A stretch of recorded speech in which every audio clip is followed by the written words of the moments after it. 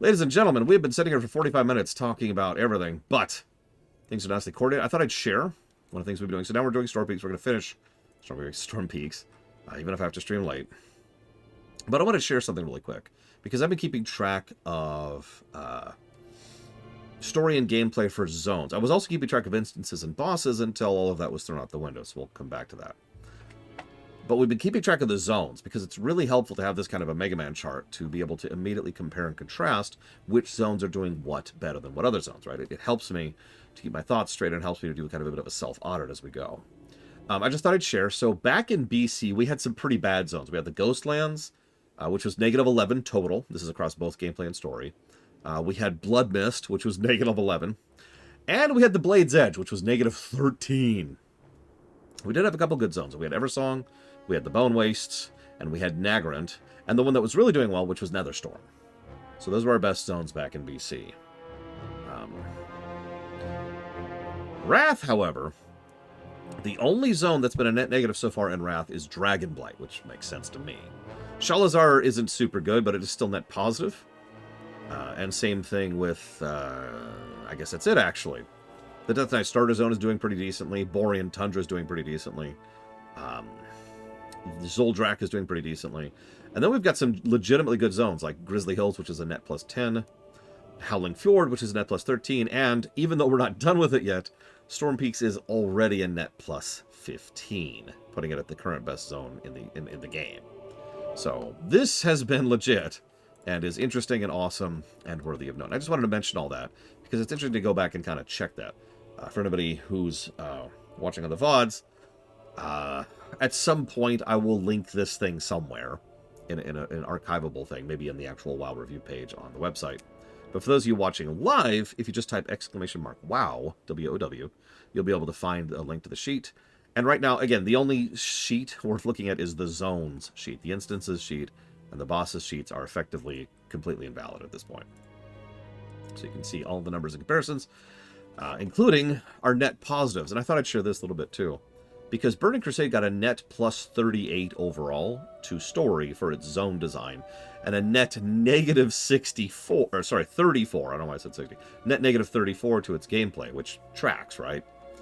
By contrast, so far Wrath is up to net +64 and a net negative... No, I'm wrong. I'm reading that wrong. Sorry. Burning Crusade is +38 to story, -72 to gameplay, whereas Wrath is +64 to story, -6 to gameplay. That tracks. That's about exactly what I would expect that to be. By Kata, I expect those numbers to be net positive on both axes. Anyways, moving on. Hey, can I go further into the Storm Peaks? Keep it real. Wait, where's this going? Ah! This is... Huh, okay. How do I steer this thing? I mean, I've got like a little aiming reticule up here. Am I just going to keep going up? Oh, God. It'll be fine. It'll be fine. I'm worrying too much. Everything's fine. Everything's fine. I guess I can just do this. It's called the D16 Propelled Delivery Device. Oh, yeah, there's like a little ice town up here. That's kind of cool. Why am I still going up? There's not much further up than here. Oh, God, I'm still going up. Why am I still going up? Help! Help! Oh, thank God I'm going down. Wait. I'm going down? Does this thing have a parachute? Does this thing have an anything? Oh, God. Oh, God. Hey! Everyone down there! Look out! Look out!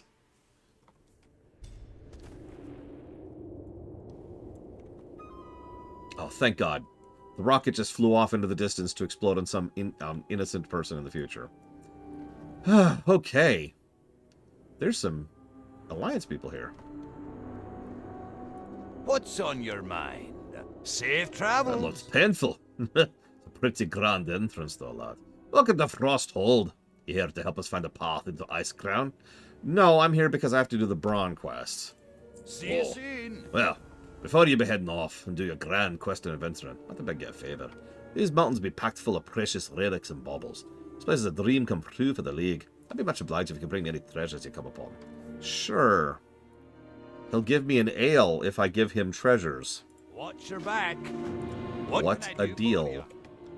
Oh, and that's relics of Ulduar. I've been deleting those. But, whoops.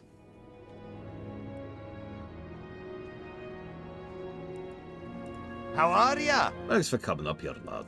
Judging by your wide eyes and shivering hands, I'd venture to guess you're somewhat new. Sounds like it'd be good for you to meet our gracious hosts. We've got some extra medical supplies. To be honest, we weren't expected to have such a comfortable setup. Go ahead, give this crate to Glorthal, and lend him a hand while you do. We don't want them to think we're ungrateful for how welcome they've been. Off with you. Who's welcoming us so much over here? What's going on with this? Excuse me, you there. What are you? Hello. Medical supplies, thank you. Not exactly sure what to do with them, to be honest, but I am sure they will be useful. It is good to meet you. There's such colorful variety amongst your people. We're not used to having visitors this way very often. It's good to have fresh company. There's something I could use a hand with now. We have a few scouts that are extremely late in returning. The peaks are harsh, but these boys know what they're doing. Head to the east along Boar's Breath. Find sign of them. We have few enemies in the area. If any of them are getting uppity, the more warning, the better.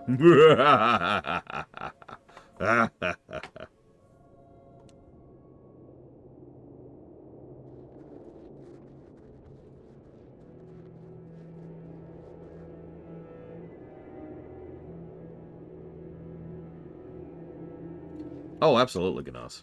Probably unintentional. Oh, whoops. Wrong flight form. Might as well use it over here. Great to meet you.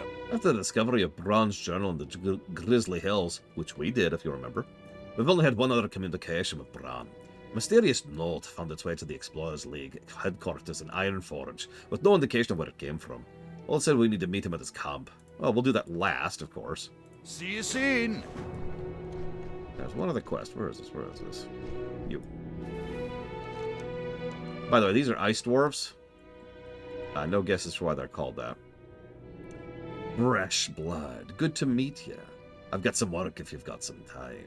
Off to the east are the footsteps. Pretty hard land. There's quite a good group of rhino that graze there. Our birds have a taste for rhino meat. Gross.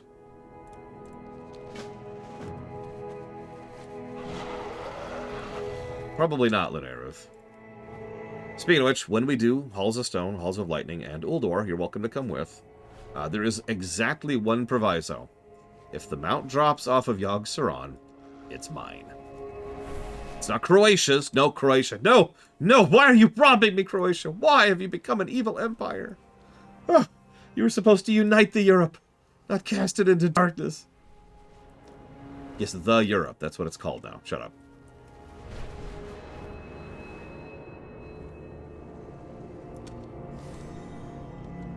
No, don't do it, Lunaruth. Don't do it. No, no, no, no.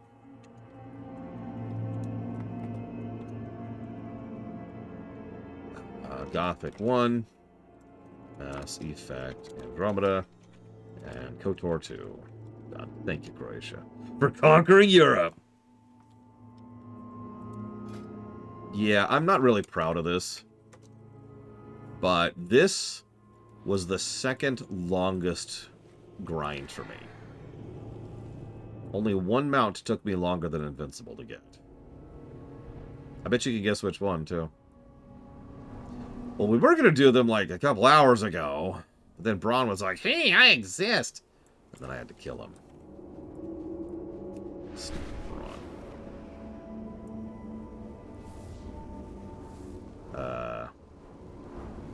Where is this jackass?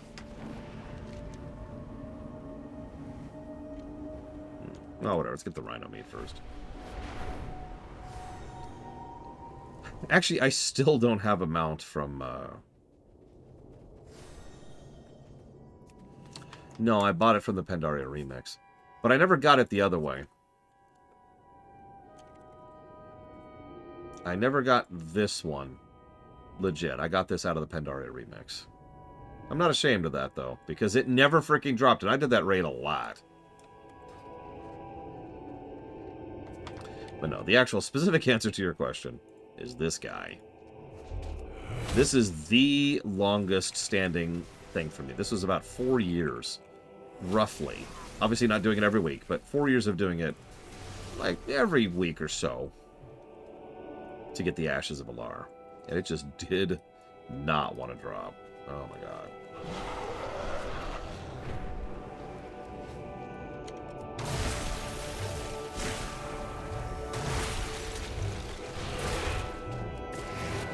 Um, 25, I believe, Linerith, for the stuff we're doing today. 380, sure. Might be 35, though. No, it'll be 30, my bad. So honestly, 30 is probably the safer bet there.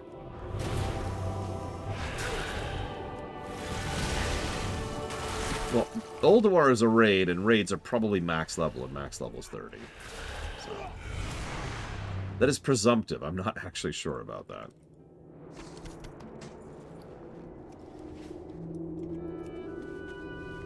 I do know both dungeons are 25. I've actually checked that.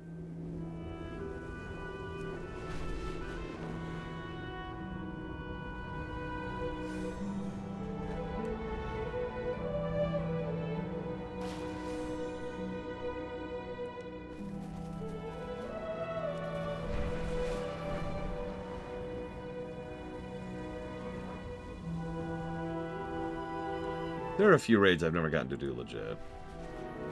And probably never will at this point.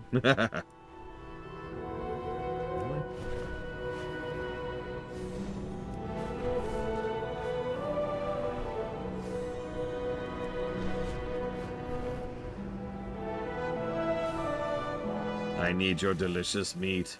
Come to me, rhinos. I must consume your flesh.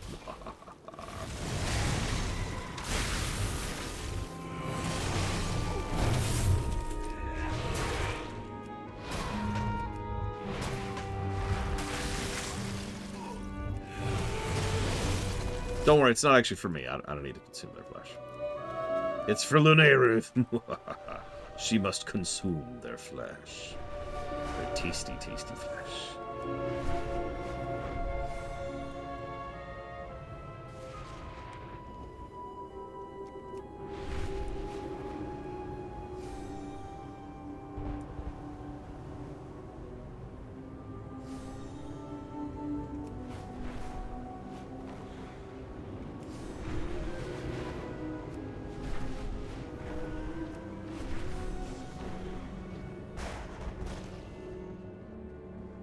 I mean, I'm bringing my level 80 Demon Hunter, Kira White Noise, so you can officially bring whatever the hell you want to.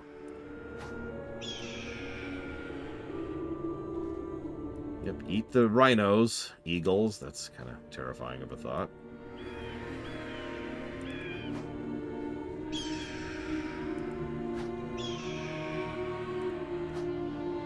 Oh, and if you want a particular transmog that I get, just say something.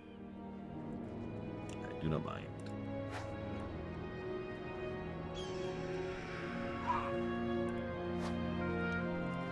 It should, Linerith. And that way you don't have to sub. Who knows, maybe it is 20.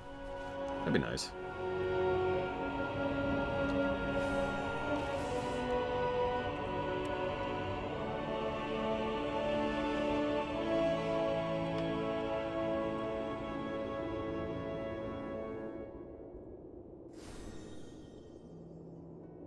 Sure thing. So Spartan's gonna go up there. Oh, he's dead.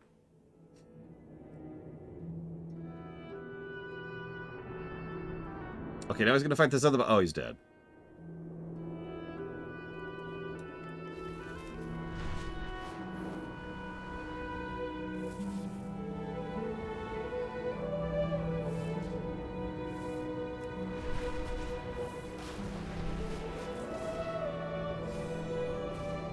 That sounds good, actually, Floaters Snow. You're right, I wouldn't expect that to be good.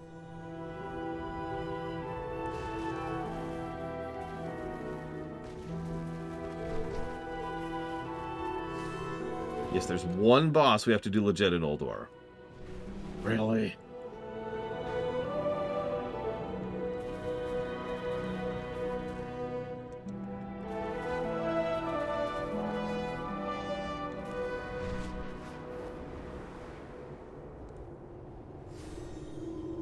There he is.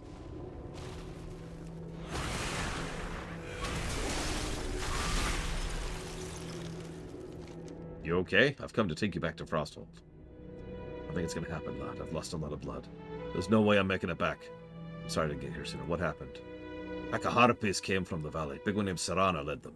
I'd never able to escape. They haven't been this aggressive for a long time. I didn't expect it. I let my guard down. It's a little late for that. Get that wench in charge for me. Ugh, dead. You can join me, Wrecker Spirit, as long as I get them out. It's the only thing that matters. It's the only thing that matters. Your scout's dead. When a scout doesn't come back for long, this is about the expected result. Harpies, then? King Stormheart had us train hard and year-round. He's turned us into amazing fighters. At times like this, I understand why it's necessary. He's the wisest and strongest leader I've seen among your people. Don't let his peachy skin fool you. Damn harpies. We beat that bunch into submission more times than I can remember, and they stay quiet for a time after each bout. This time I thought maybe it sunk in. Apparently not. Their memory may be a bit short, but if their numbers are thinned, they'll keep to themselves. Go kill a bunch of them for me, would you? Okay. What's the lore behind the Frost Dwarves? Well, they haven't said anything yet. I'm actually curious if and when they're going to talk about it. These are an earthen offshoot, though, to summarize excessively. Thank you kindly. I'm sure they're quite appreciative, too. They make powerful allies.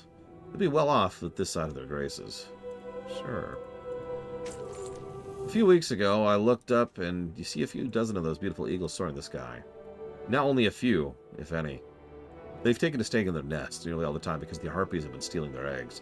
The harpies have grown a taste for eagle flesh, it seems. The sick wretches are caring for the eggs long enough to feast on the hatchlings. Ew! Let's go save some babies.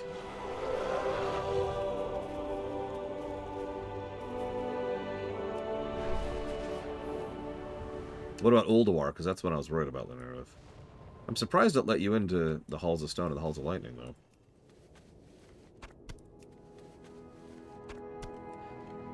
Only a little surprised. At this point, it's just whatever, right? I'm not sure Blizzard themselves know how to code their own game.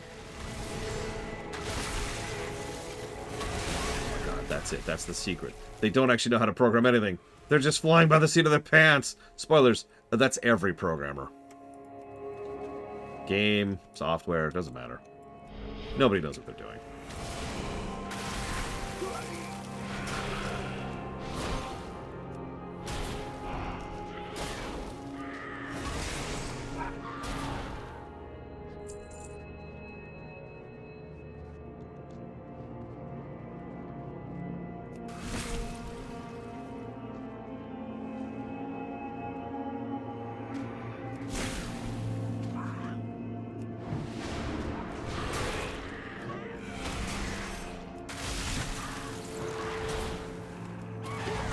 Slap chop for a minute here.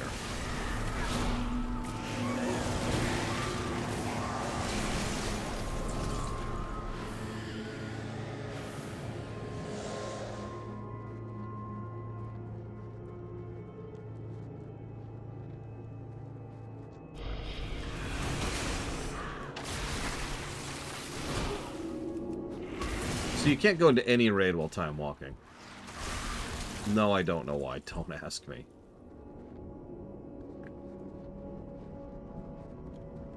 True enough, Mad Overlord. Okay, I've got this great idea. We're going to implement stealth, okay? Even though stealth is something that's been working for like 20 years and functionally the same engine, we're going to completely break it for some reason. It'll be great.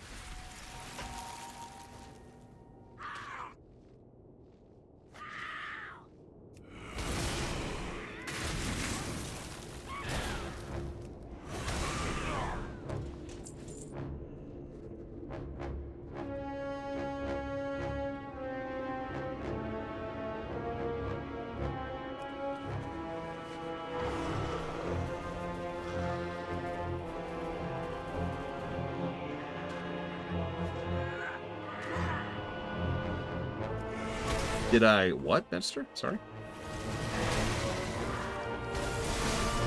Yeah, you need to turn off time walking to enter a raid. It's just... This is one of the reasons, one of several reasons why I've just been doing raids on my 80, who, as you can imagine, is not time walking. Just, she physically can't. It's actually impossible.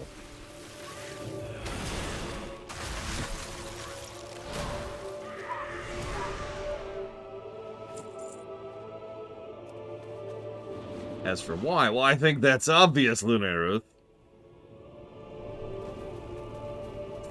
Figure out the reasoning, let me know, because I have no idea what the hell they're thinking. Alright,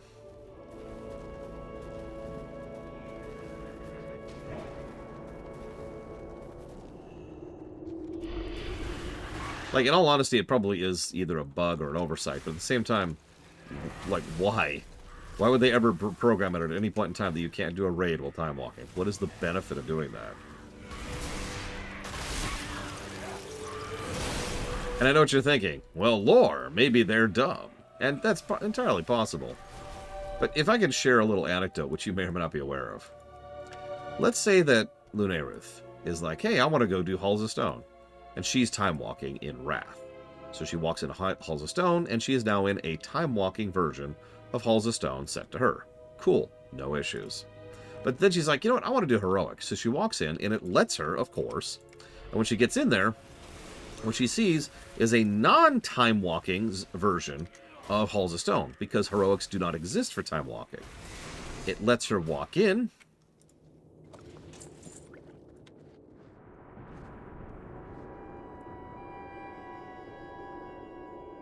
What, Magister? I actually don't know what you're talking about. I'm sorry. I think Magister's lying to me. So because of the fact that you can, it clearly acknowledges that you're in time walking, says there is no such thing as heroic time walking, which is its own version of stupid, and then just shunts you to non-time walking. So why does it not allow you to walk into a raid at all? Right? Like, surely it would, if they don't want you to time walk raid, then just do what you have already done for heroics.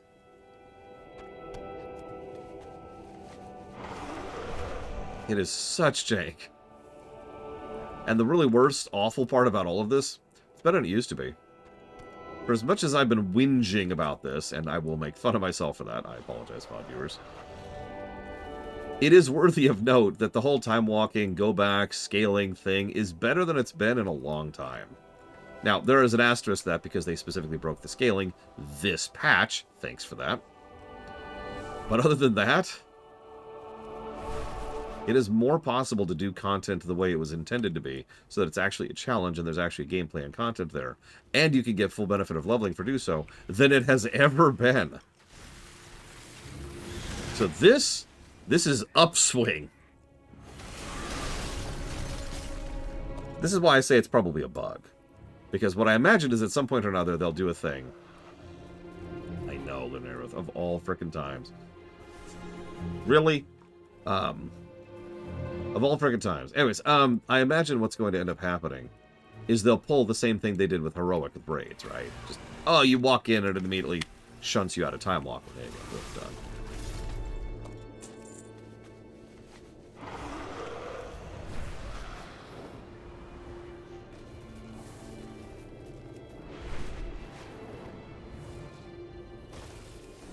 Ideally, they'll do what I want them to do. And I know that sounds egotistical, but I have actually put some very real and careful thought into what I would actually want here. Because what I really want is essentially for them to expand all of the existing systems outward, all the way back down to BC, and really flesh them out and tune them to the point where they're correct. I want to be able to do heroic overworld questing. I want to be able to do one-man easy mode with followers raiding. I want to be able to do everything in between. And all of the things I just asked for are possible now. All of the tech exists already to do everything I want them to do. All they have to do is implement it and expand it across the dungeons and raids across all of the expansions. If they do that, that's going to be awesome, you know? I will be so jazzed if they actually do expand the existing systems and mechanisms of time walking, of the follower dungeons, and of proper scaling in order to make it so that all of this content is properly preserved, enjoyable, and playable now, the way it frankly should be.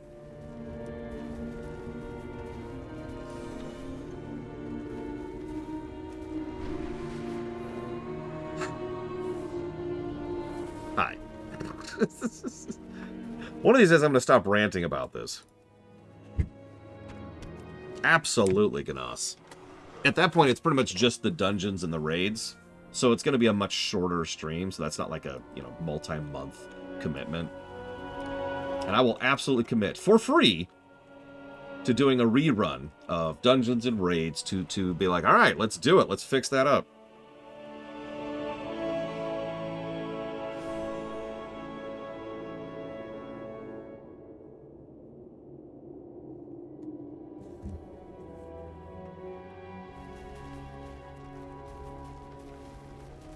What do you mean, Lord Harriman? Like, I'm not 100% sure what you mean.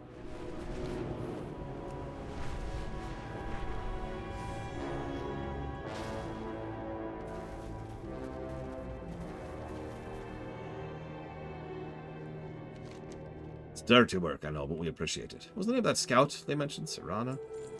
This Serana Ice Streak sounds like one of them, the ones that's spurring the Harpies to be more aggressive. If we kill her, I suspect the attacks won't last long. We might not be able to do this quest. We're going to try. This is a 3-person, and we might have to switch tank for this. In fact, I don't even know what I'm saying, though. Let's just switch tank right now and commit to that. Steve Ballmer. I know exactly who that is. Steve Ballmer. Google. It's an American businessman. Whoop, hang on. Who served as Chief Executive Officer for Microsoft for 2000 to 2014. No, I have no idea who this guy is. We'll get this harpy problem taken care of. The eagles will be free to soar soon again.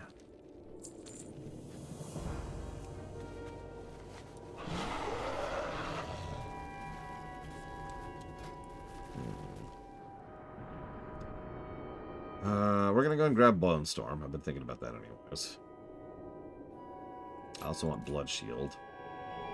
And we'll grab the parry buff. And then over here, it doesn't actually matter. So all this is crap. It's all garbage. Ugh, I spit on all of it. Ugh, spit, spit, spit. There.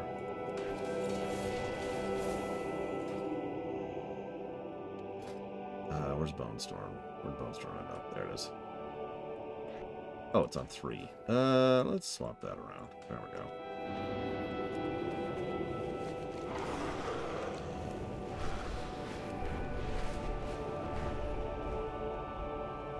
Oh, okay, so what you mean is give a developer toolkit to the players and say, here, go nuts.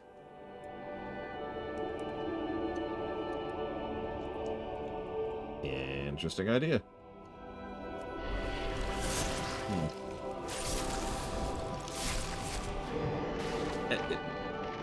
Fine, I'll stun you too. 2 can stun that way.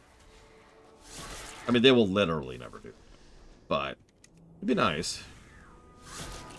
There is, to my knowledge, one MMO that allowed for something like that. Bone Storm looks a little bit grosser than I remember. Ugh.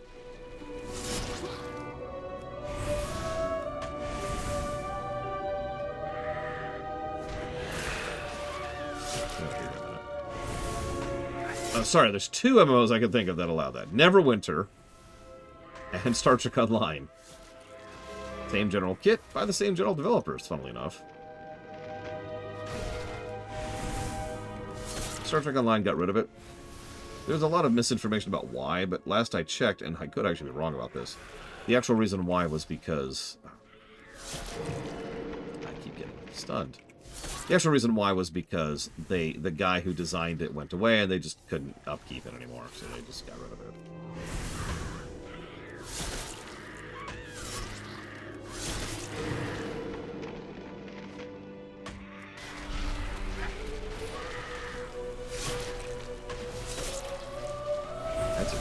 Bone Shield is a... Bone Storm's a live cooldown now. That's wild. That's a short cooldown, too, for a live cooldown. Could you stop stunning me? Here, I'll stun you back here, okay? We'll make it fair. We'll be fair. Is that better? Okay. Something I love about the Harpies is in the book, which is non-canonical, by the way. Apparently Harpies are, like, so gross that just being near them does damage to you. Because they're that filthy. That doesn't look filthy to me. At least not in that way. Insert FF14 reference here. Yeah, it was the D&D book. Well, D&P book.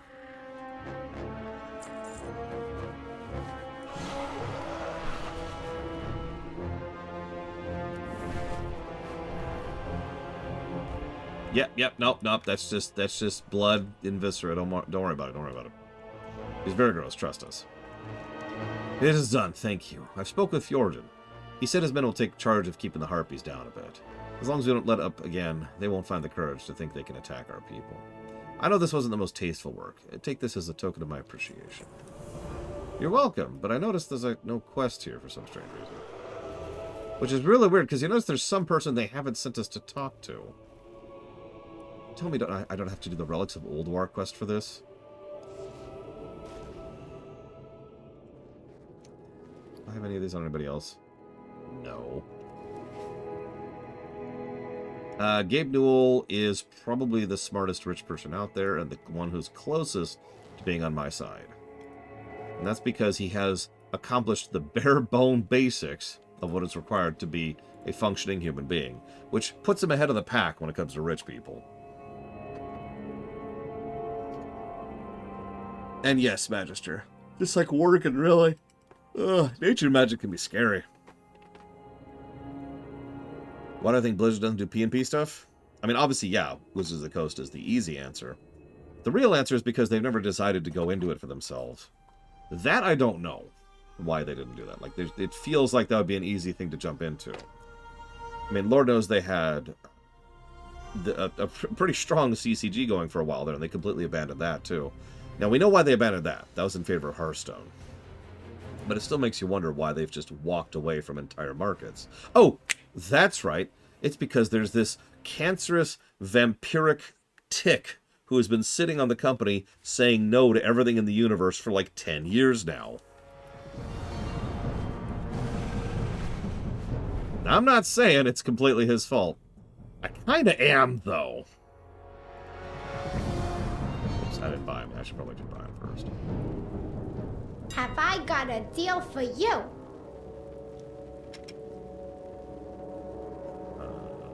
Here. Let's just buy a bunch of them. Hey, can I interest you?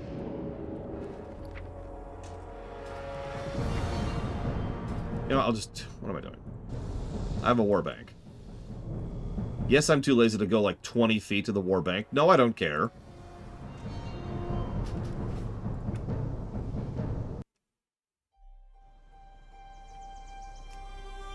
Look, Mike Morhaime is not exactly a saint, and I'm not trying to diminish his role in things. But Mike Morhaime is no Bobby Kotick. He's just not at the level of the Banished One, you know?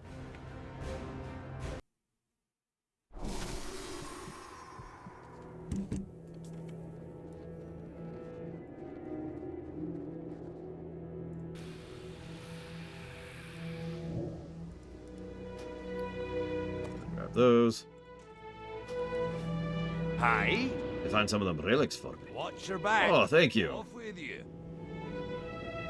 Hang on. Let's fix that. You got my attention. There we go. Let's get the ale. Safe travels. Did that unlock anything? No. Throw the ale on the ground, right in front of him, like a dick. Really? Okay.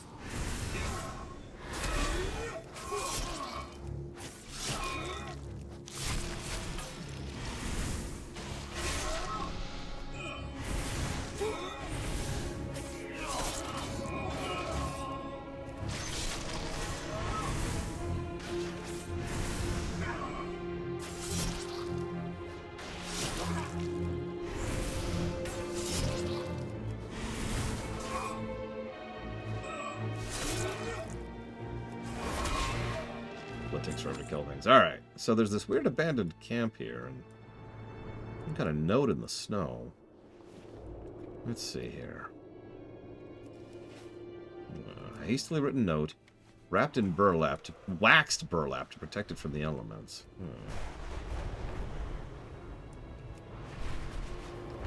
No, it's okay. Bobby Kotick, he's going to be walking down the street one day, and there's going to be this guy in a hoodie who's going to be like, hey! Anyway, sorry.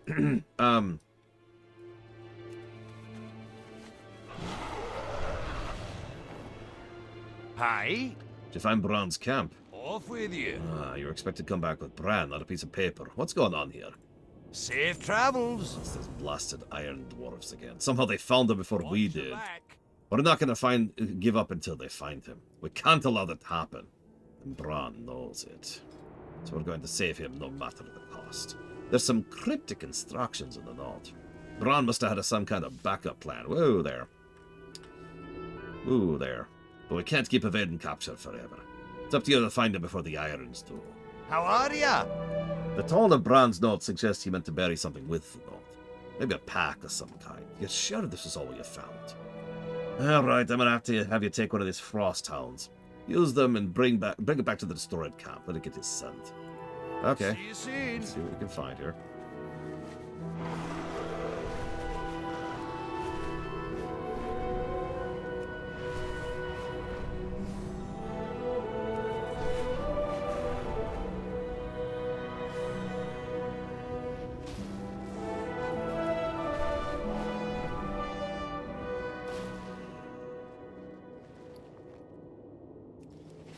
Oh gosh. Sniff, sniff, sniff. Sniff, sniff. Oh god! They saw me. I don't know how, but they found me. Run for it, Marty!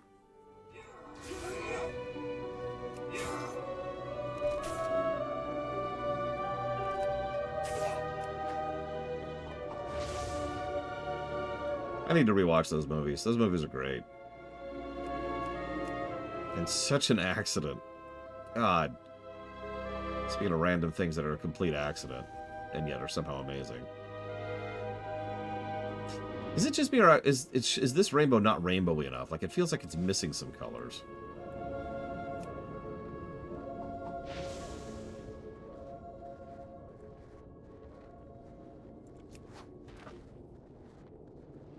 See what I mean?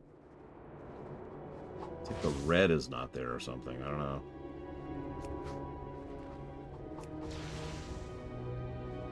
I've never heard of that film before, Linarith. Oh my god, that worm just picked up an entire rhino in its clutches. That rhino is not going to enjoy its immediate future.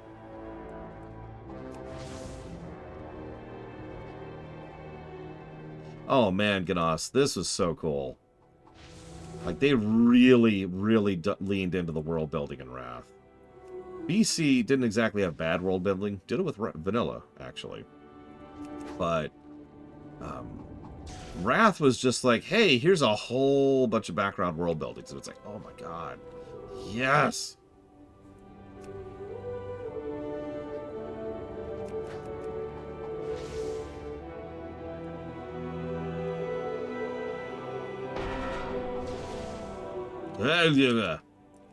You must die. Who are you?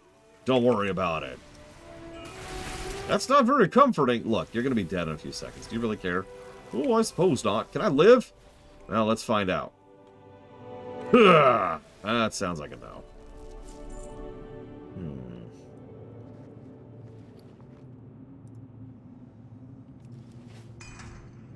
Inquiring minds just got to know. Okay, real quick. Before we move any further, I have to comment on something. Because by the time of Wrath, I had fully given up on the Alliance. And I didn't really have any Alliance characters anymore, right? The reason I bring that up is because the Braun quest is for both Alliance and Horde. It's a faction agnostic quest, which of course it is. Of course, Braun doesn't give a crap. 1 second. There it is. Could you go away? No, I've been given a second chance to kill you. It's not gonna work out, dude. No, listen. I've totally got... Are you actually hitting cooldowns this time? Yes. No, why would you do that? Because I need you to die quicker than last time. What do you mean, last time? Ugh. Anyways, as I was saying. So, I was doing all these quests on Horde. And I find this guy, and I'm like, hey, Braun. And he starts gesturing furiously, because, of course, we can't speak Dwarven. Which is, by the way, extremely stupid. The language barrier existing in lore is one of the dumbest things I've ever heard of in my life. There has never been a language barrier in this series, and it only shows up like 5 times ever. And each time it's just for some dumb reason or another. So on the Horde, you actually have a little side quest to go kill some wind elementals to make a spell to learn his language. Then you learn his language. And then, let's see here. Trying to find the exact line here. And yeah, and the language barrier just goes away in cutscenes. Just like it always should. I'm trying to find the dialogue. There's this one bit of dialogue that Braun has, and it pissed me off for years. Yeah, also, Braun can't speak Orcish. Bronzebeard can't speak Orcish? Give me a frickin' break. I can't find it. I was hoping to find the exact dialogue. Forgive me. But there's this bit of dialogue where, so Braun pretty much says, listen, I know that you're a horde, but maybe don't kill me.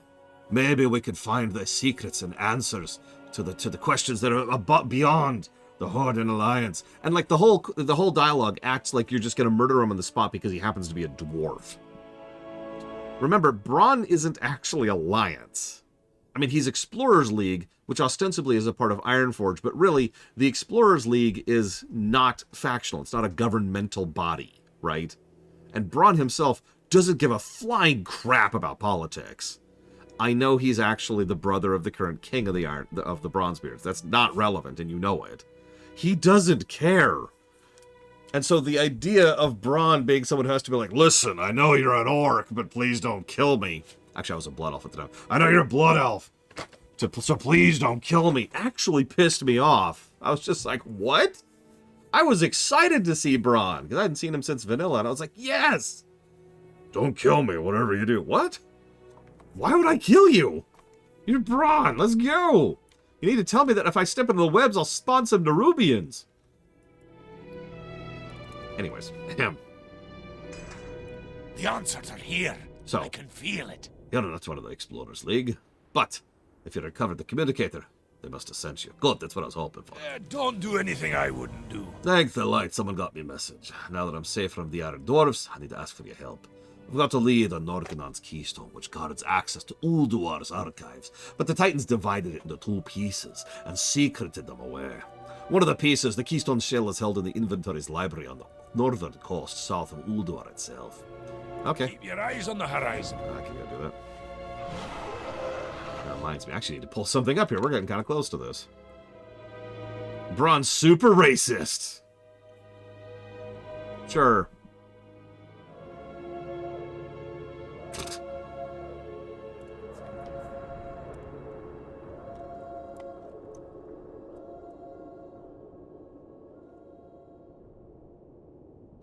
Doesn't actually matter, Lunarith. Not for how we're doing it. No, I remember, Magister. And yeah, the reliquary was literally so.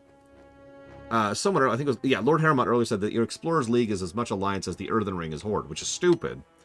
But in Kata, they invented the reliquary to make a Horde version of the League. And if you remember, they threw that out the window. I forget when exactly, but by Dragonflight, that was gone. And it was just the Explorers were all part of one group, like they originally were. They really like to twist, just twist those arms in order to try and ensure that the Horde Alliance stuff exists. Yeah, the Earthen Wing was still pretty neutral, even in Vanilla. Just, is this it? Is this it? This might actually not be it. Nope, this is not it. I want this one. Yeah, there we go. Anyways, I apologize.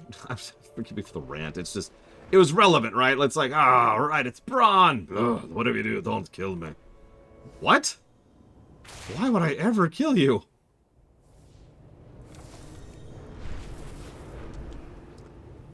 The Horde has been caught cheating at battle pits. The Alliance has declared war! Okay, real talk. I know I talk a lot about how much the Horde Alliance stuff sucks, and I apologize. I'll try to talk about it less. Ironically, we're about to enter Cataclysm, the expansion all about the Horde being at war with the Hellscream's forces. But I digress. But I do want to share one last thing here. When we came to Dragonflight, we had already not had any HVA stuff for a full expansion. Now, granted, I kind of gave up on, Jesus, 6 of these damn things. I already gave up on Shadowlands. I actually quit WoW in the middle of Shadowlands. But when Dragonflight came out, my honest-to-God thought was, when they said, oh no, the HVA is totally gone, I was like, yeah, I've heard that before. In fact, I've heard that so many times. There's actually a line in the game. This is true, no way. There's a line in a cutscene in the game, which is in the game, which actually has, I forget if it's Thrall or Jaina saying, how many times have we stopped being at war? It's in BFA.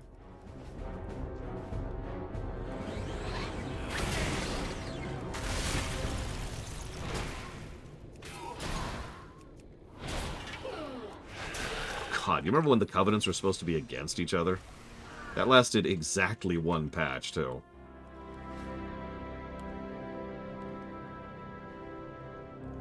Sure, Lunaearth should work. Remember, the mount is mine. I notice you haven't agreed to that yet, Lunaearth. I'll kick you straight from the group, on the spot. Yeah, everyone forgets the Covenants were supposed to be against each other. That was even part of the marketing material.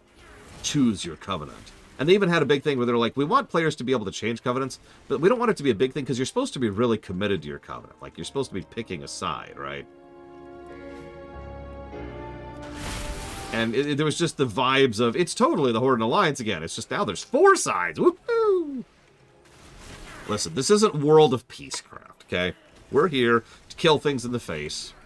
Nobody should be inviting me to a group yet. We're not doing that. Not for a minute. You need a meaningful choice. I remember that. It was supposed to be a meaningful choice. Who was it? That was Spartan. Okay. You must choose who it will be. And again, that went away the very next patch. Listen, you must choose between the light, which is infinite zealotry, and the void, which is infinite madness. What's the difference? What? What's the difference between the two? Well, one of them is kind of, like, purpley, and the other's a little more yellow. Oh, okay. Thanks for clearing that up. You're welcome.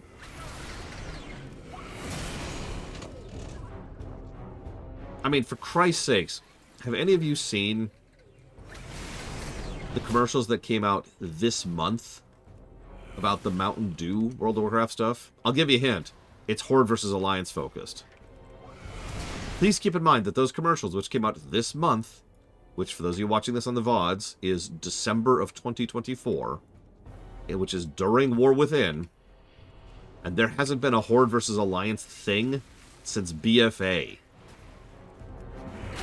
BFA, Shadowlands, Dragonflight, War Within. We are 4 or 3 expansions out, depending how you think of it, from the Horde versus Alliance. That is old frickin' school at this point. Not in a good way.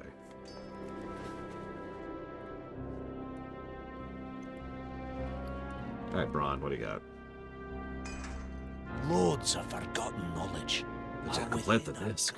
grasp. Wonderful! Now we have the disc. You must use it to open the inventor's vault. The truth is out there. It's blank! That crafty Mimir must have hidden the information somewhere else.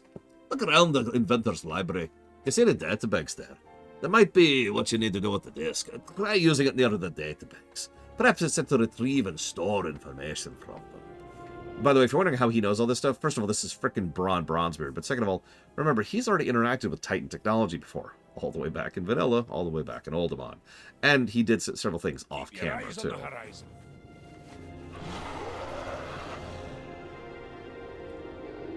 That is true, Pillars of Snow. Even though that's a different alliance and a different horde.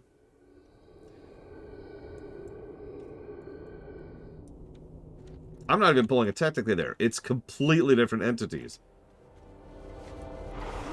Oh, Spartan's attack. Like, that's the frickin'... It's the Demonic Horde and the Lordaeron Alliance, as composed with the Stormwind Alliance and Thrall's Horde. But no. War. Yeah, I wasn't going to discuss the defunct lore because it is pretty much all retconned at this point.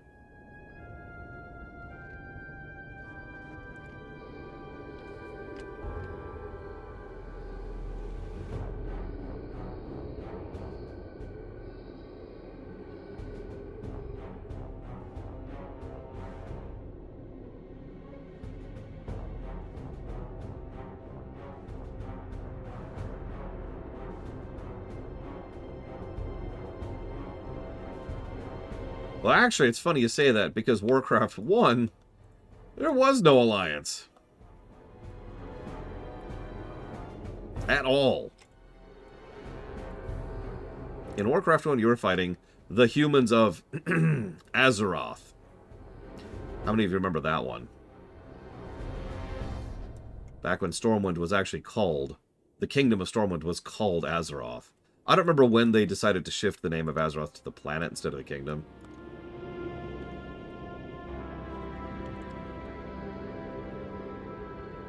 I remember that, Gnas.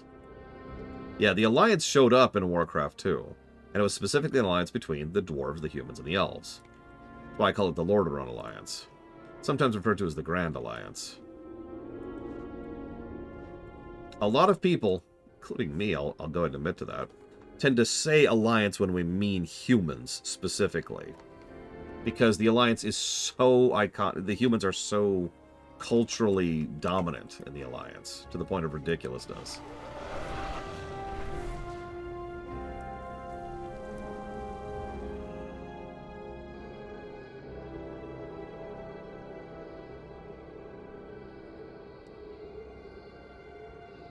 Come on. Come on. There we go.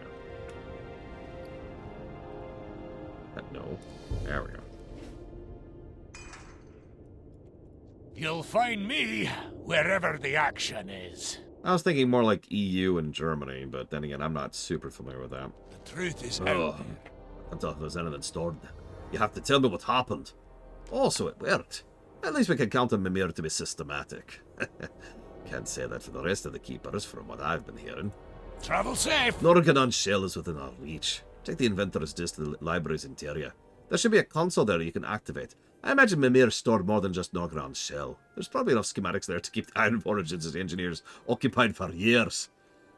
Let me tell you about this gun called Thunderstrike. Anyways, use the disc to recover the shell. Don't do anything I wouldn't do. Is there anything you wouldn't do, Braun?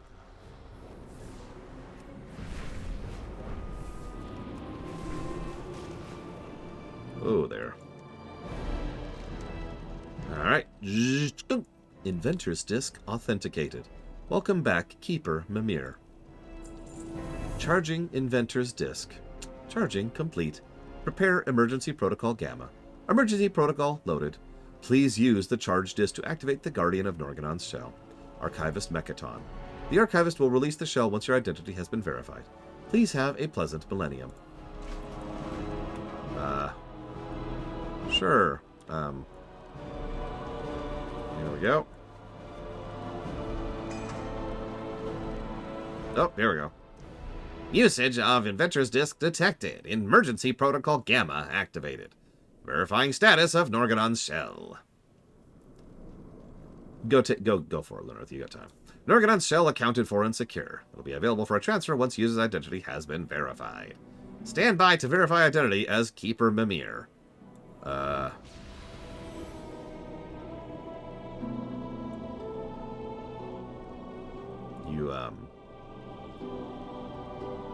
Identity verification failed. User is not Keeper Mimir. Inventor's disk has fallen into the hands of unauthorized user. Activating defense protocol. Imposter must be dealt with. The inventor's disk must be recovered. Inventor hits like a truck. Oh my god. Oh, the pain. The pain. The pain. Why did they program me to be able to feel pain? This is an unkindness I do not appreciate. Holy crap. I am now dead. Alert. Please send your nearest disposal unit as quickly as possible to deal with my corpse.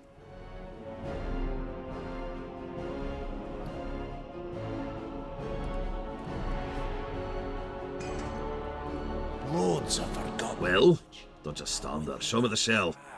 Travel safe. Oh, that's it.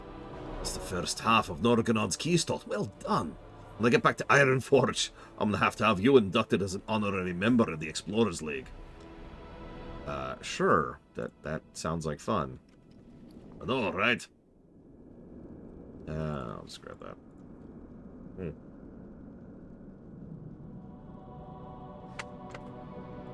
The truth is out there. Don't do anything I wouldn't do. Interesting. I don't see any locking mechanisms on the shell. That suggests to me it takes more than just finding the other pieces.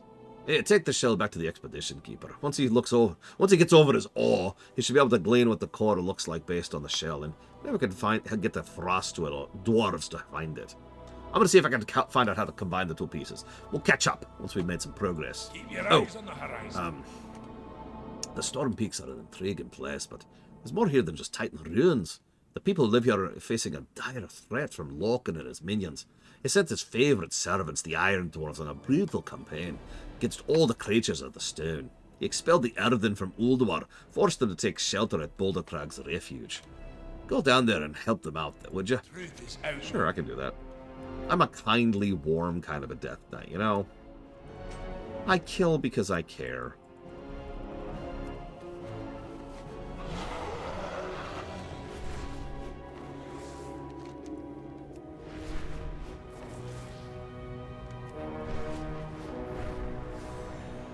Is that a Dwarven Heritage Quest? Oh my god. The Dwarven Heritage Quest is called Keep Your Feet on the Ground. Holy crap. That's awesome. Watch your back.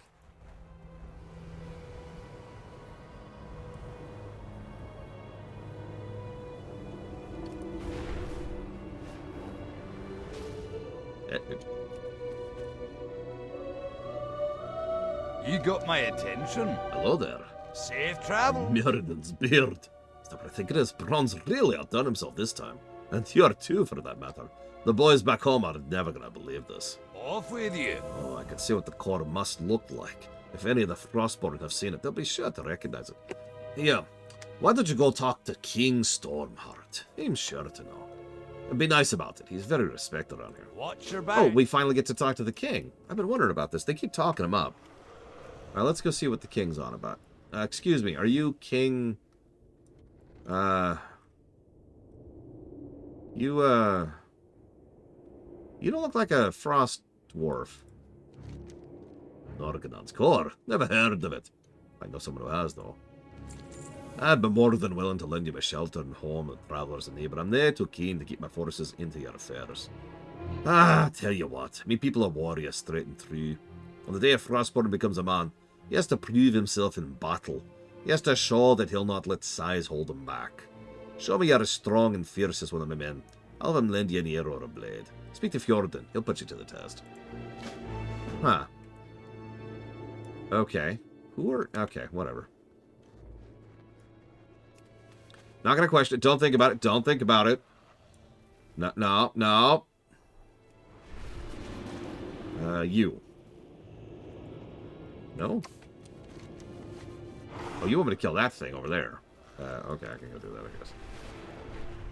Oh, God, this quest would suck without dragon flying. I mean, at this point in time, it was about 6 years. That feels right. I might be off in my timeline, but it's 4 years from Frozen Throne. So, excuse me, 7 years actually. So it's 4 years from Frozen Throne to Vanilla, and then another year to BC, and then another year to Wrath. I know, Asmira Star. This zone would really suck without dragon flying, which is funny when you think about it.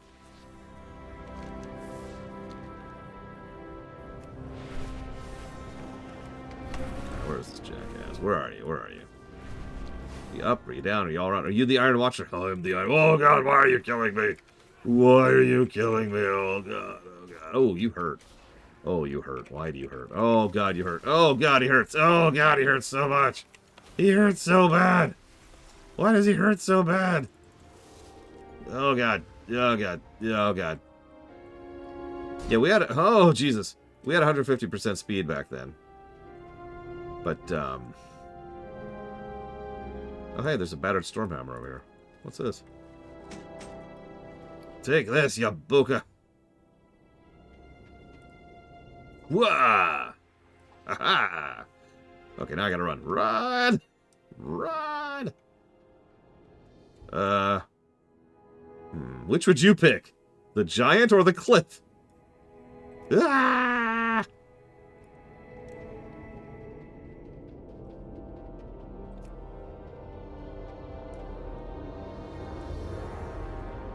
I can't do it. He's too strong. Okay, I'm gonna do everything I can. I've got this. I don't secretly got this. I'm dead. I'm turbo dead. Oh, Jesus, he hurts so hard. Oh, why do you hurt so hard? Oh, God. Oh, God. Oh, Jesus, he hurts so badly. There's so much pain. Done. It's done. It's done. Holy crap. Okay, now stun him again. Keep him stunned forever. Keep him stunned forever. Oh, God, I'm gonna die. I'm gonna die, Spartan. I'm gonna die. Oh, God, I'm gonna die.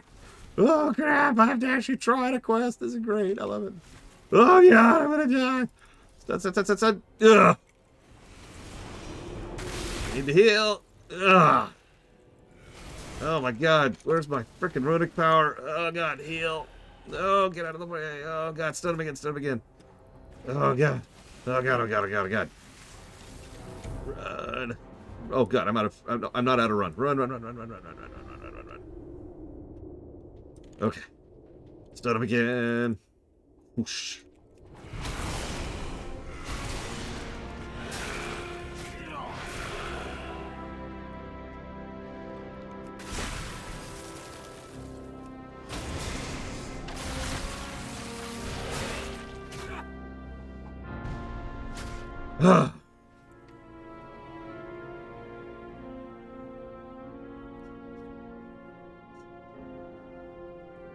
I'll take that, honestly. So if it's not actually obvious, you're not really supposed to do all the nonsense I was just doing. You're supposed to fight him, drag him all the way over here, find the hammer, and then, like, use the hammer on him, and like, if you use the hammer on him, he's like, oh my God, my eyes, and then he runs over to the edge, and then you hit him again, and then he falls over the edge. You can even see his corpse down there, see? Right there. I decided to have some fun with it. I apologize. Mea culpa. So, is Gamescom, is the Game Awards on? What's going on right now? What game show thing is happening right now that I've missed? Yep, I smote his ruin on the mountainside.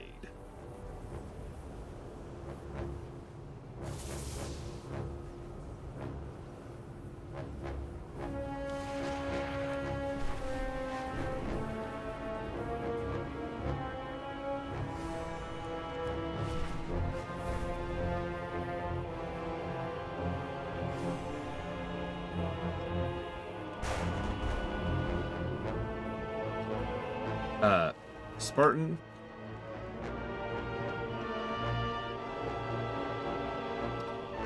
So Spartan. Why did you link a texture pack mod for Twilight Princess?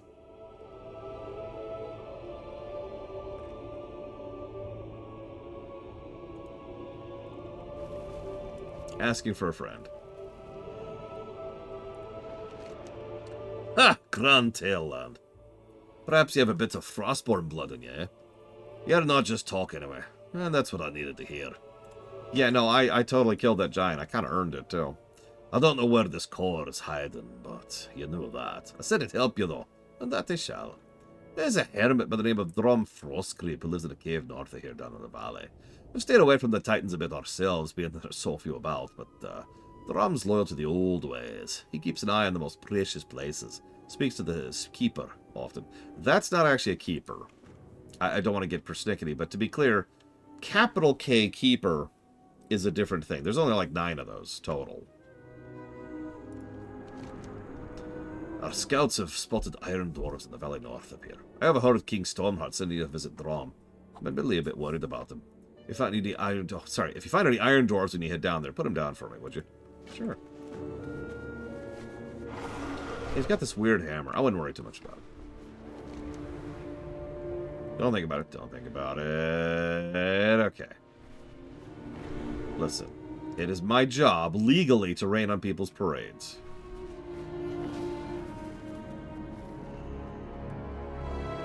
Yeah, there's the High Keeper. That's the Prime Designate. There's the Keepers, there's the Watchers, then there's the Forged. There's actually other hierarchies, but that really is the one that matters. It goes down a ways from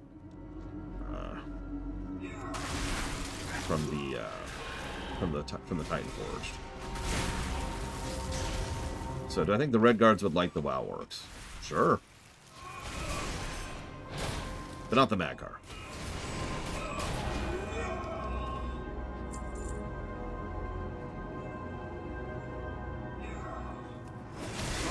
Look, it's my job to be like, look, sorry, but they're not doing anything. When is the extremely unimportant video game awards, anyways? That we only care about because they're going to do announcements during it.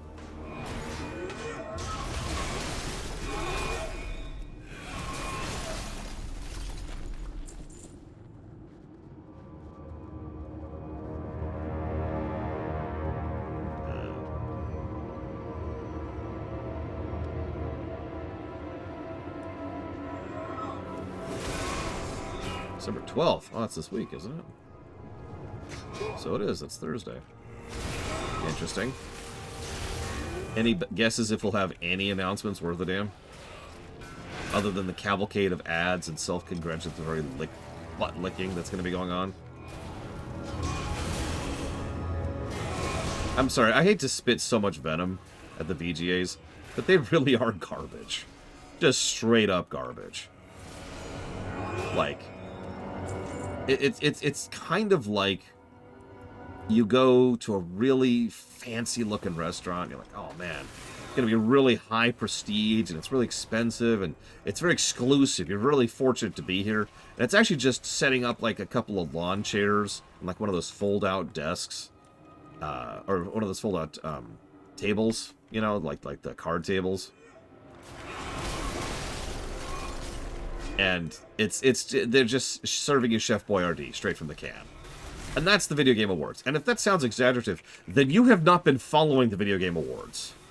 They are so hilariously cheap and so hilariously amateur to the point where I actually am disgusted by them in several ways. And it's not a joke.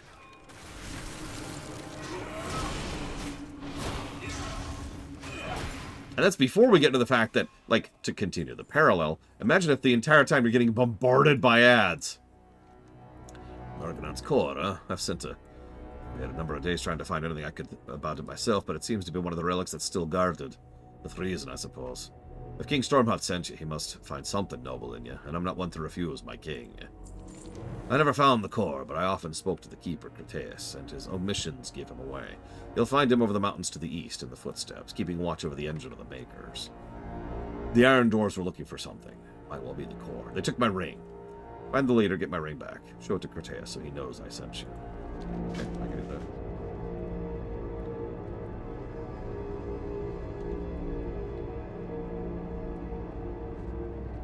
No, it really is this Mirror Star. It's just the game advertisements. It's all it frickin' is. Sorry for actually having venom in my voice, but it really does irritate me. I hope you will pay attention to the Lore Walker Game Awards. That'll be happening in January. Make sure you vote if you haven't. If you have, no worries.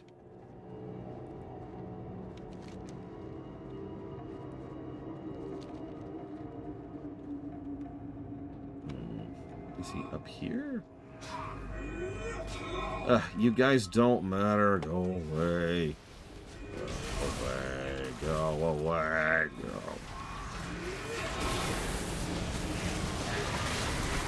Look, Elden Ring is legit for many, many reasons. And it is. Even as someone who doesn't rate it that highly, I will still freely admit that without hesitation. But, like, really? There's been some really knockout games this year, and that's what's going to win? Because it is, right? You know it is. I actually never read the review of the PSP, no, but I believe you. I've read several IGN reviews, and I try not to speak quite as much venom about them, but man, IGN's a meme for a reason, you know?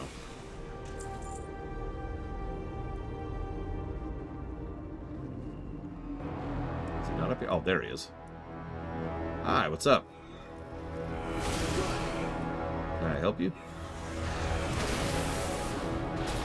Halt!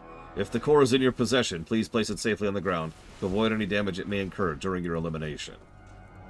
Elimination will now commence. Thank you for your cooperation. And I know that sounds like a joke, but actually that's pretty much the Iron Dwarves in a nutshell right there. I'll take that. I noticed that too. Someone mentioned something earlier, and it deserves mention. We all make fun of the BC Crayola gear, and for good reason. But I also have to admit that one of the things I always liked about every expansion from Wrath onwards is that there was a degree of design coherency to the gear that dropped in that, with some exceptions. Like the grays, the whites, the greens, and the general blues all follow a similar visual pattern. You know, Northrend has this overall aesthetic to it. Plated on bolted armor, fairly kind of pulling things a little bit more down to earth, usually some kind of fur outline, stuff like that, right? Cataclysm is much, much, ironically, more down to earth, fairly simple looking robes. You know, Pandaria has the more Chinese aesthetic going for it with runes and stylings, and God, I don't know the words, but stuff to decorate it. Warlords is all about, you know, stuff you'd find on Draenor, both for the Draenei and the Orcs. You get it.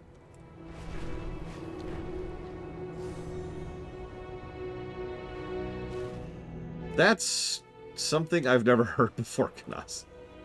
No offense. It's just that's a weird thing to hear. I wish the visuals had less design to them. Like, I get your point, but it just sounds weird, you know? Grim news, lad. Those Iron Dwarfs seem to be increasing in numbers. Yeah, we'll talk about that when we get to the Halls of Stone, which we were supposed to do like 3 hours ago. I'm never going to finish Storm Peaks. We still have an entire quest hub to do. So, there's actually an answer for that, Reign 36, and it is, of course, a technical one. It boils down to the nature of how the game actually renders graphics. The textures themselves and the meshes aren't being colored on the fly like they would be in, say, Warcraft 3 or in even in StarCraft. You know what I mean, right? Like in Warcraft 3, there's the warrior unit or the grunt unit or whatever, but it's got part of it that's not actually painted. There's nothing technically there. That way, whatever faction they are, they can just replace whatever's there with that color. This is then developed even further in StarCraft 2. But for whatever reason, and I don't know why, they don't do that in WoW. So when you see like this particular coloring on one particular part of the graphic, that's not colored, that's an actual texture that's being painted there. So in order to have a different dye color, they would have to actually have another texture. So it's like change texture to red texture, rather than just replace the channel, because there are no channels. Does that make sense? Now, I do think that's a solvable problem, but the solution there would involve going back and manually adding dye channels to every piece of armor in the game. That's probably why they haven't done that. Hello, Dwarf. I am pleased you've opted to utilize your tongue over your blade when making my acquaintance. I found that more and more rare quality amongst your kind lately. Drom's ring. I'm to assume Drom is not well if he didn't introduce you directly. I'm sorry to hear of that. Drom is a noble dwarf, if an inquisitive one. On what business do you come, then? Norgadon's core is not at this location, and I am not sure why you seek it. I am equally unsure if you truly know the purpose of that which you seek. I would like you to aid me before I consider extending my assistance. I recently encountered knowledge of the Watcher Thorum. His seat of power is contested, and his fate remains to be seen. Yeah, tell me about it. This troubles me, for I know not of the other Watchers. Utilize this databank to examine their temples to the northeast. Return with this knowledge to me. I can do that. I do agree with you, Ganos, for the record. One of the things I liked about BC is how many random, completely unique pieces of gear there were.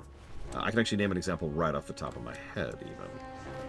Trying to think of what the best way to show that would be. I guess it would be to do this. Go back to BC, go over to... Where was it? I'm probably starting right out there. It's Hyjal. And we're just going to do loot. So, like, these shoulders are completely unique in Hyjal.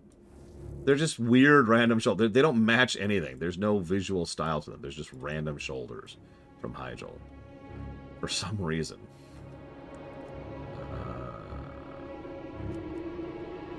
Let's just do all classes. There we go. And there's also stuff like... Is this it? I think that actually is it. It's hard to see on a dwarf because I'm so small. But, like these robes up here, these are completely unique too. Or yeah, the Cowl of the Illidari. That's another one from Black Temple. Which is not under the bees for some reason. Up. Helmet. There we go. Yeah, that thing right there. See that helmet? Completely unique helmet. Doesn't match anything. It's just a cool helmet. So, for whatever it's worth, I actually agree with you completely. I think we need more completely unique, random-ass stuff like that. It's just, I also appreciate having the degree of consistency when it comes to visual design across an expansion. Really? Screw you.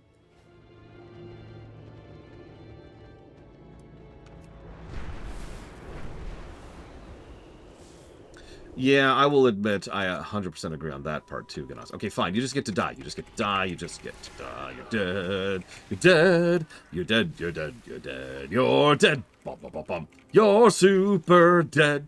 Okay, there we go. Scanning. Please wait. Please scan. There we go. Temple of Invention. Analysis commencing.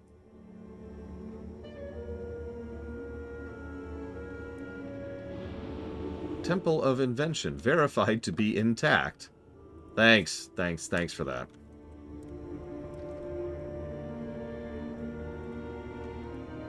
You, Oh, Jesus. Yeah, why are you way over there? Oh, God, I can't see your dialogue way over there.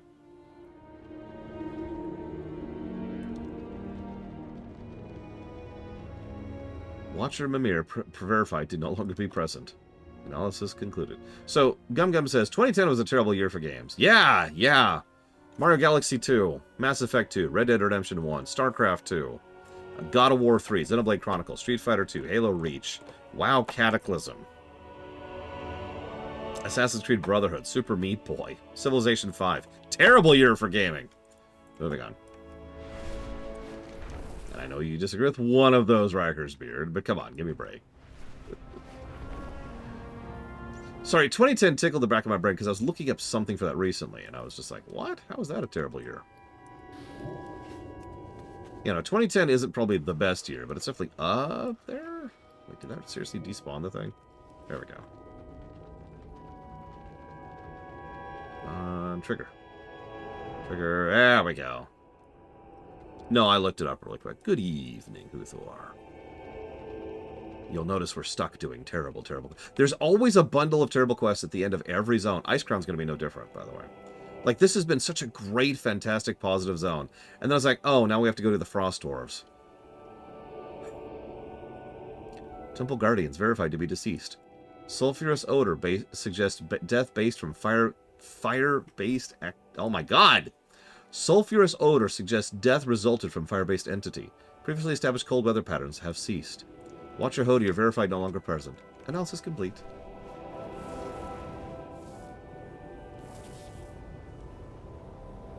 Well, admittedly, I don't know what kind of trends were happening in 2010. I just literally Googled a list of games that came out in 2010.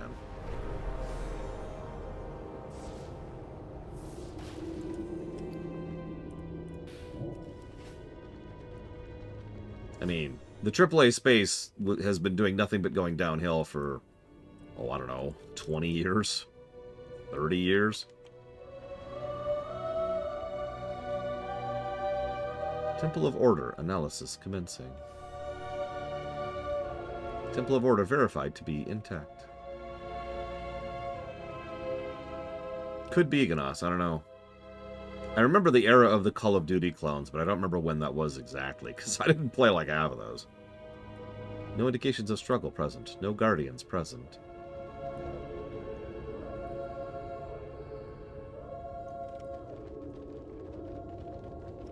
Watcher Tyr verified to no longer be present. Who's Tyr? I wouldn't worry about it. I'm sure he's irrelevant. Let's go see how Freya's stuff is doing. I mean, only idiots thought the Wii was Nintendo abandoning them for casuals. Yeah, Tyr fell down. Don't worry about him. He's fine. He's fine.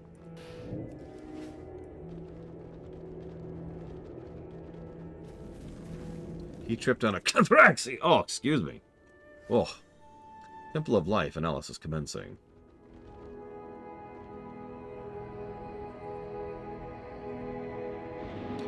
Temple of Life verified. Damaged beyond repair. Evidence indicates a significant battle. The opponent of Watcher Freya estimated to be one of similar size and strength to Watcher Freya. Temple Guardians are no longer present. Plant forms associated with Temple are deceased.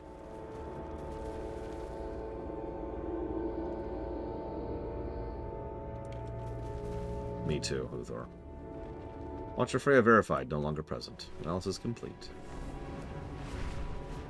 Good evening, Mr. Floyd Pinkerton. I want Odin to be a raid boss. Again. I just want to kill him this time.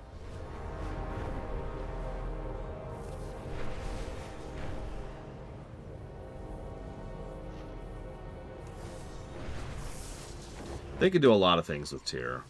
We'll see. Yeah, for those of you who know where Odin's already been a dungeon boss and a raid boss. We just don't kill him. We don't stick the landing. The news you bear forth is grave indeed. I do not know the fate of the remaining Watchers, but their absence spells dark times for all the lands of Azeroth. I shall examine the knowledge contained in the databank that you have returned and attempt to fully assess the situation. I believe that I'm in possession of knowledge that you deem more pertinent at this moment, however, so I'll allow you to partake in such wisdom first. Jesus, that sentence structure. During your absence, I was privileged enough to parley with the dwarf Bronzebeard. This dwarf indicated his purpose for seeking the keystone, and I am satisfied that it is satisfactory for intent. I believe this dwarf may be the entity for which the keystone was created. Norganon's core is located in the frigid tomb to the southeast. Its guardians are ancient beings of ice, and they will not welcome your presence. Best these guardians and retrieve the keystone with my blessing. Sure thing, bye!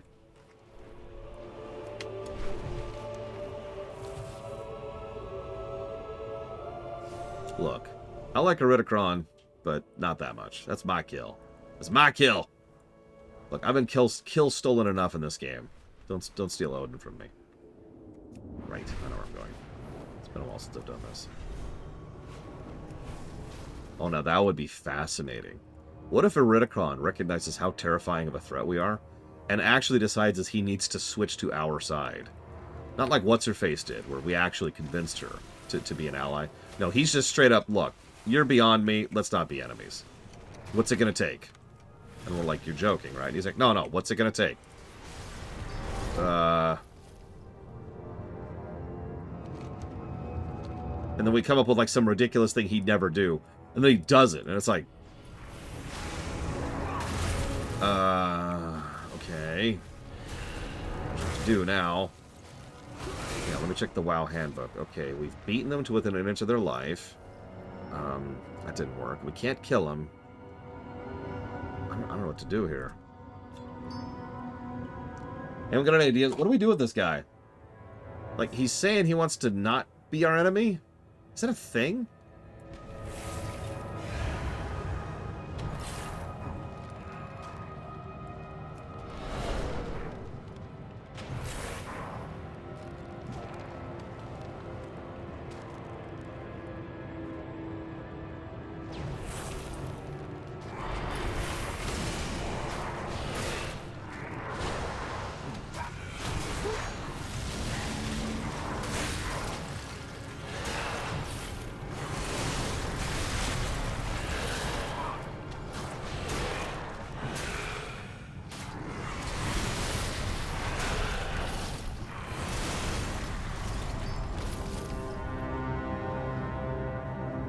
Konami are not exactly a great company, but I would only put them in, like, I don't know, like the bottom 10 or so for worst gaming companies out there. Me too, as Miristar.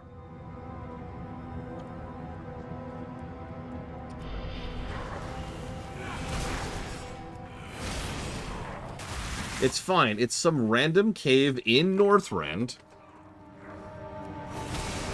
guarded by revenants, and we're seeking an ancient artifact in it. What's the issue here?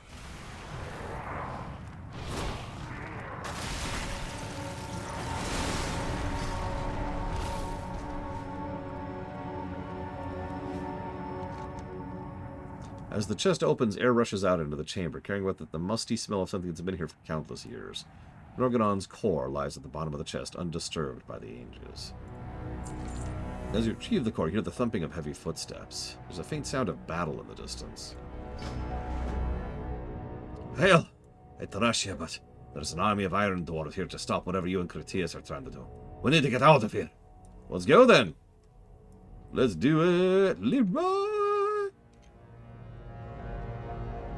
God damn it, Uthor. No! No! Bad!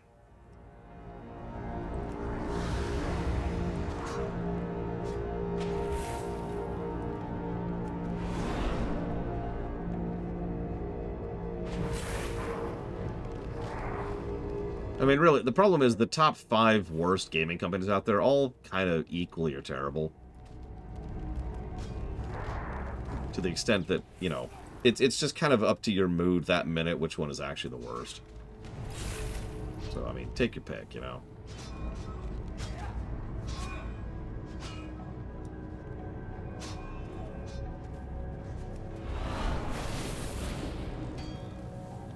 I still put Tencent at the top, though. Screw them.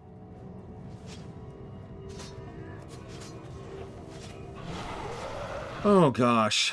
Are we counting developers and publishers, or just developers? Or just publishers, for that matter? Critias, what's going on here? Someone's using the Forge of Wills to create this army. The Forge of Wills? That's the first we've heard of that, I think. Ulduar is no longer safe. You recovered the core. So, Worf, I am pleased you were able to reach the core before these abominations were. Finding the keystones will require Norganon's binding. It is a device located in the engine of the Makers. It's the large pit beside us. Braun should be down there with the other half now. I have instructed him on the use of the device. He awaits your presence. I will do what I can to keep the Iron Dwarves occupied, but I do not have confidence I will hold them for long. King Stormheart is returning to the defense of Frosthold with some of his men. Please hurry. That is true, Riker's Beard. So let's go with developer first. Oh, gosh. So let's put Ubisoft at the top of that.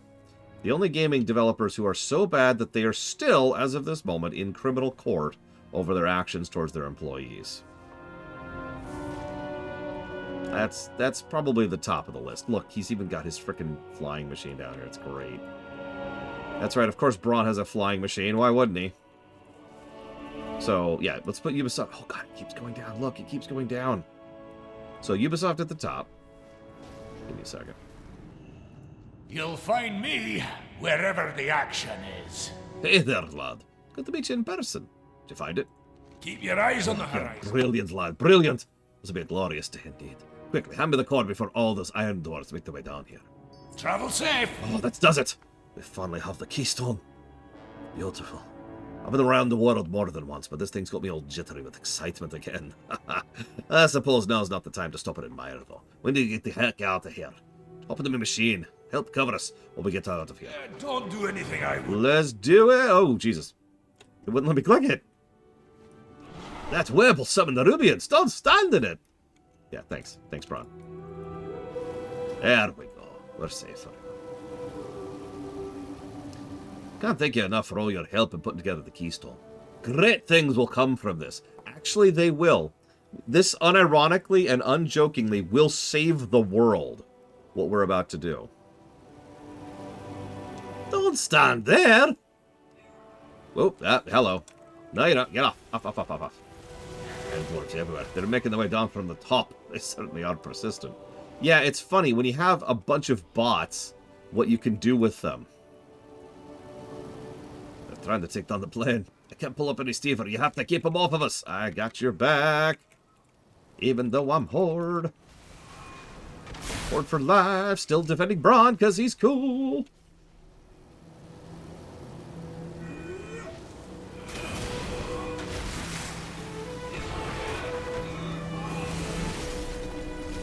Look, Braun is cool. I'm sorry. He's kind of a meme right now because a lesson that Blizzard actually learned back in StarCraft 2 that they have somehow unlearned. But Braun's still cool. Braun's legit. I like Braun. In fact, I'm feeling a character positive, even back in Wrath. What are you thinking? What are you thinking? Who's with me? Nice find! He has such a high-pitched voice. I can't quite pitch that high, especially when I'm doing the accent. Just the one, I agree, he becomes a much better character later. But he is still a good character, even in Wrath, I argue. That brings us up to 2 character positives for Wrath so far. If you can guess who the other one is, then you get a cookie. It's a really nice cookie.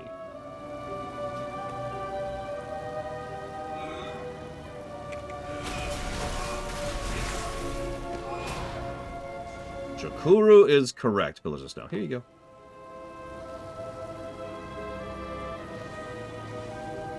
Now, Raythan ain't born yet. Ha! That's a weird thought, isn't it? He is not yet born.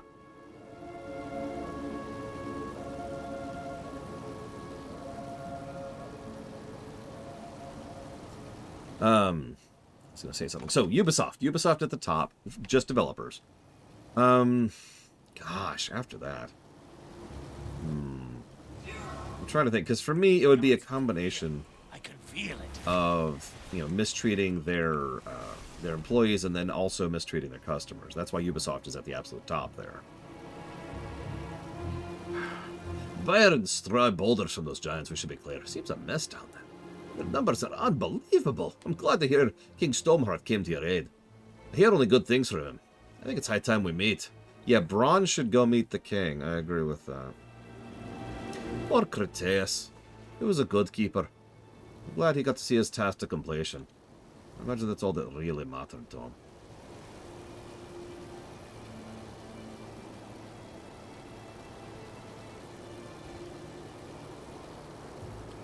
Yeah, by the way, in case you missed it, they actually killed Cretaeus. If you notice down there, 4 Frostborn are around his corpse, but they sent a lot of Iron Forces, including behemoths.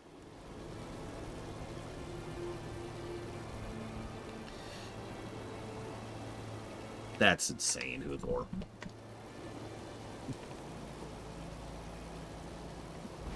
Yeah, Square, I can't put Square that bad because, like you say, they're just not that terrible to the people involved. They've been doing some very dumb things for a very long time, but, like, in the grand scope of things, there's worse, you know what I mean? We're coming up on Frosthold. I'd be very appreciative if you introduce me to the king before we go. I believe we're both very much in his debt. Yeah, no kidding. Let's go talk to the king, shall we? We'll come back to the developer discussion later. Because we got a cutscene coming up.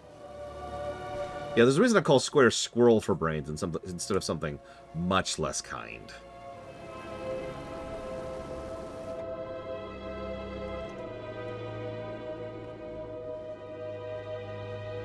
I just realized I'm a dwarf for this cutscene.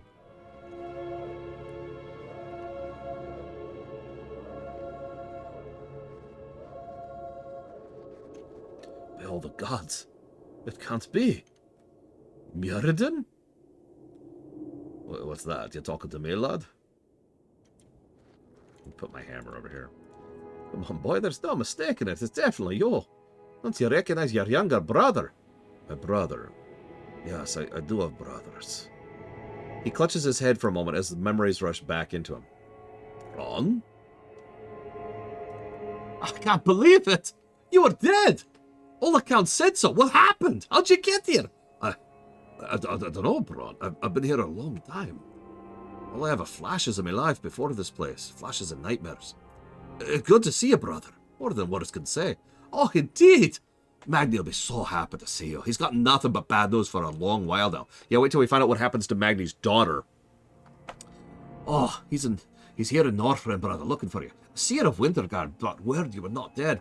Left Ironforge immediately to find you. Oh. Look, Lognus, I consider you a capable man, but my patience is wearing thin. I know Mirrodin is here. Can you point me to him or not?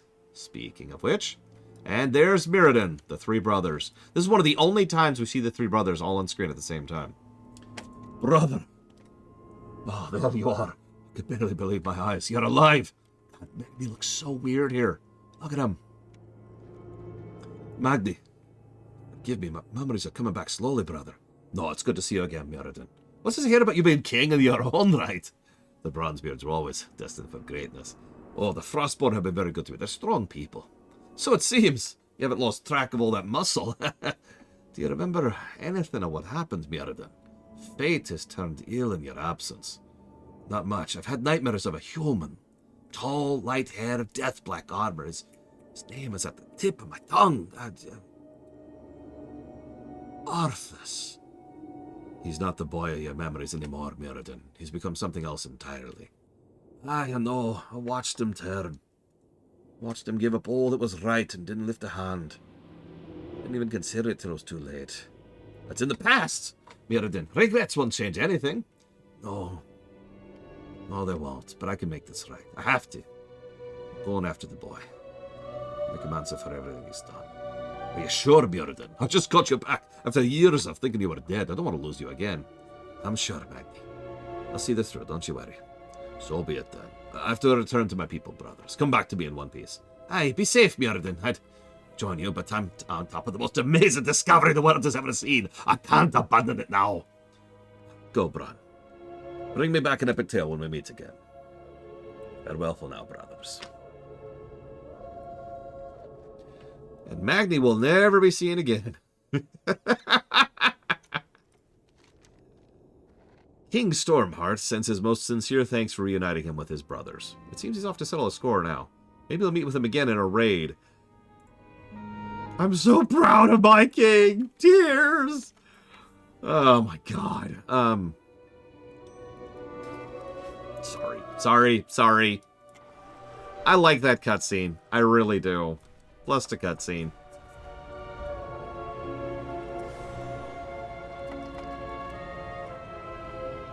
I just realized I'm gonna have to do Citadel like 1.5 times. I just realized that.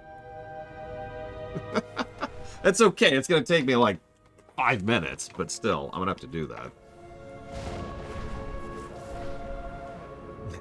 The world!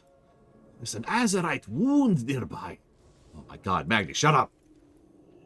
Oh my god.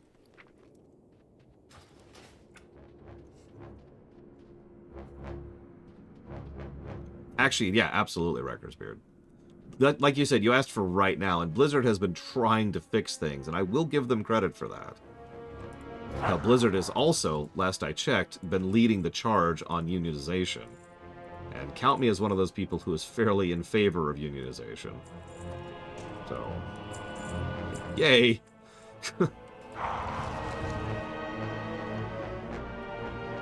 How can I be of assistance? Notice, no accent. Do you know Bronn Bronzebeard, then? He is our closest ally among those of the flesh. We are as brothers in the struggle against Loken and Gnas going to bed. Together we will ensure that Gnas goes to bed, even if we have to carry him in there and then tuck him in. Give him cookies and milk and a story, but only one story. We do not wish to make Gnas too spoiled with our buttery smooth voice as we are singing him to sleep with a nice serenade. May the earth guide you. It seems long ago these hammers pounded and hewed stone instead of iron. Our expulsion from Ulduar saw the weakest of us dead and the strongest of our craftsmen reborn as warriors. As the iron beats us back, even the strongest find themselves failing. We can do little for the wounded, save when we have a stock of enchanted earth. We used to mine it from the deposits on the sheer cliff face to the northwest, but the constant battle has prevented us from replenishing our stock. Would you help? Until we meet again. We now have vocal greetings so that Asmiristar can go to sleep. Asmiristar, go to sleep.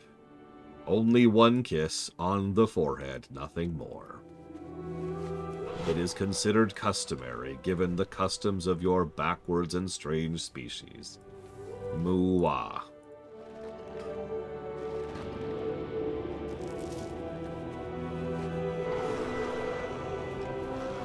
Your tooth will be improved upon as soon as the fake creature known as the Tooth Fairy arrives in the middle of the night to proclaim it worthy of the Tooth Fairy's sacrifice.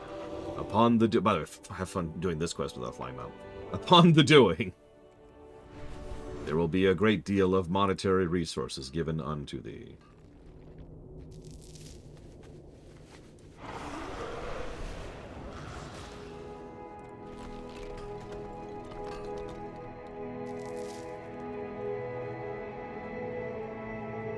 Yeah, corpse walking. Fun enough, the reason I mentioned have fun doing this out of flying mount is I know what that feels like. So one of the times I was leveling in Wrath, I decided to just beeline for Storm Peaks, because I liked Storm Peaks and I didn't like leveling in other zones. That was actually a pretty big mistake back during Wrath. And sure, you had the rental, but like, this zone was not intended to be done without proper backing. Also, a lot of the stuff here was a little bit mean. Like, not as bad as Ice Crown, which is just kick your teeth in. But still, you come here at low level, which I think would have been like 64, or excuse me, 74 or something like that. This place would hurt. No, I'm wrong. 76 would have been the range there.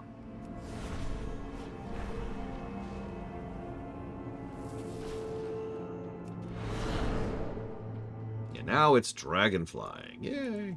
The earth calls. This will allow us to patch up more of the fallen.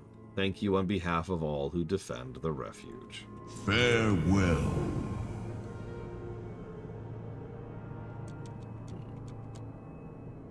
Sorry, 1 second. May The refuge's defenders have done their best to blunt the Iron Dwarves' attacks, but we keep losing ground inch by inch. My men are hardy, but not tireless. Without reinforcements, it is only a matter of time until we are overrun. Would you lend your skills to the refuge's defense?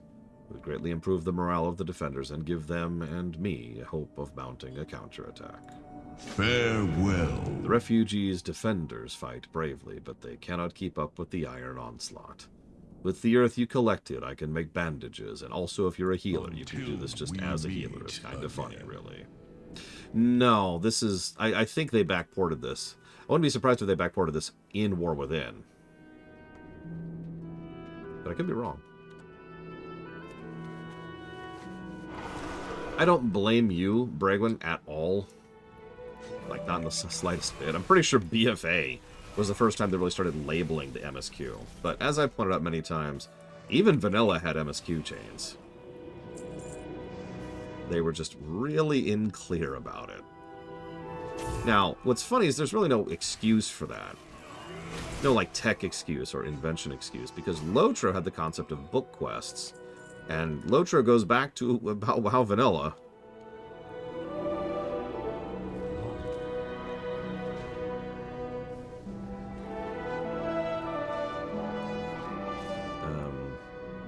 Here we go.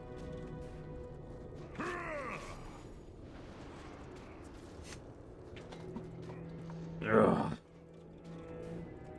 Part of the other problem, too, especially in Vanilla and BC, is MSQs were separated by large swaths of time. I was actually talking about that when we were going through BC. Like, you'd do a quest, and then you'd do a quest, and then you'd do a dungeon, and then you'd come back at 70 and finish the chain, right? And it's like, that's... okay.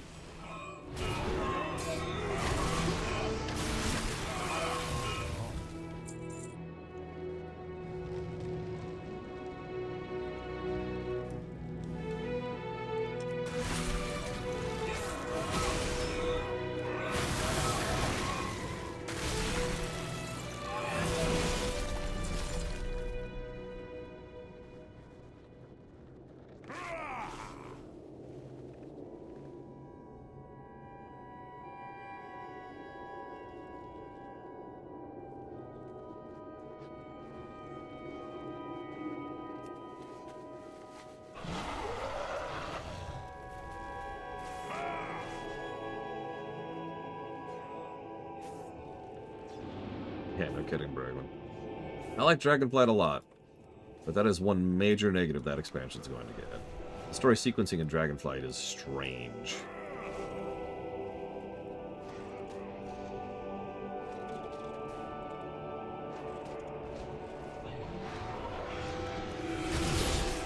Why are you fighting me? Don't you understand that you're dead? You are already dead. What do you... God damn it. Why are you both fighting me? Why are all three of you... Why are so many things fighting me? Oh my god! What is happening here? That's what I meant, though, Huthor. I mean, because you're right. From a purely story perspective, the sequencing is fine, because story sequencing is a story axis thing. The gameplay guidance is the problem, as you say, the signposting.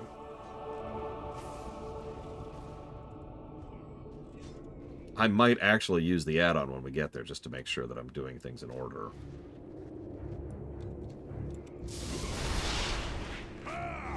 BTW quests, by the way, for those of you wondering.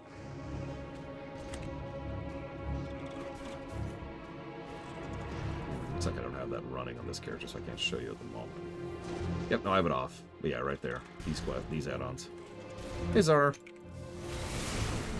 Oh, no, actually, this zone has weirdly good guidance and flow. I had mentioned this earlier, and I know Huthor hates this, but this feels like a proto-Kata zone. If you actually pay attention, all the go-tos lead to K3. And even if you physically walk in here, especially if you don't have a flying mount, the most likely point of ingress is K3. The K3 quests lead you both to Frosthold and up to the Brunhilder village. The Brunhilder village leads to the chain we've already finished, which goes around, around, and up and over here, and then leads to Ulduar. The other chain is the one we're currently on. It goes to Frosthold to help the Frost Dwarves out, find Braun, find out what's going on with Braun, reunite the dwarves, and Braun himself gives the chain quest that comes up here to help the Earthen, which is what we're currently doing. This is also our last chain. So, once we're done helping the Earthen, it's dungeon time. Yeah, no, it's some great flow, and I like it. The Horde is pretty much the same thing.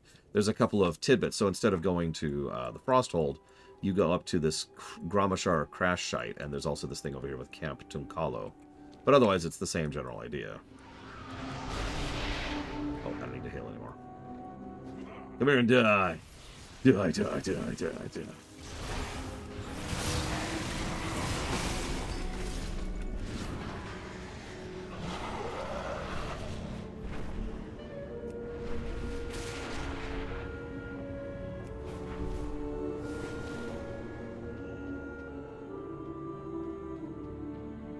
You came in search of something. You've given the defenders something to cheer about. Seeing the enemy fall by your hand has reinvigorated them and bolstered their courage. Farewell. The warriors that you've healed will aid us in holding the line even longer. If we are to be truly free of the iron threat, we must find a way to strike at them behind their lines. Until we meet. To the southwest, on the western side of the Snowdrift Plains, the Iron Dwarves have dug a mine into the hillside. There they use captive mechanomes, servants of Keeper Mimir, to mine ore. I don't know where these mechanomes came from, nor what they would do with their freedom, but perhaps we can win their help. Go help them. May the earth guide you. At the frozen mine in the western part of the Snowdrift Plains, the Stormforged have constructed a mine manned by slaves. It is well behind the line, so we haven't been able to find out much about what's going on there, but my scouts have reported seeing them remove cartloads of dark, sickly-looking ore. Farewell.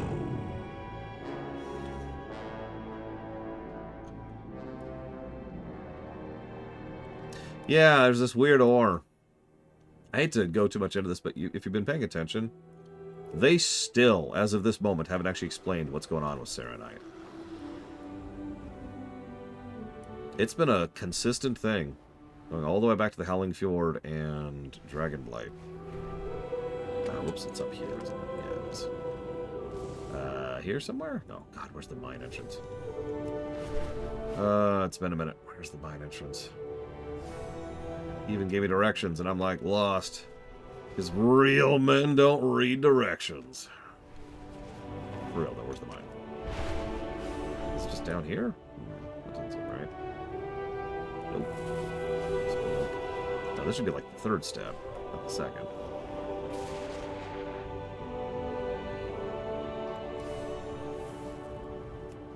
God damn it. Fine. Where's the directions? Just says western part. Oh, there it is. God, I'm blind. Whee! Be free, my brethren. I will relieve you of the torment that is your life.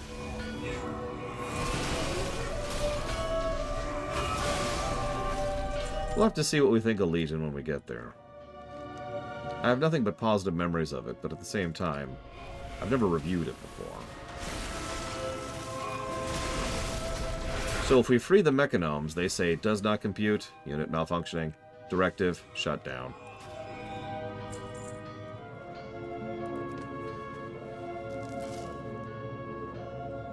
It's an interesting question, though. By sheer memory, what will be the best expansion just for questing? New directive, leave mine and return to Adventure's Library. Yes, what is your directive?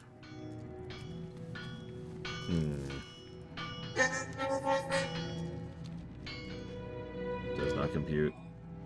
Error. Error.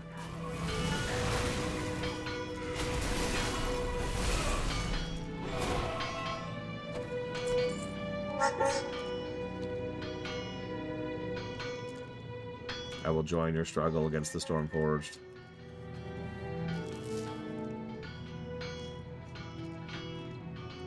See, that's what I'm chewing on, Riker's Beard, because Pandaria is some good stuff, but it still has a couple of hiccups. It's just far enough back to still have a few issues, you know what I mean? Warlords was very good. Like, some of the best questing in the entire game, no joke. Just the path of leveling was fantastic. Warlords has a lot of issues, but the leveling experience itself was not one of those. January, Czar. 1 second. I need to do something really quick. Nope, nope, nope, nope, nope. Don't aggro me. No, I'll kill you. I'll kill you. I'll kill all your dogs. I'll kill all of you. I'll kill everything. And yeah, War Within... I mean, War Within has an absolutely fantastic leveling experience. And an option to skip the campaign, by the way. I discovered that on my second ever 80, which is a recent thing. Got 1 second. This is a bit of a thing. Sorry. Gotta get a selfie here. Yep. Selfie get. Okay, cool. On with the game. Correct. The campaign skip requires you to do it once, which doesn't bother me. But that's why I mentioned that I only discovered that on my second 80. Oh, I did, Asmirastar. How can I be of assistance? What have you discovered about the ore? Until we meet That again. ore. I can't touch it. It seethes with unnatural energy. No creature of stone can handle it. What do they mean to do with this? May the earth guide you. I had hoped more of the captives would choose to join us, but I do not blame them. Willing allies are few and far between, and we are thankful that you have lent your blade to my cause. Until we... The one who commands the Stormforged Iron Dwarves is called Runeseer Valduran. Though I've never seen them, it is said that his master, Keeper Loken, who took over Ulduar, has given him powerful Titan artifacts. It could explain the strength and ferocity my men see in Stormforged warriors. His base is over there. Farewell. Go destroy his gifts. And then spit in his face for me, would you please? It's nothing big. I just want to make sure that he knows how much I do not like him. You do not literally have to spit in his face. Just metaphorically speaking. It would be nice.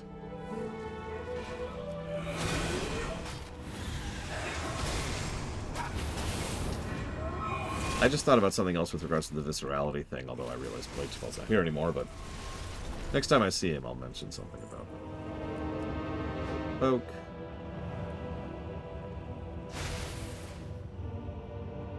I mean, War Within might end up being our best scoring expansion because of one reason alone. Lack of negatives. There are negatives to War Within, but they are few and far between. Whereas Legion, an expansion I praise to hell and back, has tons of negatives.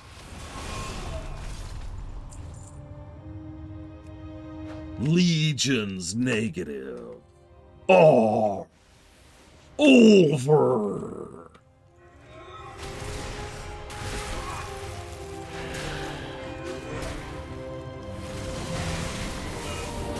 That's true, War Within is not currently abandoned. Lack of abandoned content is going to boost both Dragonflight and War Within. Love that new feature. Love that feature! Yeah! Woo! Wah. That's a good question, Linerith. Assuming Dragonflight suddenly magically stops, supporting its dungeons properly, then yeah. Time to nuke it.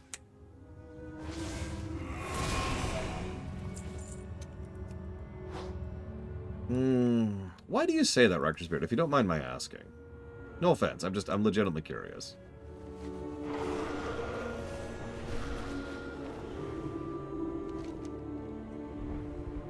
I already did that.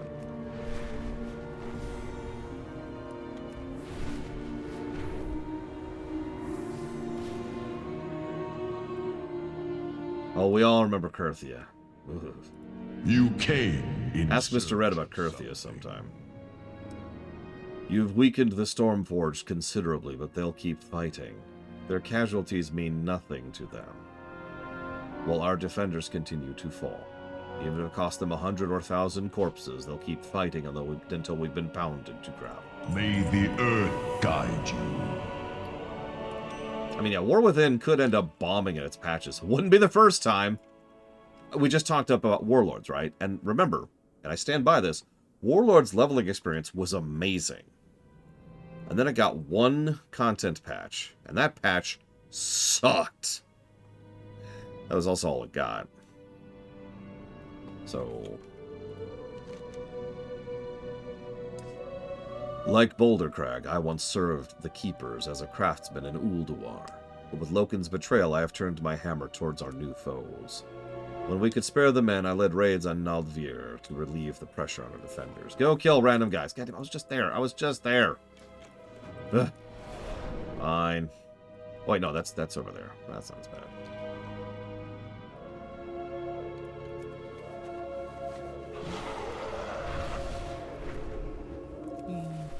I am looking forward to Undermine, quite unironically.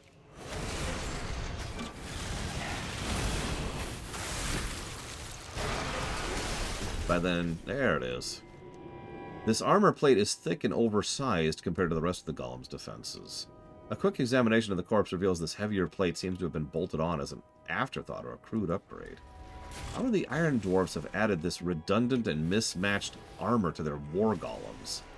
Perhaps Brewer Ironbane would know if he had the chance to examine some of these plates. Let's find out.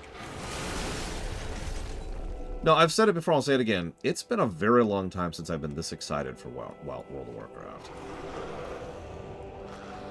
So here's hoping it lasts as long as it can. Because inevitably it'll go down again. That's life. So let's see how long the ride can take us, huh?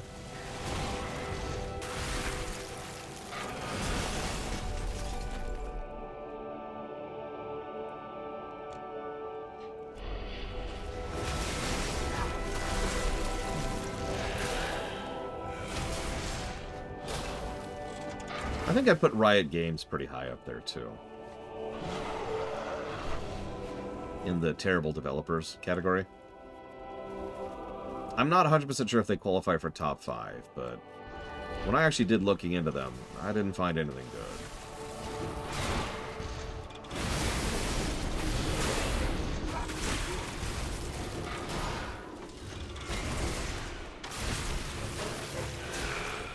Congrats, Ismir Star. Unrelated, you're not allowed in my groups anymore.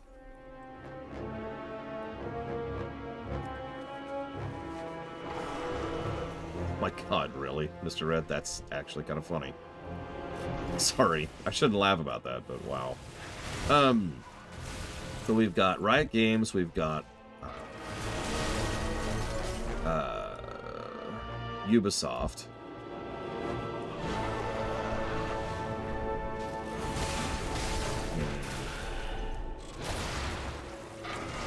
So the problem is I can't put most of my usual suspects up there because most of my usual suspects are publishers. They don't develop anything.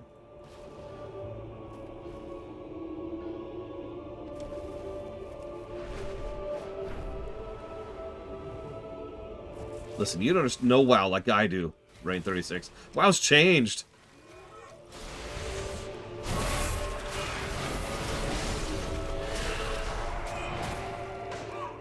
Yeah, EA technically develops games, but it's a big asterisk, and it's like, eh. Running into some cherry-picking problems here.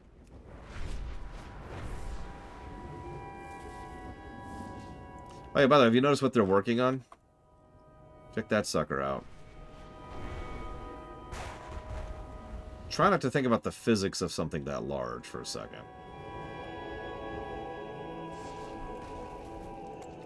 BioWare? I wouldn't put BioWare even in the top 10 bad developers. At least not by the metrics I'm using. If we're using the metrics of, like, screwing up game development, that's a whole other thing. Oh, I forgot Konami. Konami. That's just... Sorry. That's an easy one. No need to explain. Konami. So we've got Konami, Ubisoft, Riot Games. I'm going to just stop there. I'm having trouble coming up with any, honestly. So let's switch over to publishers. So Tencent. Right at the top. Easy and without hesitation. Past that, it gets trickier. I don't know, Lunarith. There may be hope for victory. We've never been able to sustain an attack on the Stormforge, but with your efforts, they may yet fall. Wait, what is that you have there? Careful now. Keep that plate as far away from me as you can. Even being in its presence is enough to inflict pain. But you are right. These are gigantic armor plates for a war golem of normal sized. What would the Stormforge be doing with them? The presence of that armor plate is disorienting, but we need to find out all we can from it. It could be part of one of Valduran's schemes. He's dedicated an extraordinary amount of effort to mining, refining, smithing, and testing this metal. To the east, alongside the northern mountain, is a building called Mimir's Workshop. It hasn't been used in quite some time, but if we're lucky, some of its attendants are still functional. Pick your armor plate there and learn what you can. This is it! This is it! We're finally going to learn what the hell is going on with Serenite. Ooh, what do they do, Luthor? That's over here, isn't it? Yeah, it's right here.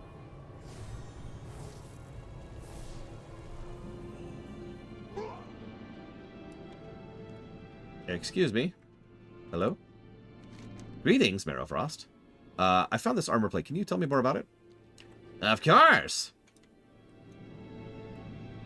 Metallic specimen of foreign origin detected. Beginning analysis. Are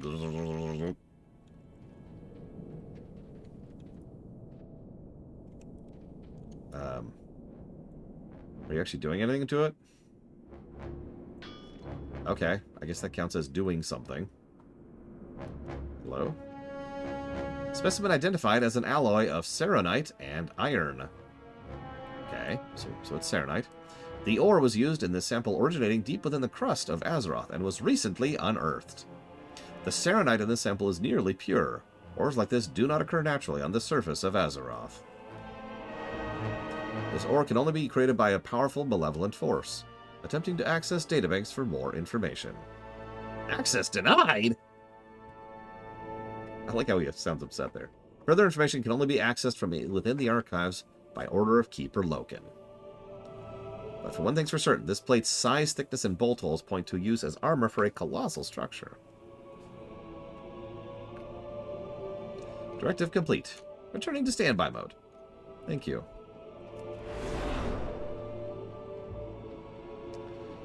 And yeah, if we're talking mobile developers, all of them. Just all of them. It's just, that's done. So yeah, so publishers, Tencent, 2K Games, which I would put at the number 2 slot, honestly. Warner Brothers and Ubisoft, they get that slot as well. So that's our top 4 without really much hesitation. Who takes the number 5th slot? I'd have to think about for a second. What did you learn? So Valderon's master has given him this sinister metal to construct a giant weapon. That must be what he intends to use for the final strike against us. We need to stop him before he's able to complete it and unleash this weapon. The Earth. We have no choice. What you learned means we must act before he can complete and unleash his new weapon. Even now, the Refuge's defenders fight to buy us time to deal with Valderon the Stormborn. You must go to Nidavellir, across the Snowdrift Plains to the southwest, and then find and face Valderon. But you will not be alone. Until we meet again. Who takes the number 5 slot?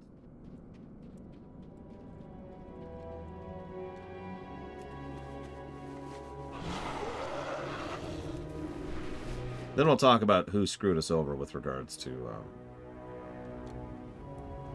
childhood.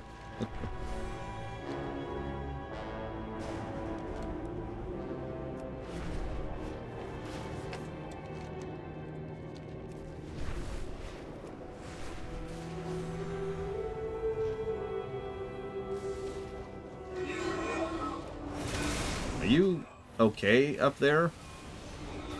Dude? Dude, hello? You alright?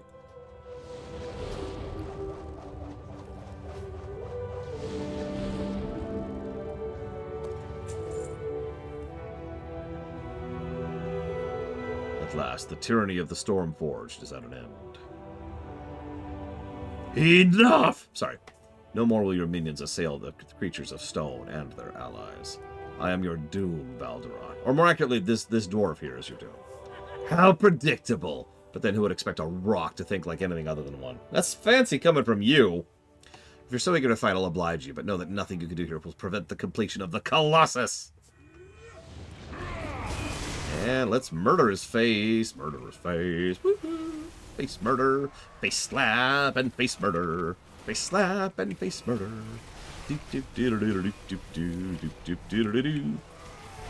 Nintendo's a weird one. I cannot in good conscience put Nintendo in the bottom. How can I be of assistance? That's hysterical, Huthor.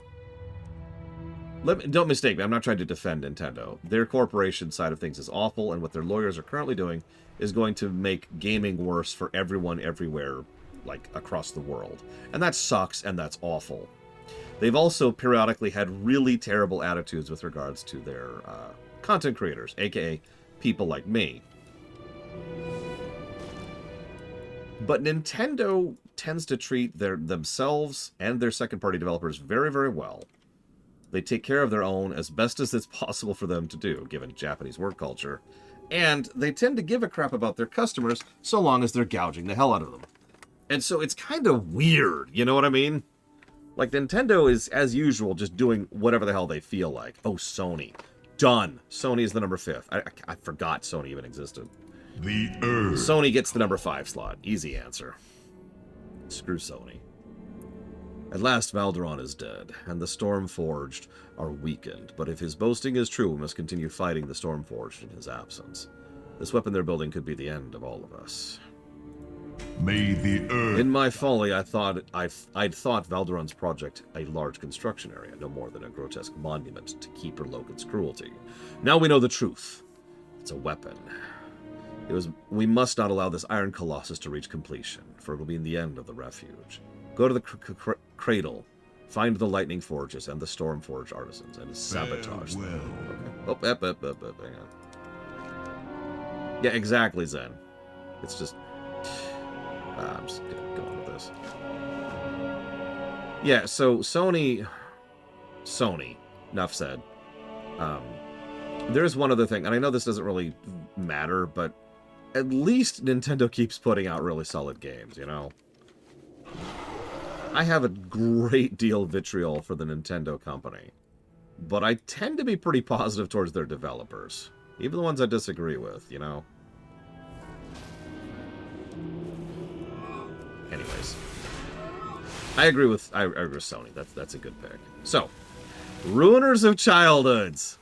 This is probably the most personal and subjective list, right? The 5 worst gaming companies with regards to just pissing you off for whatever personal reason. I'd love to hear your guys' thoughts on that, too. Doesn't have to be a company that's objectively bad. Doesn't have to be a company that's screwing over their employees or has giant lawsuits or governmental things or has to go to war with Sweden in order to be able to justify their existence. No, no, no. Just a company that pisses you off. So the first one I'm going to mention is Capcom. Now, that's a funny one to say, because Capcom is like, but they're still doing good stuff, and they are. They're still putting out good stuff. By all accounts, Resident Evil 4 Remake is really solid, and the new Monster Hunter stuff they're doing is really, really good. The other thing Capcom has been doing is what I call the vertical strategy. They are building tall instead of building wide, which irritates the crap out of me because the three IPs that they've been putting all their money into are 3 IPs I have almost no interest in whatsoever. They also have to have several other IPs, which I like a great deal, which have been completely left dangling on the vine to just sit there and rot. No Breath of Fire, no Mega Man, no Dino Crisis. God damn it, Capcom.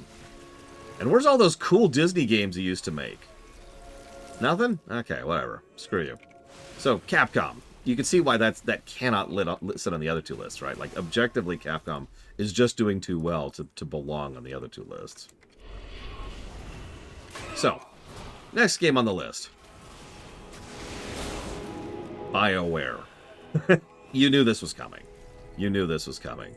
For as many asterisks as we can add, and for the fact that their games aren't all that bad, and blah, blah, blah. The fact of the matter is, what the hell, BioWare? I have actually literally built a career out of studying BioWare's internal operating procedures as a company, and by God, those people have no idea what they're doing, and they never have. Every time that things have actually worked out for them and a great game has been crapped out by them, it's been because of luck and coincidence and things just kind of happening to stumble into the right pieces. And God, it shows, you know? They have never known what they were doing. Not from word go. And they never got better. They never improved. They never tried to do any better. Because, well, why would they? They keep putting out record-holding games, and they keep making profit. It's great. Why bother? Woo! Everything's amazing. Woo! And then Andromeda happened. I actually talked about this when I was reviewing Dragon Age Inquisition just last year.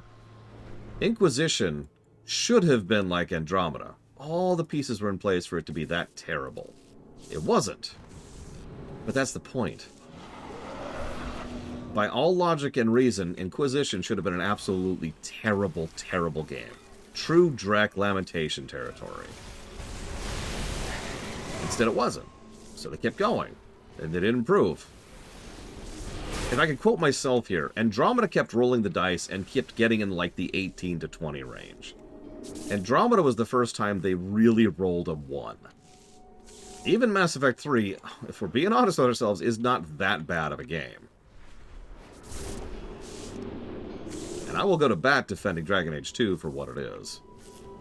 But Andromeda is garbage. And I should know, I've reviewed Andromeda. Not after the Oblivion line, unfortunately, but still. I'm one of the only people in the world who's actually beaten Andromeda. On camera. You came in search of something. Yeah, Anthem was just 1. Oh, well, we can fix it. 1. Okay, we'll patch it. 1. Okay, we'll just try to support it more. 1. Maybe we'll get a content update. 1. And the game's gone. Excellent work. Oh, it won't stop the Iron Dwarves, but it'll take them valuable time to rebuild those forges. I dare say we've gained the advantage. May the earth guide you. There were days when I could never ask someone to do what you did, but my experience with the Iron Dwarfs has extinguished those feelings. We have bought time against the enemy's advance. The earth. You've done an excellent job of delaying the work of the Iron Colossus, but I fear we've only made the Stormforge more determined to complete the weapon. Even now, they're bringing in new laborers, and the Overseers push them to the limit. We may not be able to keep them from bringing the Colossus online. Return to the cradle, find the documents. Until we meet again. So yeah, Capcom, BioWare. I am also absolutely going to list Bethesda. Now, let's ignore for a fact that Starfield is the second worst game I've ever reviewed. Let's just ignore that for a second, okay? Because Bethesda pissing me off on a personal level started all the way back in Skyrim. Now, don't mistake me, Skyrim's actually not a bad game. Quite the contrary, it's actually a pretty good game. But it isn't what I was hoping for, and it isn't what I was wanting.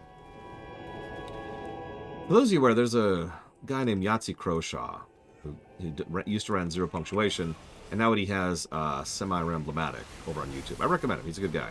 And he's got his head screwed on straight, and usually actually is quite honest in his critiques and statements. 1 second. It's going towards Dragon Age 4, Stranger of Paradise, and Pokemon Violet. Thank you, Doom Rider, as always, for being part of the show. Yeah, no, Skyrim taught the company all the wrong lessons. That's exactly right. Like it or not. And the reason I bring up Yahtzee Croshaw is because he recently did a video where he was critiquing his old opinions. Hashtag relatable. But the thing I found funniest about it is he made a specific reference to how positive he was towards Skyrim, and he mentioned that he was too scared to go against the flow to do anything other than that. And God, that's relatable, because if you remember, I did a video on Skyrim all the way back in the day when it was new, and I was speaking quite positively about it. I was also mostly lying.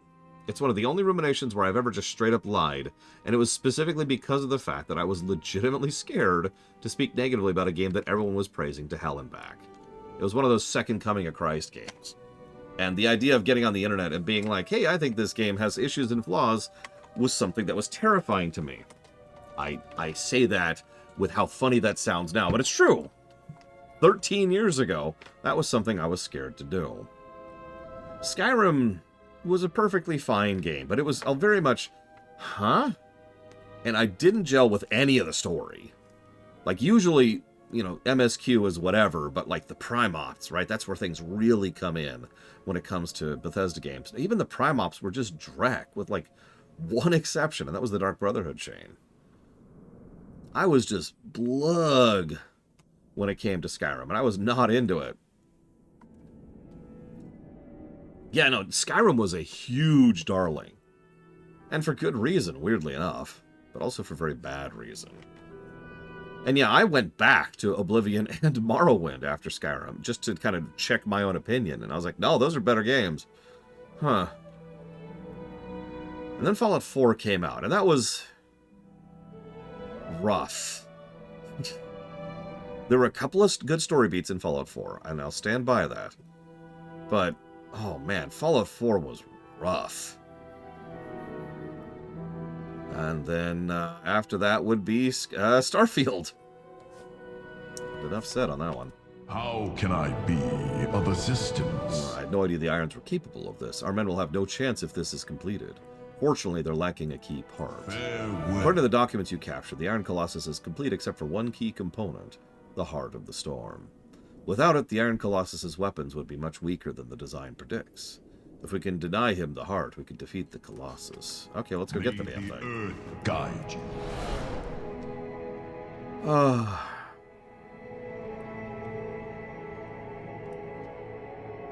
Dude, ironically, Oblivion with a few mods that do everything you just said, Rikersbeard. Yeah. And funnily enough, I'm pretty sure those mods exist because it's Oblivion. Also known as the third most modded game of all time. ESO is a legitimately good game, and weirdly enough, I enjoy Fallout 76, although only co-op. Gotta add that asterisk. But, man. So does Blizzard... So Blizzard's a funny one. Blizzard's a funny one. Because I was actually thinking about Blizzard for my last item on the list. My last company that's ruined my childhood. And I'm sure a lot of people in chat right now who are watching me stream WoW could relate to that.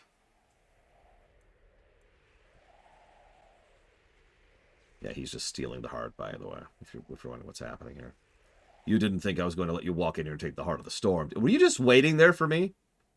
Were you? Okay.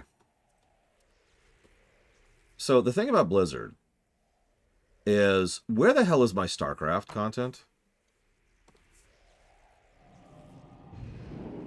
Where the hell? Like, Blizzard is in such a weird position for me, even now. Don't mistake me, I think WoW is in a good state, blah, blah, blah, blah. And I do think that the company is on an upswing. But, like, StarCraft 2, I really, really, really like StarCraft 2. Obviously, because it's the highest rated game I've ever reviewed. And frankly, I don't think it'll ever be surpassed. So, duh, right? But for those of you who remember, Legacy of the Void ended with a couple of dangling threads. The kind of stuff that can be continued in brand new campaigns. Furthermore, there was also the thing with the... they flat out said we're going to do these little, purchasable stories. And those missions were of extremely high quality, at least on the gameplay axis. Like, those missions are very, very good missions, the ghost missions. And they pretty much serve as a prologue, a prelude to another story. It's literally reading the first chapter of something that's about to happen. And then... nothing. Since then, actually, they have never gone back and continued StarCraft in any meaningful fashion since then. Meanwhile, you've got Diablo 4, a game I have put on the forbidden list and vetoed because of how much I hate it.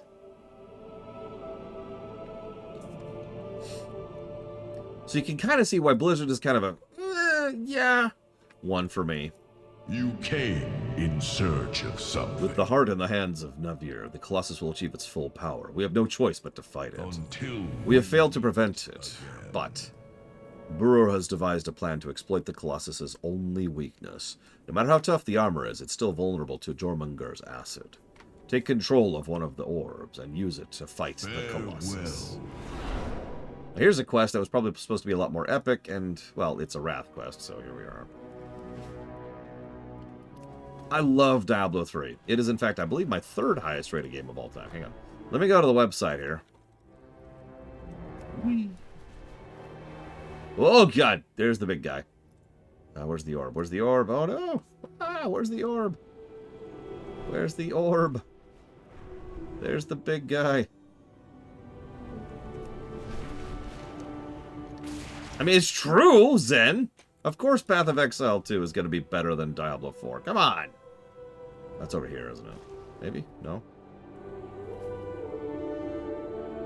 Well, I hope you enjoyed it, Ross, because I really didn't. I should admit there was a fairly large thing that made me dislike Diablo 4 more. It probably doesn't matter to most people. Co-op. Diablo 4 was co-op hostile. And if that doesn't sound insane to you, then you've never played a Diablo game before. Anyway, so, let's see here. Nope, I'm wrong. Diablo 3 is not my third but best rated game. It's my second.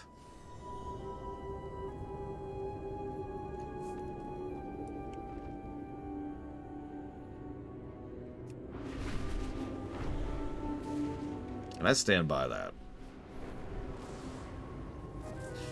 The problem is it's all in the details, Riker's-Beard, because the only way to answer your question would be literally to just go down the list and list every single thing, and I mean everything, that the games do in terms of cutscenes, in terms of voice acting, in terms of visual presentation, in terms of visual distinction, in terms of interface design, in terms of number of clicks to make something happen, in terms of, there it is, in terms of seconds and minutes, in terms of, hello? Here we go. In terms of enemy design, in terms of class design, in terms of power progression. Like, it's bad. It's bad top to bottom. But the reason it's on the veto list, and so shall it remain, is because of the story. They'll never fix the story. And frankly, I got other things to do with my life than to watch, like, edgy depression porn. You know what I mean?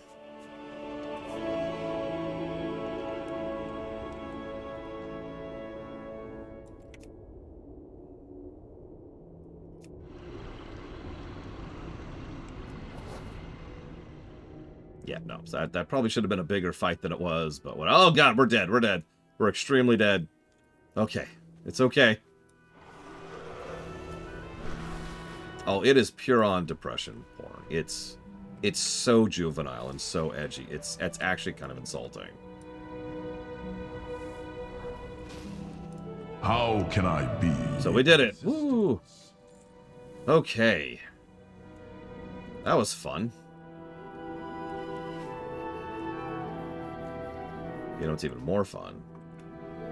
Is having a rest day. Can I have a rest day? Yeah, no, it's the worst 90s edge. And I'm sorry, I spit so much venom at Diablo 4. I should apologize to anybody out there who likes Diablo 4, because I know quite a few people who do. I am not one of those people. That's all I'm going to say.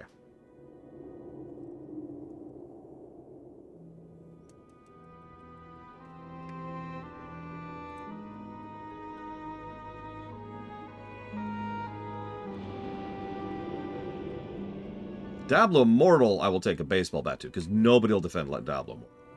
Even people who play it will not defend Diablo Immortal. By the way, we're about to do some dungeons. Finally.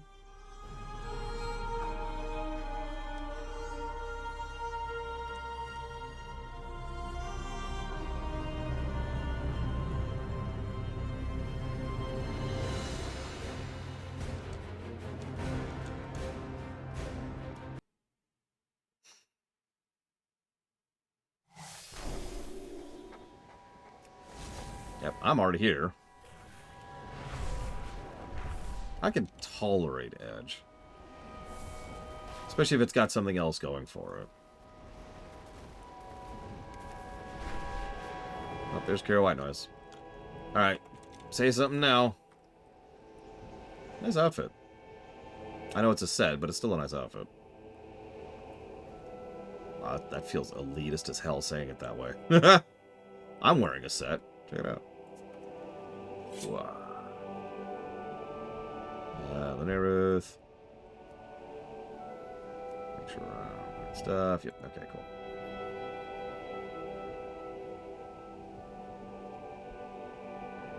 cool. Fife. Yeah, Overlord is funny Edge, for example. We've also had cheesy Edge. Xenos was interesting, because I don't like him as a character, and I never will. But I have to give him credit for actually being a good character. At least for some of his screen time.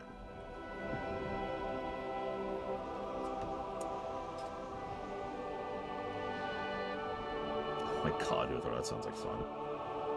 Stalking Grimgore. Wow. Okay, who isn't here? Looks like... No, looks like Linearuth's here. Oh, no. There she is. Now we can go and summon her really quick. Speed it up a little bit. Xenos did have a good voice actor. That helped.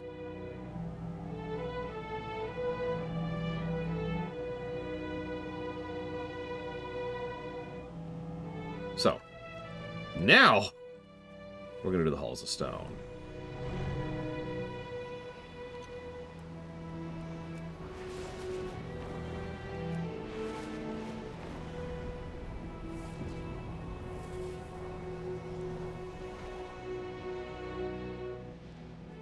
Him.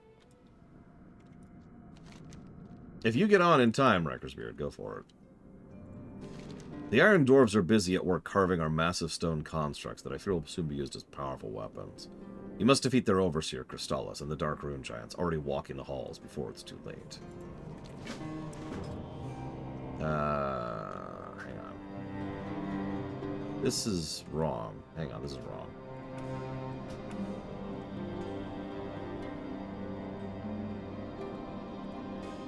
Yeah, of course we're doing heroic. Why? Oh, let me guess, you can't enter heroic. Also, you're in Halls of Lightning. Not Halls of Stone.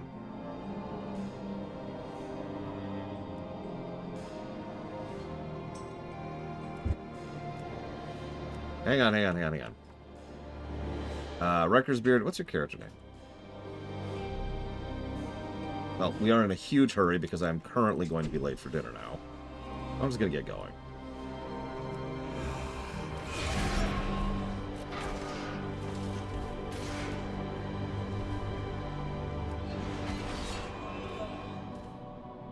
Yeah, just enjoy the Halls music here.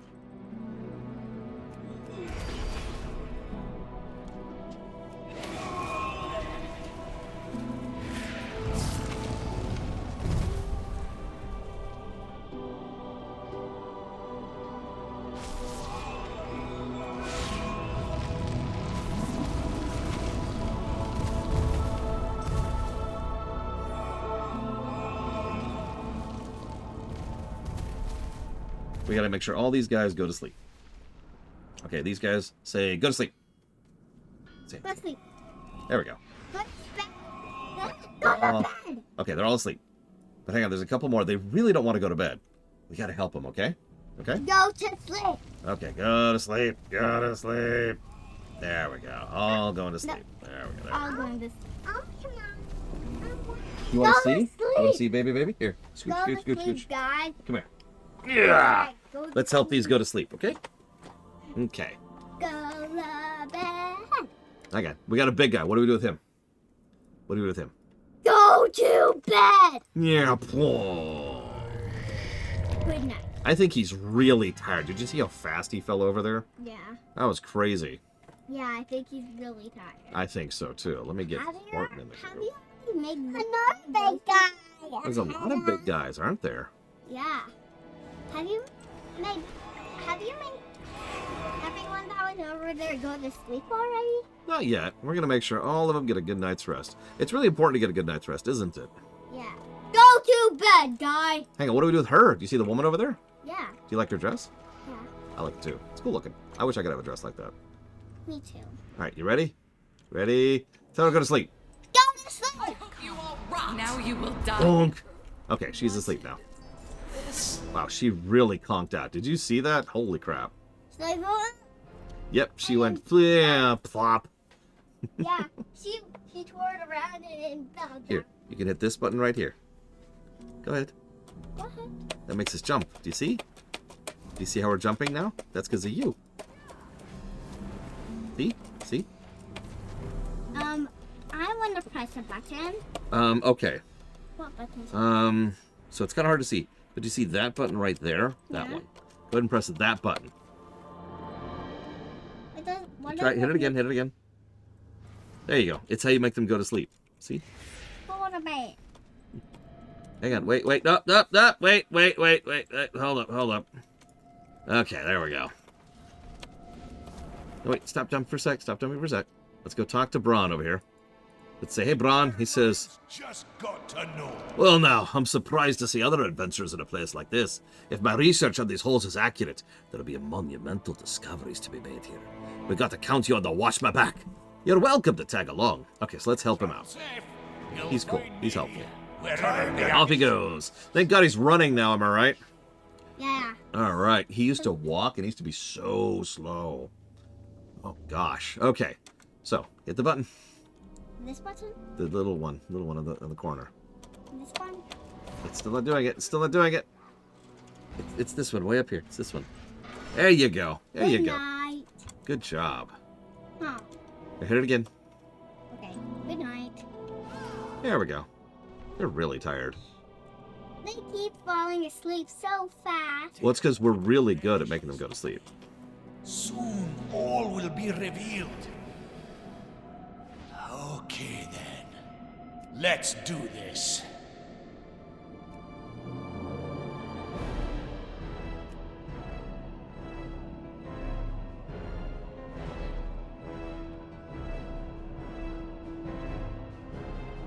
Now keep an eye out. I'll have this linked in 2 shakes of a... Warning. Life form pattern not recognized. Archival processing terminated. Continued interference will result in targeted response. Whoa, that doesn't sound good. We might have a complication or two. Security breach in progress. Analysis of historical archives. Transferred to lower priority queue. Countermeasures engaged. Ah, you want to play hardball, eh? That's just my game.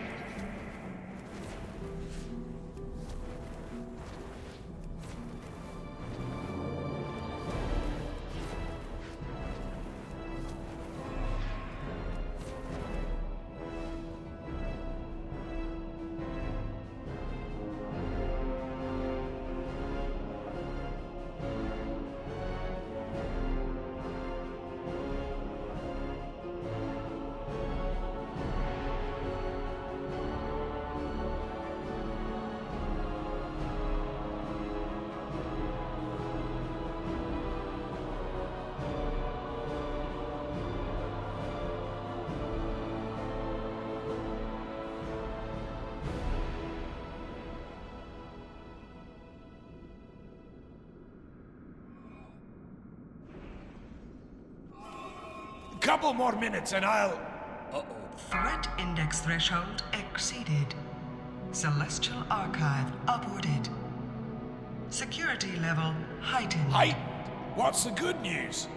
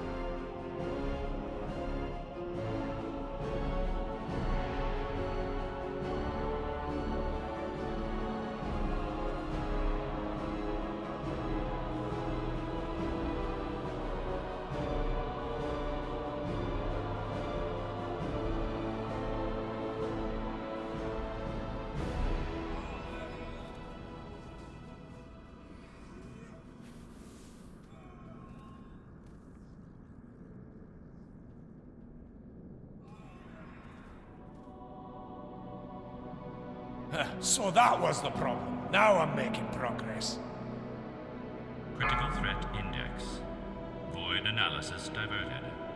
Initiating sanitization protocol. Hang on. Nobody's gonna be sanitized as long as I have a say in it.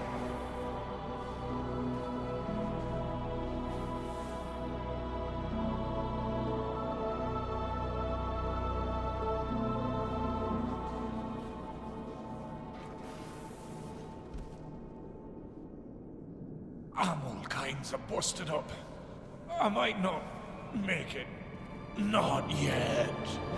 Not yet.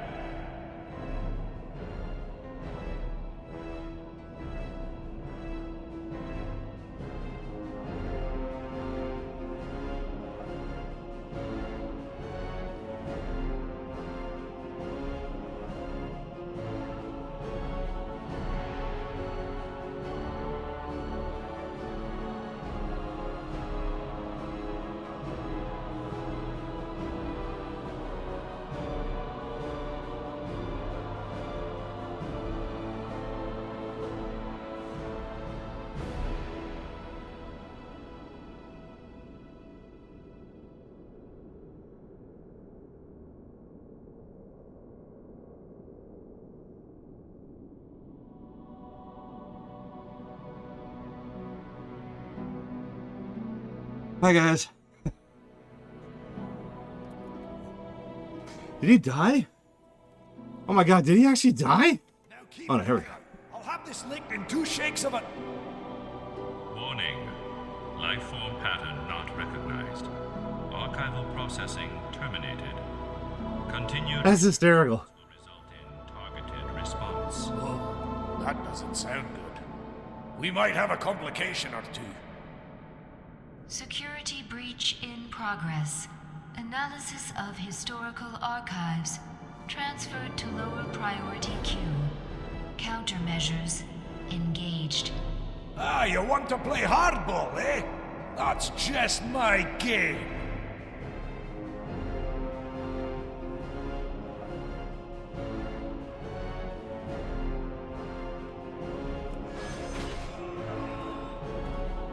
Okay, so. Oh man. Flinging children onto beds. Oh, exhausting. He died begging for help. It's like, what hit him? I'm actually curious. Halls of Stone. So, I think it was Cloden who mentioned we should do the other quest before we do this, and they were right. Halls of Stone is still more build-up for Ulduar. Technically, the Halls of Lightning and the Halls of Stone are both kind of like separate build-up for Ulduar. pockets and I'll... Threat index threshold exceeded. Celestial Archive upwarded. Security level heightened. Hide! What's the good news? Who are you on, Spartan? Spartan. Let's get rid of this person. Uninvite. Up.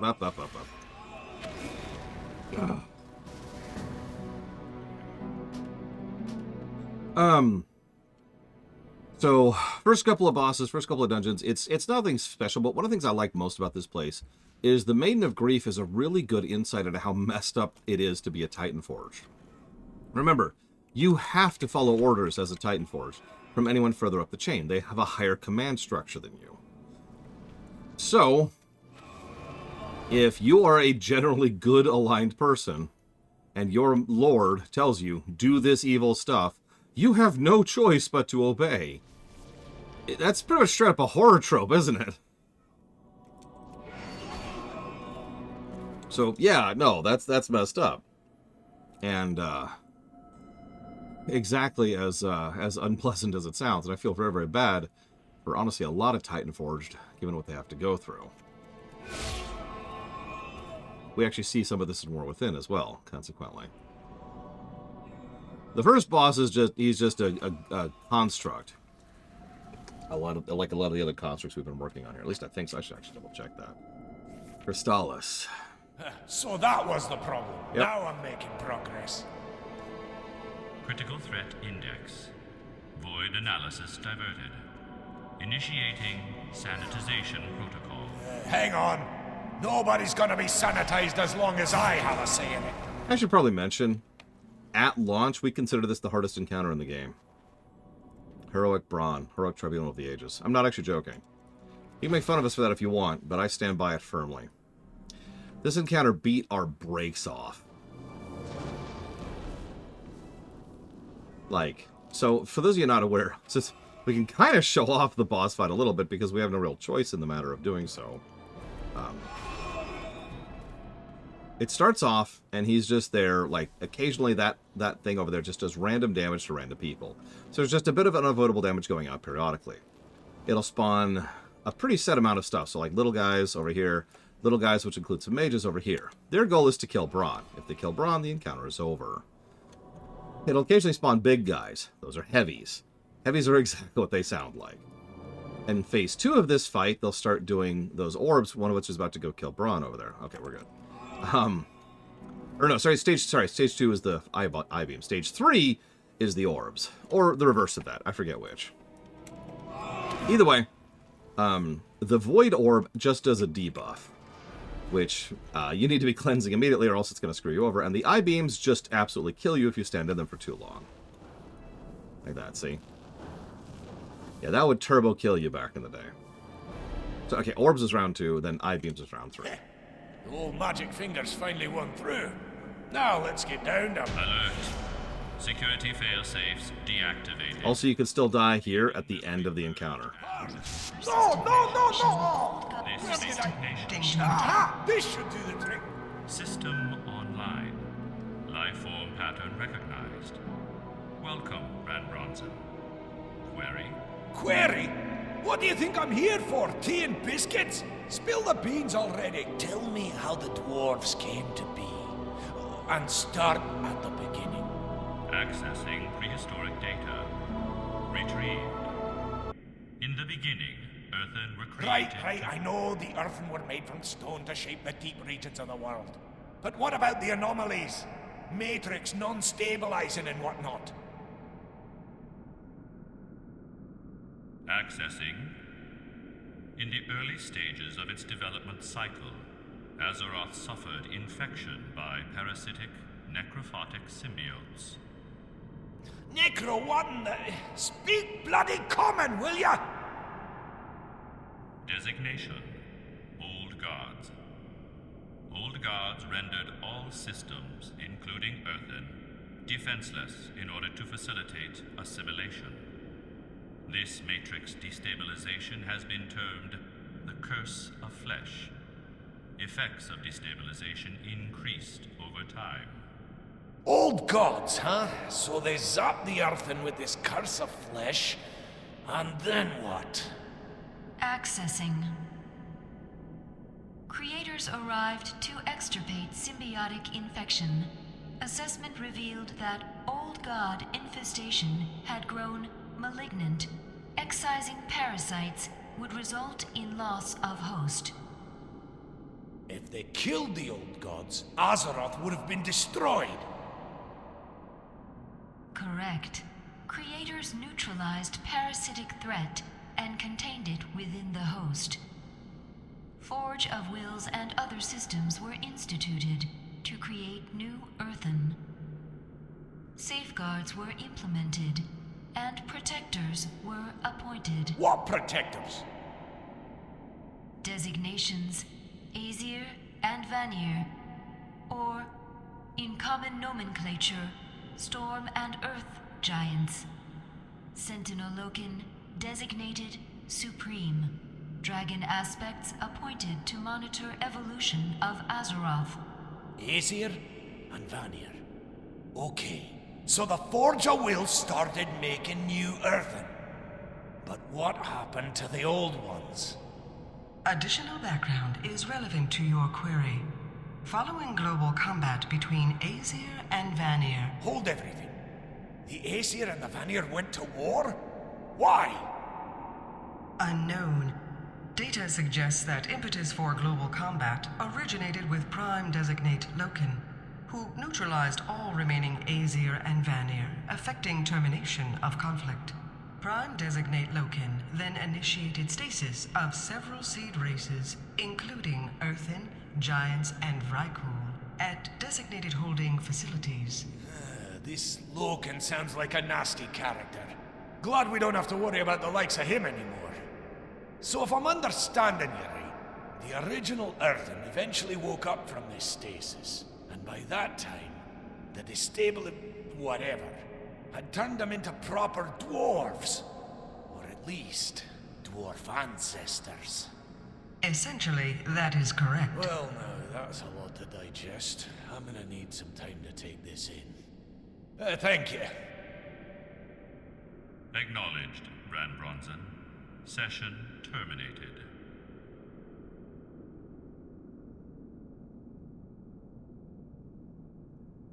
So, bunch of cool, interesting lore dump. The overwhelming majority of which is all lies. I'm dead serious. The Tribunal of Ages, the computer we just interacted with, was actually built by Loken. He specifically built it in order to cover up his crimes in case anyone came by later to be like, hey, what's going on? Well, here's what happened. There was a war between the giants. Why? Unknown. Loken started that war.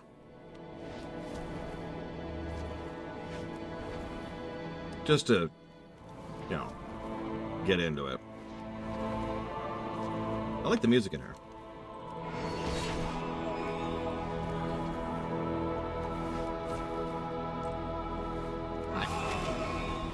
So, Loads of forgotten knowledge. speaking of great fights that we can't give positives to, this is functionally a DPS race, a boss battle against the Forge of Wills itself. Don't worry, old Bram's got your back. Keep that middle monstrosity busy and I'll see if I can't sweet talk this machine into helping you.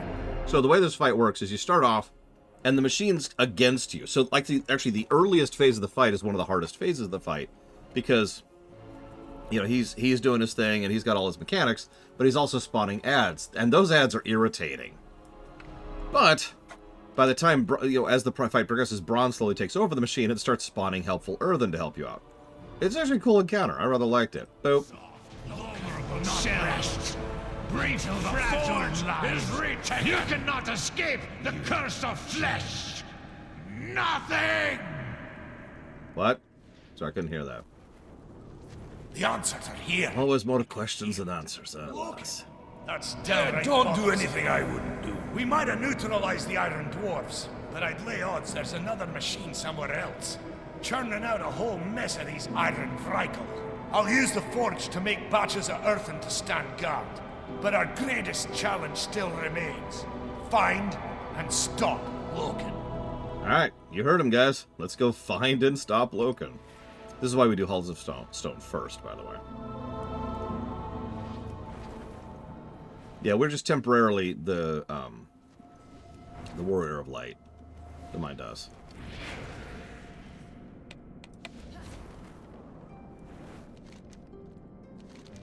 So, no being has ever felt such sincere sorrow as the Maiden of Grief. Let's remember her spirit as we continue our efforts against Loken. Well done. Yeah, I was just gonna comment that Braun is just casually making earthen from the machine there. It's like, Braun, buddy, I know we're in the kind of a crisis mode here, but think about that for a second, would you? So now, balls of lightning. So this is going to sound weird, Mr. Red, but I think the Warrior of Light is the same level as a raid group of WoW players. So I know that's not like a one-to-one comparison, but that is how I think the lineup works. So, balls of lightning. Who wants an achievement? I actually like this area. Normally I'd be reviewing this. So you can go left or right, and there's different options and different trash to fight depending which way you go. The boss also has this interesting thing. This is so cool. This is one of the early tidbits of that kind of optional hard mode thing. You see that buff he's got on right now? Well, periodically that buff wears off. But if you fight him with that buff on him, and everything near him is much, much, much harder. This was pretty rough back in the day. Get some my father's sons! Yours is now! I know that sounds funny to say that when I'm just one-shotting everything, but please believe me when I say, that fight was mean. That fight was really coordinated between the tank, healers, and DPS, because we need to bring things down immediately. Up ahead, we've got all kinds of leftover slag, and given the anima and vita that they're imbuing into these creatures in order to bring them to life, it makes sense that all of the leftover metal would essentially just turn into metal elementals. So that's actually a funny way to put that, to ask that, Huthor. But the answer is, it depends a little bit. So early on, the Warrior of Light was by ourselves. So canonically, up until, let's say about mid-Shadowbringers, we actually fought all of the raid bosses by ourselves, canonically. There's like a couple of exceptions to that. Oh yeah, here's a fire giant who's just crafting more iron dwarves. Like you do. To be concerned. Here's the hallway where everyone wipes. That sounds like a joke. Overpulling in this nonsense. Yeah, we've done a couple of fights since then, also solo. But anyways, canonically, lore-wise, we are solo. Later on, what we do is, insert rolling my eyes here, we summon alternate versions of ourselves from other dimensions to help us with the big Ray fight. So it's 8 of us. Or whatever. Wow, they still got a fear off as I was killing them. Like the microsecond. Oh! Oh my god!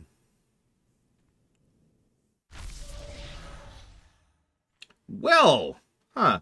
Alright. No, it's okay. This is actually not the first time this has happened to me, believe it or not.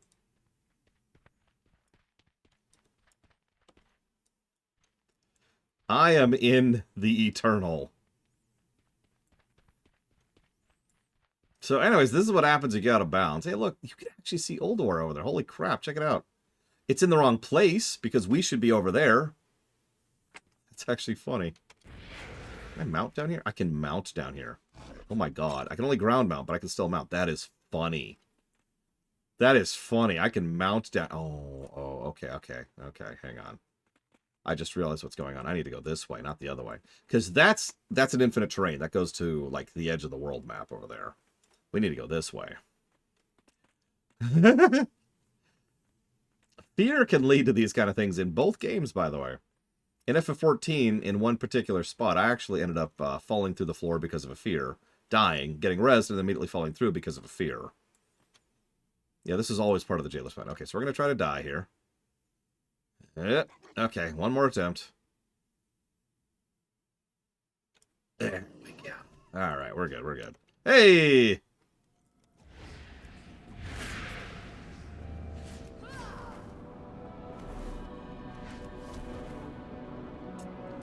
So, anyways, what the hell was I saying? Oh yeah, the hallway from hell.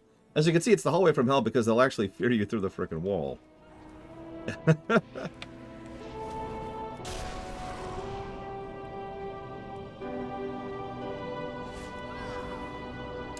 Take a brain break. Take a brain break, Mr. Red. And then learn about 3D modeling. So, like, put a timer up, right? 1 hour. It's pretty late by your standards, so take 1 hour and just chill, right? Relax, take a breather, take a break. Maybe get something good to eat and or drink. Something to snack on, you know. Then take a look at 3D modeling. Then get frustrated at it, irritable about it, and then give up, and then go to bed. Frustrated and irritated. Don't actually do that. I'm kidding about that last part. But do everything else. Anyways. So this hallway hurts. In fact, Halls of Lightning was actually pretty mean in general back at launch. Heroic, obviously. So these guys aggro after a certain point in time as you're going through them. There's only 2 of them, but they fear and they like to ignore your aggro. So they suck. Then we have some basic trash. Nothing fancy here. Nothing fancy. Then we got this jackass. This jackass is like, hi, I'm going to put a lightning debuff out there. You're going to have to run to the end of the hallway unless you position me incorrectly, in which case, screw you. Then there's this hallway. I would like to posit that this hallway is one of the hardest hallways in the entire game at level and on heroic. So you got the big guys, right? They're both heavies and they both have a very mean poison dot. And you got these guys. The Sentinels are whatever. The Tacticians are buffers, but the Rune Shaper... I'm just going to stand here for a second because I want to show off what they do. That. You see that? It's a whirlwind that also flings out damage. It's more or less literally a double-dipping whirlwind. If you die in this hallway, it's probably to those double-dipping assholes. So our usual strategy was either to CC or kill the Rune Shapers as quick as humanly possible, because they would kill you back. They would destroy your tanks, who were the only ones who could live through it all, and melee... Oh, I did not mean to hit that button. And melee would die in, like, 1 shot. And again, heavies, who dot, and then big guys. Once you get over here, you're good. But, man, that hallway was just ridiculous. Yeah, I've died in that hallway on time walking. Holy crap. That's how bad it is. Now, I'm going to go ahead and kill this trash. Then I want to draw your attention to something, because we're not considering gameplay, because we basically can't. But you know what we can consider is story. Check it out. I have witnessed the rise and fall of empires. Look familiar? Birth and extinction of entire species. Over countless millennia, the foolishness of mortals... Hey, there's Arathi. ...the only constant. Your presence here confirms this. My master has shown me the future, and you have no place in it. Azeroth will be reborn in darkness. Yogg-Saron shall be released. The Pantheon shall fall. So anywho, obviously this map is hilariously out of date. But I do want to mention a couple of things. Obviously it was cool just to see a map of the planet, but there's a moon. But then there's another moon. I know that sounds like a minor thing, but considering how long we didn't know who or what Elune was, the presence of those 2 moons was the source of a tremendous amount of speculation back in the day. So Loken was also kind of mean back in the day. He had an AoE which would kill you if you didn't get out of it in time, and he had a bunch of lightning-based attacks. He also likes to sit on there drumming his hands like he's bored. And then he's done. You see this? Watch this, watch this. Most people missed this completely back in the day. And when it reaches the planet, it engulfs it in fire, and there's a beam going up to space. This is yet another example of WoW's storytelling. The overwhelming majority of people never noticed that effect right there. That is Loken sending the message to call Algalon. This was actually the direct lead-in to the Ulduar raid, which we're doing right now. So let's go ahead and convert to raid. Yeah, Loken dies summoning Algalon. Thanks. Alright, so we need to get Mr. Red, who is not on.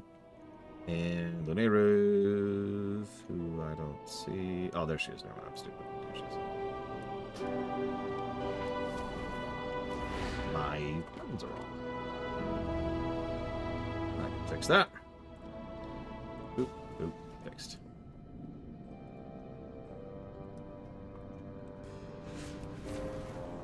Yeah, the best part is Yogg-Saron probably doesn't know about that. We could speculate on why Loken sent that signal. But we don't actually know, as weird as that sounds. It could be because it was just something built into him by the Titans, so there's nothing he can do about it. It could have been because of the fact that he was trying to get, like, leverage on Yogg, like Huthor just mentioned. It could have been purely automatic. We don't know. There's a lot of speculation there. But either way, Loken has just sent the signal to summon Algalon. That's not good. Mr. Red, where are you? Where are you? Can someone come help me summon Mr. Red, please?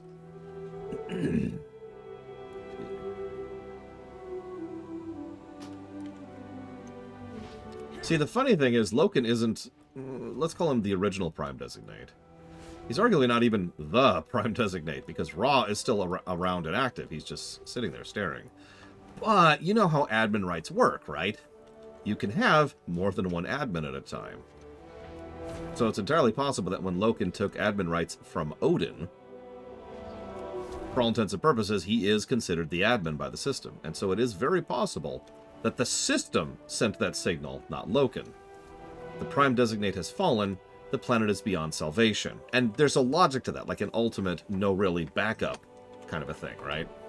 You could see it. You could see how that might work. And that certainly is how the... what the hell's Mr. Red? That certainly is... There we go. That certainly is how the Titans think, right? Okay, summoning Bleakgrin. I accept the summon. Loken didn't steal the rights, per se. It would be more accurate to say that Odin stole the rights, and then Loken got them kind of by default. There we go. Let's do it.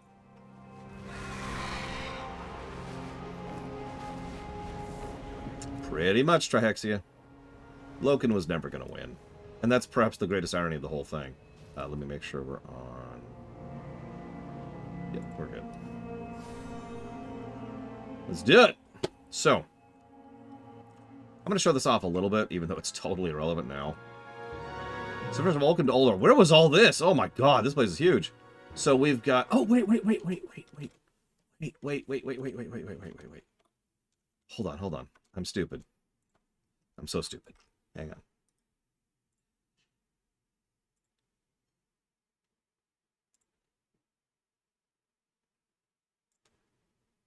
Give me just a second. I apologize.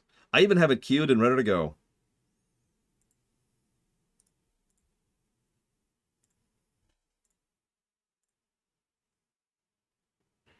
It's just being really strange.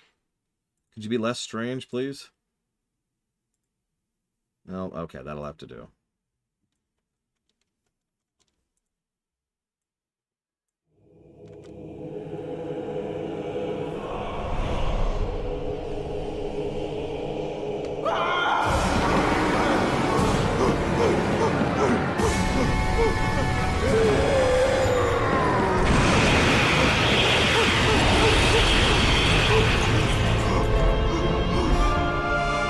Imagine fleeing from Kolagarn.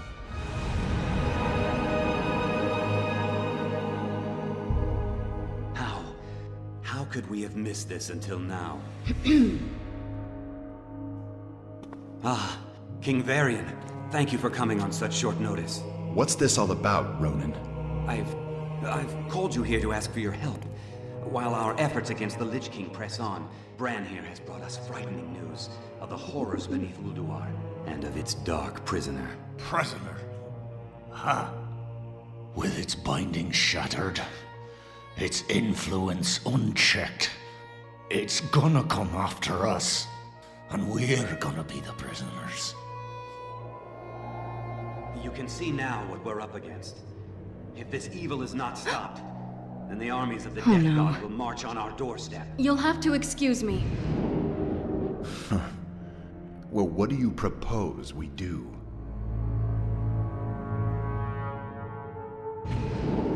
Thrall, what are you doing here so soon? The summons sounded dire, Jaina. What's happened? Bran Bronzebeard's forces assaulted the gates of Ulduar. They battled the Iron Lords and their cursed minions. Evasive action! Evasive action!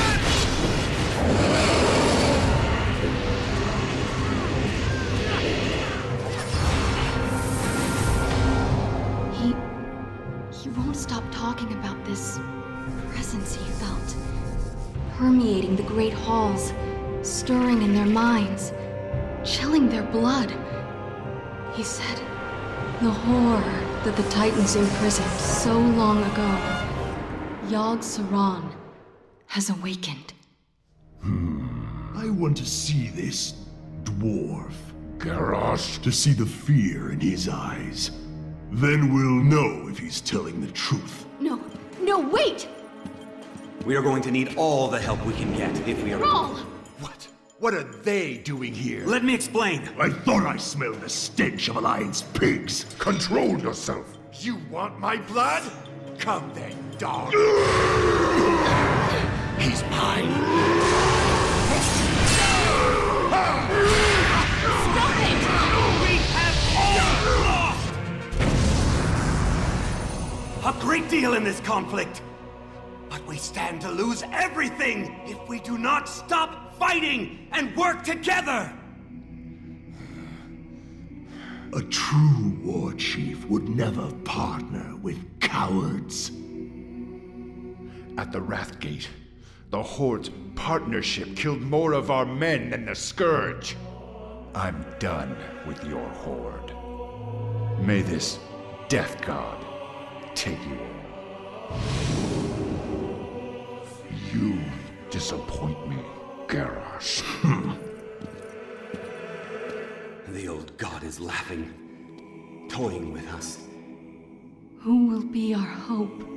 Who will stand and face Yogg Saron?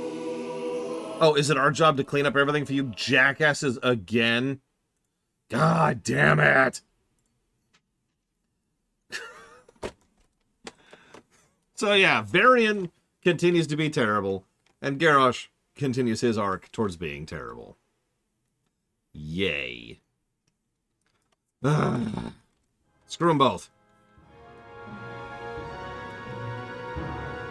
So, the way this fight works, I'm just going to describe this briefly. So, this is actually funny. A lot of you don't actually know this, or a lot of people didn't know this back in the day. You could talk to Bronn and start the fight, or you could talk to the Lore Keeper of Norgannon and start the heroic version of the fight. Now, here's the really funny part. Everyone in my raid just thought we talked to the Lore Keeper, and we just talked to Norgannon, and he would just start the fight. We didn't know you could skip the hard mode of the fight. Now, hang on, it gets funnier than that. Because once you start hard mode, it activates the 4 towers. You can't even see them right now because they're not actually active. Well, okay, you kind of can. You can see the green one over there. You can see the red one over there. Once you activate those towers, you had to then go and destroy them to turn off heroic mode. So what we did every week for quite some time was we would go ahead and start hard mode, and then we would go and knock over the towers to turn it back to normal, because we didn't know Bronn actually had that option. Whoops. So we're going to go and do hard mode here. I love how he says that, by the way. Turning on hard mode will attack all unauthorized life forms. You are an unauthorized life form. Are you sure you want to do this? And then the person's like, what'd you just do, Bronn? Bronn! So, you had your tanks, you had your bikes, you had your demolishers. The demolishers are your DPS, the tanks are your tanks. And the bikes have no purpose in existing until you get to the boss. At which point they become instantly critical and mandatory because they do the slow. The bikes would put down oil trails And that was essentially mandatory for doing the boss fight, especially on hard mode. Let's move out. Get into your machines. I'll speak to you from here via the radio. Now, the other interesting asset is that the Demolishers here also had a second passenger. The second passenger had a normal gun, but also the ability to grab those things up there. Do you see those? And pull them down. Those are fuel. They pull that fuel down. I get fuel. I can use my super nuke, which is a pyrite barrel. So me and Pax were a death machine combo here because we got really, really good at this. I was usually the driver and he was the guy getting the pyrite, and he would make sure I was always filled with pyrite. And I don't know, I don't really have a good way to put this, but I've always been weirdly good at vehicle bosses. At the base of the pillar straight ahead of you. See Putricide for another example of that. Be forced to fall back. So vehicle bosses were usually my job. And so yeah, this was actually really cool. I know a lot of people don't like having a vehicle boss. I am not one of those people. I thought this was cool. Don't at me. Okay, you can at me. I'll allow it.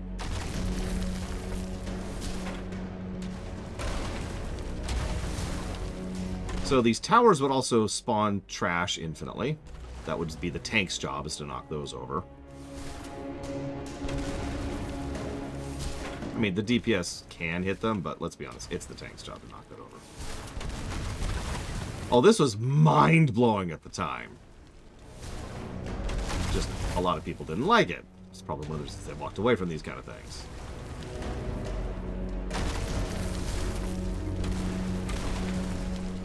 But yeah, if you wanted to knock over the hard modes, you go over the side, and each of those towers has a mini-boss, and you knock over the mini-boss, and that removes that mechanic. See those gems up there? Like the green gem on the right and the red gem on the left, there's a yellow gem. Those are the hard mode mechanics. There are 4 of them, so it's a gradient, like most of the hard modes were. Now, interesting factoid, the only 2 things you need to kill in order to progress for the boss is that guy and that guy. Everything else is unnecessary. So, as long as you are familiar with what you're doing, you can just beeline for the 2 Colossi, knock them over, and start the boss fight. Obviously, at the time, you wanted to make sure you absolutely swept everything. In fact, what we'd usually do is very, very carefully kill everything, except for the Colossi. And then, you know, bring them when we were ready. Because generally speaking, you go into the boss fight immediately after knocking over the Colossi. Which one, Uthor, if you don't mind my asking? Doing a good job sweeping so far. Looking good, looking good. So let's take him out. Then there's the boss. You've done it. You've broken the defenses of Ulduar. In a few moments, we'll be dropping into... What's that? Be careful! Something's headed your way! Quickly! Evasive action! Evasive action! Hostile entities detected. Threat assessment protocol active. Primary target engaged. Time minus 30 seconds to reevaluation. So the way this fight worked was actually pretty simple. He picks a random target and moves towards them. If he gets in melee range, he frickin' kills you. Enjoy the achievements, for those who don't have them. So that was, you remember I mentioned that the bikes could slow him? That was one of their jobs. And then 30 seconds later, he'd select someone, slow down again, and you have to do that whole thing. Agreed, Huthor. That is something I wouldn't care for. Or I guess I should say don't care for. Also, each of those things does something else, including rooting your people or stunning your vehicles in place and spawning tons and tons and tons of ads. So that sucks. Anyways, here's Ulduar. Big place. Very tight-y. So what we're going to do is we're going to start the fight on the right. And then someone's going to stay over here to make sure that, you know, the fight continues. And then I'm going to go fight the other boss while we wait. Have a good one. So someone come over here and just stay up here with the trash. I don't care who. Just someone go over there. All right, bye. All right, so I'll get back to that fight in, looks like about 2 minutes here. So, moving on. Over here, we have this guy. I actually really liked the mechanic on this guy. So he had some trash. And the trash was really tough and hard and difficult and did a lot of damage. And it was all kinds of awful. But you know what I liked about it? The trash would die instantly if it was crit after it had been frozen. So the tanks would drag them into the water here, which would brittle them or whatever the mechanic was, and then someone would crit them and they'd fall over. And what you might not know is all the way back in Temper the weapons used to reclaim this world. all the way back in Wrath, there were several very specific talents and specs which pretty much said guarantee a crit on your next spell. So there were certain specific things, and I feel like it was Warlock and Shaman. Correct me if I'm wrong on that. That would be very critical for this fight because they would be the ones who could auto crit on command. Everyone else would just pour into something hoping for a crit. I actually usually switched to DPS for that fight on my warrior because I was really good at that, and I had a pretty high crit chance. I don't remember anything else about that fight. Oh no, he would throw people into the pot. That was the other thing he would do, and then you just boil alive. So, actually a pretty fun fight. Again, getting clever. Really starting to get clever about this stuff. But then we've got Razor Scale. This is Varanus, the one from earlier. You remember Thorim's mount that he was like, oh, I'm totally going to reclaim her. So the way this fight works out, that might have been Edu Thorim. So yeah, Shaman, I was right. These guys are working on these suckers, right? But it doesn't matter until you have all of them. So you notch them all up. It takes them a set amount of time. It is straight up time-based. Nothing you can do will speed this up. She'll go grounded for a period of time, and then when she gets low on health, she'll actually do her final phase. Anyone get the pet? Nope. Dang. I don't need it. I just was hoping someone would get it. So, you'd pull her down the whole time you're dealing with ads, and then you pull her down, and then she would do her basic phase, and then she'd do a big breath attack. Don't be in front of her. And then you go back to the air and you repeat, right? And she also had a 15-minute enrage. Hard enrage. Now, that's the XT002. I'm going to warn everyone right now to lower their volume, okay? So the XT002 is called the Deconstructor for a reason. You'll notice there's a giant-ass pile of toys, broken toys over there and over there. You'll also notice before we even actually fight the XT002, she's already smashing stuff. I say she. I don't know the gender. Oh no, the XT002 has been nerfed into oblivion, and for good reason, but also for bad reason. So the XT002 is fascinating. I talked about optional hard mode, and we already talked about one with the Flame Leviathan. So the thing is, when you'd fight the XT002, and you do decent damage to it, but then it would be like, I'm so tired, and then the heart would pop out, and you damage the heart, and the heart would do bonus damage to it, right, to the main body. So, cool, makes sense, let's get a Vuln phase. Problem. If you kill the heart, you activate hard mode. Now, obviously back in the day that wasn't a huge problem, but at the same time, there was some precedence, at least in the group that I was in, that we would have to be very careful about our DPS when the heart got to about 20%. Because it was easier than it should be, even when this was new, to actually push that heart down to 0 and then accidentally activate hard mode, in which case we would frickin' wipe. Hard mode is actually pretty simple. The boss just gets a stat buff, but also no longer has a Vuln phase. And that's it. That's hard mode. It's just, screw you.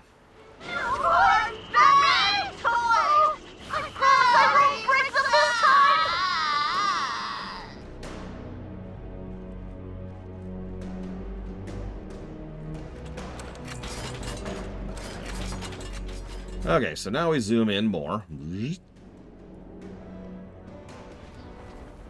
Yeah, the XT, they were really getting experimental with Ulduar. So now we get the interior music. We start to see a whole lot of these celestial things. They're really cool looking, aren't they? I'm not sure if I've done the quest. We can check first, I guess. So we'll go right first. Let's see, where's the patch changes? Oh my god. Duration reduced. Life spark reduced. Yeah. All kinds of other stuff. The XT also had a heal. I forgot about that. Anyways, the loud noise volume warning is now over. Ignore these other planets. They're probably not relevant. Do I have the key?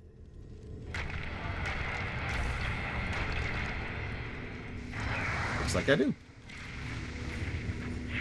So there was a whole quest chain to even be able to access this boss, which of course I have done. There's Braun.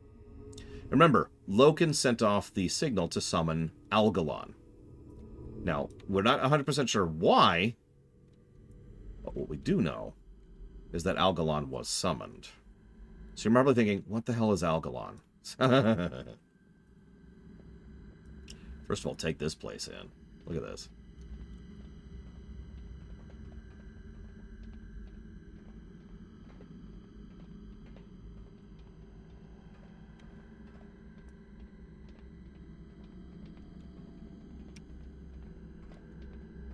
We did it, lads. We got here before Algalon's arrival. Maybe we can rig the systems to interfere with his analysis. Translocation complete. Commencing planetary analysis of Azeroth.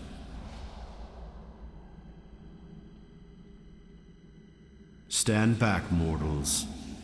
I'm not here to fight you. It is in the universe's best interest to re-originate this planet should my analysis find systemic corruption. Do not interfere. I'll head back to the Archivum and see if I can jam his signal. I might be able to buy us some time while you take care of him.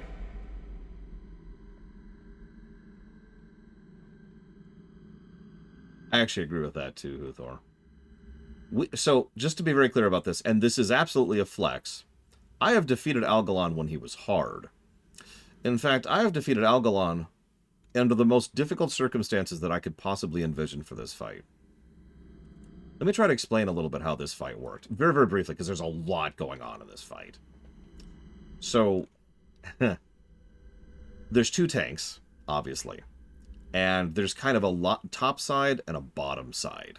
So there's kind of a void version of this room where you're dealing with like celestial phenomenon and black holes and stuff like that. And then there's the top phase, which is what you're looking at right now. Although it'll get started. Don't worry, I'll show it off in a minute. Nobody attack him, by the way. I want to show off a little bit of this fight.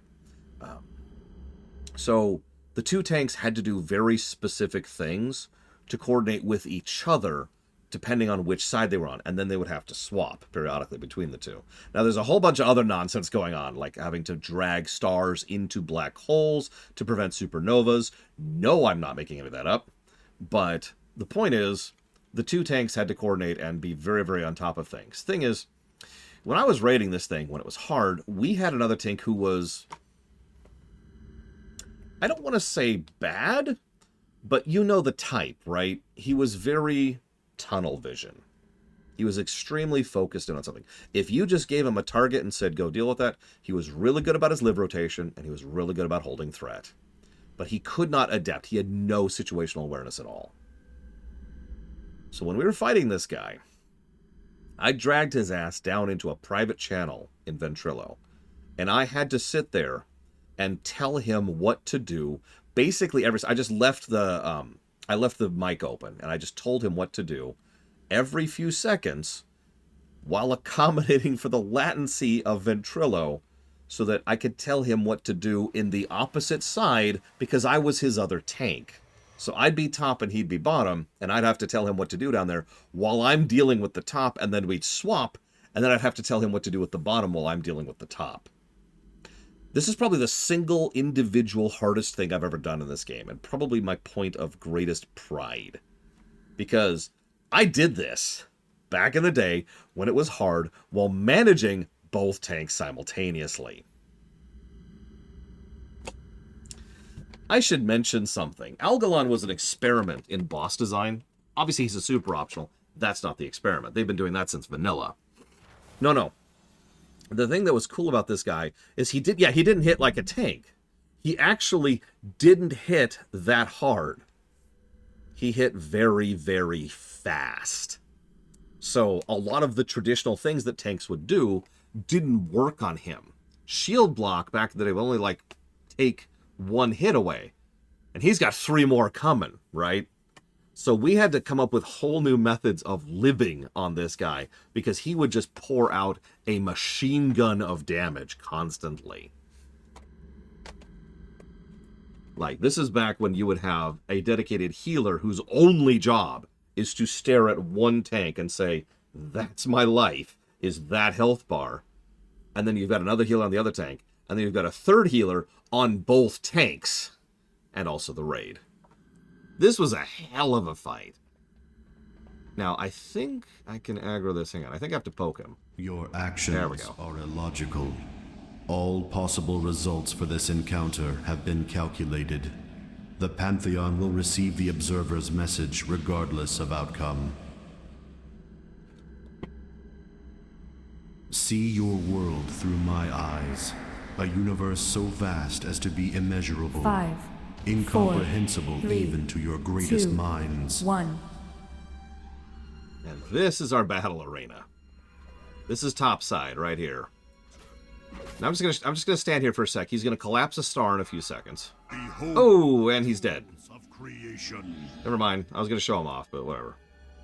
Anyways, doesn't matter. Doesn't matter.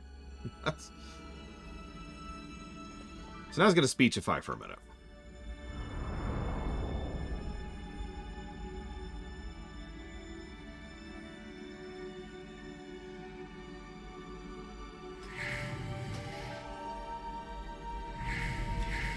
Hey, look, a reply code alpha. Bathed in the Maker's flames, their denizens fading without so much as a whimper. Entire planetary systems born and raised in the time that it takes your mortal hearts to beat once.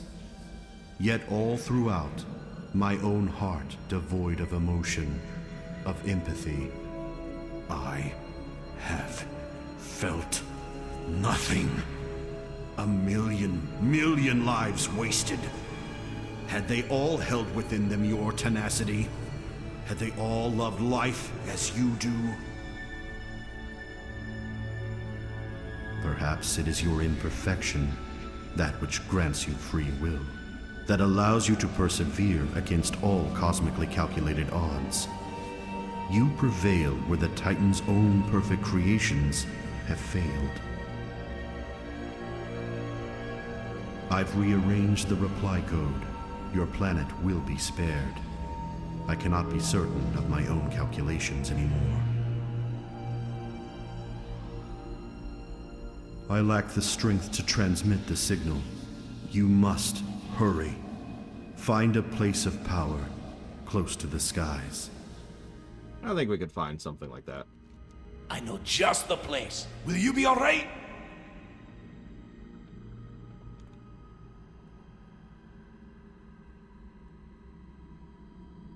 Do not worry about my fate, Bronzen.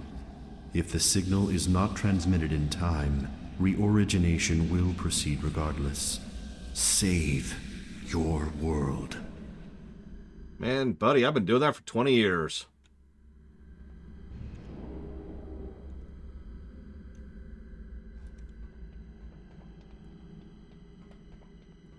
And yeah, it is interesting to think about how ironic, Greek all this is in hindsight. So was the Algalon fight. Honestly, plus the cutscene. Algalon's cool, and I like what they did with him.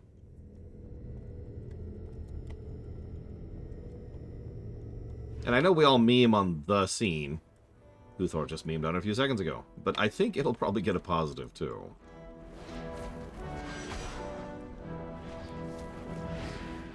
So Ulduar was just a wild raid. Lots and lots of bosses, and a huge number of them are optional. If you're paying attention earlier, both the Ignis guy over to the side and the Drake were optional fights. Algalon is also optional, and so is this one. This is the Assembly of Iron. These are the leaders. So the order in which you kill them changes how the fight goes. The first one you kill buffs the other two. The last one you kill buffs the final one. Killing Steelbreaker last was considered hardest, which is why we're going to do that for the achievement here.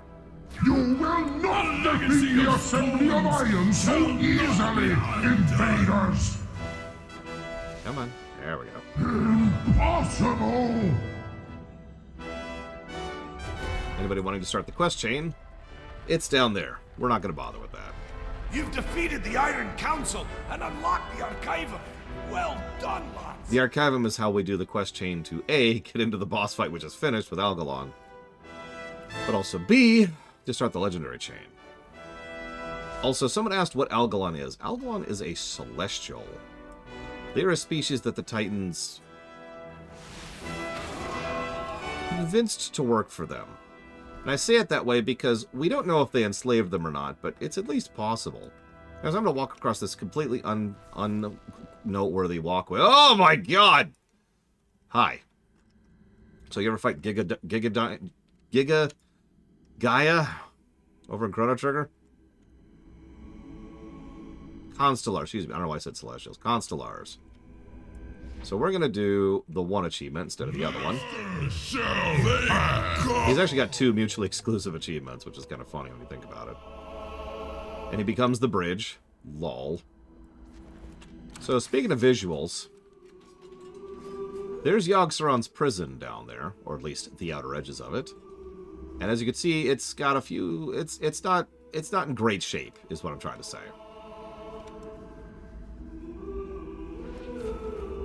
There's a couple issues here. Now, I was talking about optional stuff. Well, another optional thing is you can do the 4 bosses in whatever order you feel like. Depending on your group, your raid loadout, how much time you have, which loot you're after. You can just rotate across this inner circle and kill whichever bosses you feel like. Now, we're going to go for Hodier first. We're just going to do this in order. So, of course, Hodier's place is nice and cold. Why wouldn't it be? I always hated the trash in here, if I could just be honest for a second. It was never interesting. The worst part was those stupid winter revenants, which have a buff, which makes it so that they're immune, or at least near immune to AoE damage. And so people would be like, AoE! Nothing's happening for some reason! Keep AoE! You know, it's nothing happening! And I'm just like, guys! Kill the big guy! Oh my god! Pay attention! Also, those snowdrifts that have effects on them, those spawn a lot of ads. It takes a while for them to come out, and it's really irritating.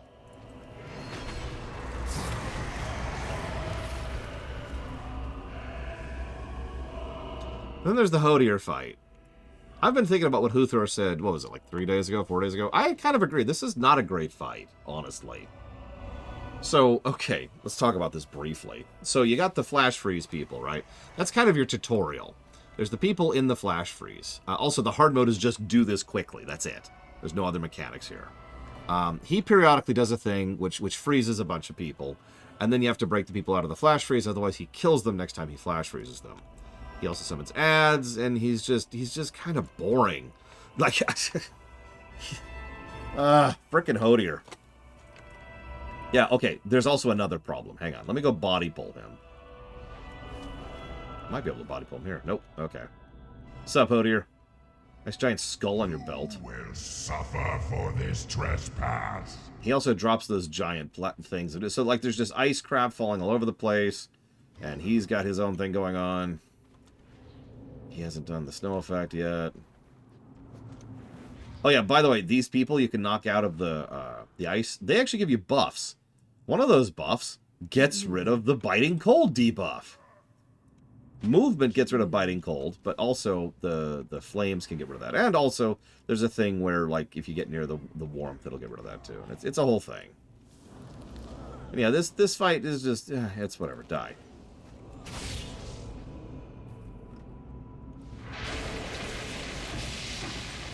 Not a huge fan. I am released from his grasp. At last. He's not even voiced well. Although he's not the worst voice actor in here.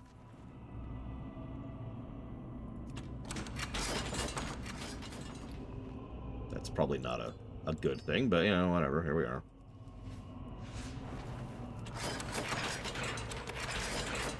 Yeah, the hard mode justification is he's slowly, like, escalating the fight. And if he breaks the chest, then, oh my god, all that extra loot is gone. That's your hard mode.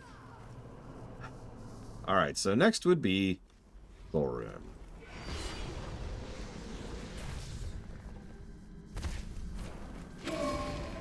This was interesting trash.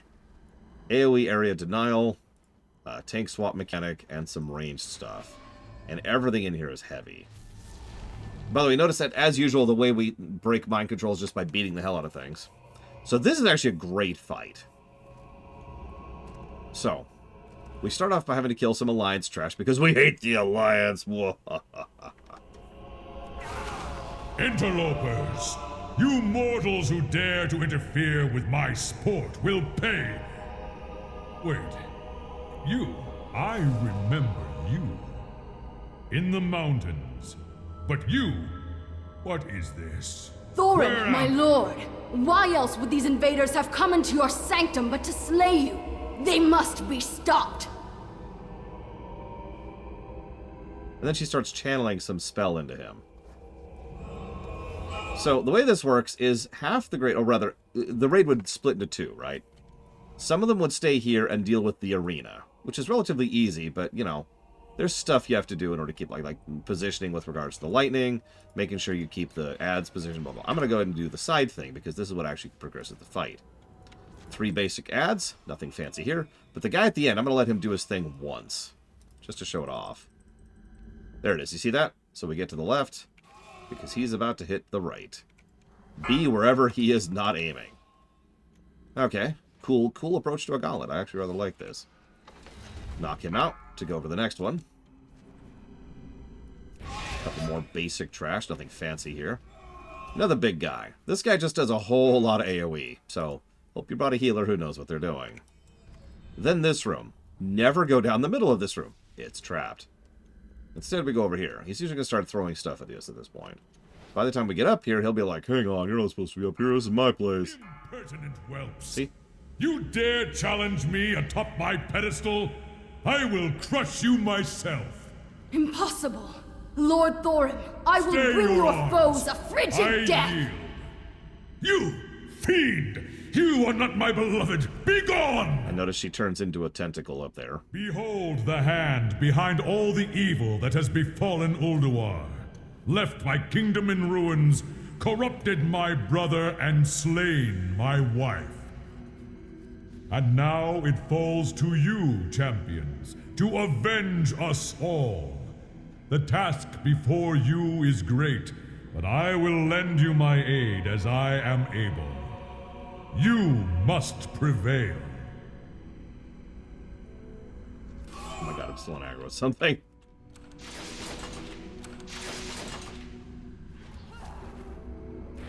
Yeah, just ignore the Forsaken Catapult. We don't want to know about that. I should mention, so obviously we have to kill these guys to progress in order to unlock the seal in Yogg-Saron. Ignore the fact that the seal looks really broken right now. But also, if you talk to them, they give you a buff for the final fight. Whoop! Okay, everyone, audio warning, audio warning. I'm going to talk over this. I'm going to talk. I'm just going to talk. Talking. Ooh, okay, she's dead. All right, so, when you talk to them, oh my gosh, when you talk to them, they give you a buff for the final fight. That's the 4 lights. Now, Freya's light is the big one. Pretty much everyone would do Freya's light, and I think I've mentioned before that Freya is the big one that we would always do. We would do 1 light alone in the darkness, which was keeping Freya up. It's also what the achievement requires, is keeping, just going down to 1. I'll explain why when we get to a minute, but first we have to kill Freya. Now this is funny, if I could just pause for a second. So Freya starts with 3 bosses, right? And each of those bosses buffs her. And during the course of the fight, you're supposed to do this whole mechanic thing where you destroy the stuff that she summons, and that stuff removes a stack of her self buff. And so she would just kind of keep healing herself, and she would heal herself, it doesn't look like she has the buff on, but she would just keep healing herself endlessly and over and over and over, and you just couldn't DPS through it. But what if you could? What if we could really min-max our DPS and actually kill her without actually dealing her mechanics? Yeah, there it is. So there it is, yeah, so attuned to nature. 1,500% increased healing. Also, she heals every second, and she increased physical damage, and she does damage dealt by allies, and increased magical damage dealt. That's what all the buffs give her. Boop. His hold on me dissipates. I can see clearly once more. Thank you, heroes. Why does beating the hell out of them always free them from mind control? God. I guess I shouldn't complain. But yeah, Freya hard mode was considered the hardest fight. No. 3rd hardest fight in here for a long time. Now, I hesitate even as I say that, because a lot of people argue whether she's 3rd or 2nd hardest. The other contestant, by the way, would be Mimiron hard mode, which we'll be showing off as well. Now, we can just teleport to Mimiron, but we're not going to do that. We want to show off the whole place. Let's do it. Leroy. Fine, you can push the button. So, this is everyone's favorite trash in the game because it's literally named Trash. Say hi, Trash. Anyways, you notice this area is much more mechanized than the other places. Mimiron is the one who is most in tune with the fact that he's a machine. He embraces that and he doesn't hide from it at all. So naturally his area is just a giant laboratory and factory combined. Like, imagine someone who plays Factorio like in real life, and that's Mimiron. Then we got on the tram. Some people die on the tram. Raise your hand if you've died on this tram.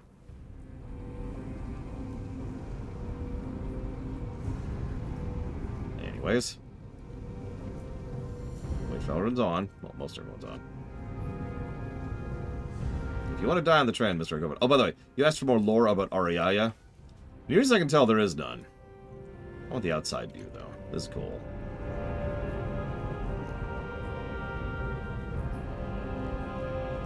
If you're paying attention outside, there's something like this, but not quite the same. So there's a little bit of a hint that they had an idea where they were going with this. Just a little bit of an idea.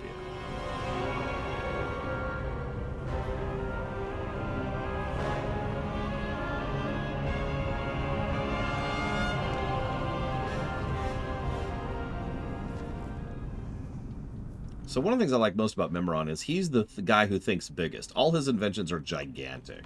Why is this relevant? He's a gnome. Or more accurately, he is the gnome. The very, very first gnome.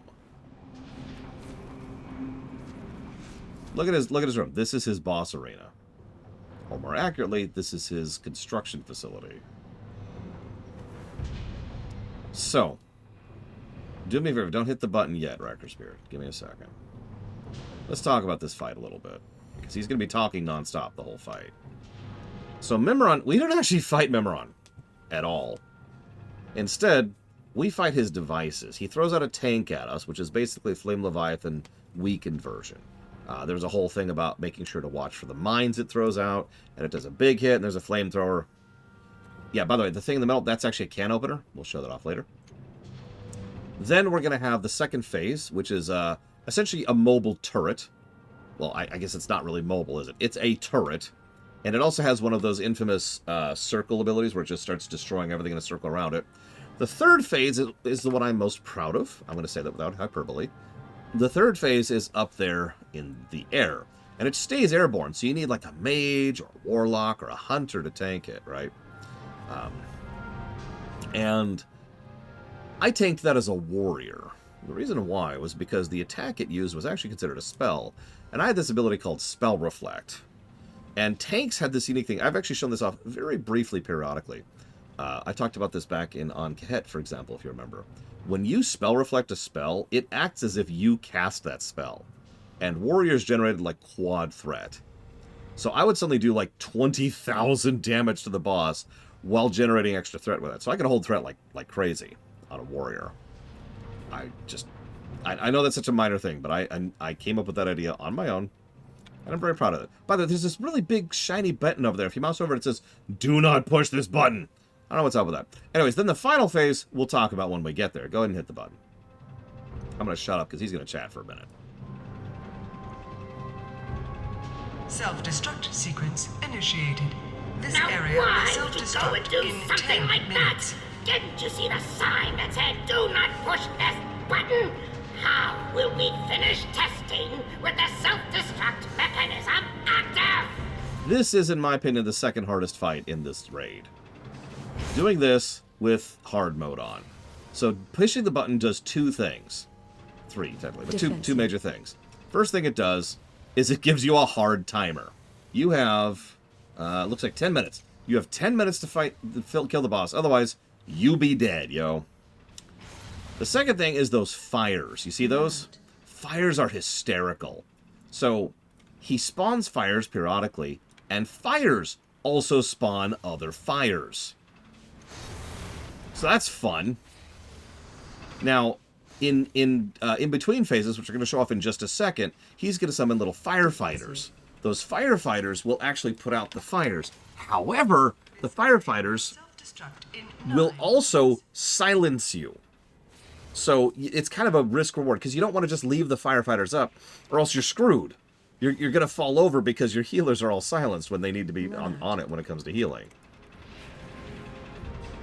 So So there's a whole bunch of risk-reward when it comes to the fires. And yeah, also the fires chase people. Sorry. Relevant. So we knocked out the first boss. Wonderful! Positively marvelous results! Hull integrity at 98.9%! Barely in dent! Moving right along! So, I mentioned the can opener. I was not joking.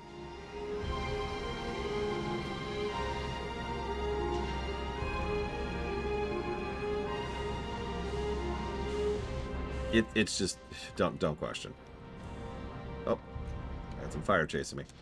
So here's phase 2. Will self-destruct in 8 Behold, the VX-001 Anti-Personnel Assault Cannon! You might want to take cover. So his biggest mechanic, other than the circle thing, which is really easy to avoid, is that attack he's doing right there. Targets someone essentially randomly. But you notice how it's hitting 2 people at once? That's because, and the way I'd always describe this is, it's a shotgun. Think of it like a shotgun. So everyone had to kind of spread out around him in order to deal with this fight, in order to minimize the amount of damage he's doing. Because there's no tanking this phase.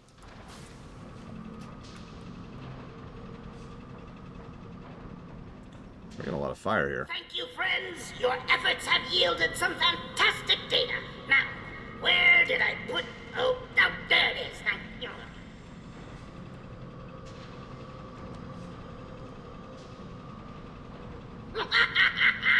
Isn't it beautiful? I call it the Magnificent Aerial Command Unit. This was the fun one. So he spawns ads, you kill ads, they drop an item. You pick up an item, you use an item, it drags them to the ground and vulns them for a bit. Or you just kill them. Now, here's phase 4. I didn't describe phase 4 for a reason.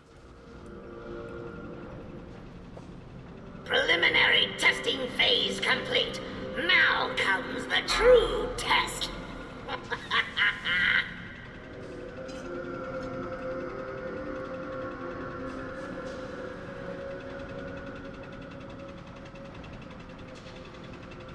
Gaze upon its magnificence. Bask in its glorious... glory. Watch your step. Keep moving. V07 TRON. Voltron. So, this is when the fight goes into overdrive. The simplest way to describe this fight is, imagine all of the other phases mechanics all at the same time. Oh, also, you have to kill all 3 pieces within like 20 seconds of each other or something like that. This fight was hard. Self-destruct sequence terminated. Override code A905.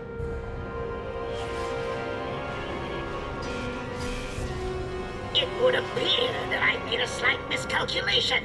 I allowed my mind to be corrupted by that fiend in the prison, overriding my primary directive. All systems seem to be functional now. Clear. Honestly, yeah, this is kind of an FF14 fight. The first 3 phases are the tutorial. The final phase is everything at the same time. And let's be clear, it is quite mean. Death Knight, Mage, Druid. Hey, Wrecker's Beard, you want the helmet?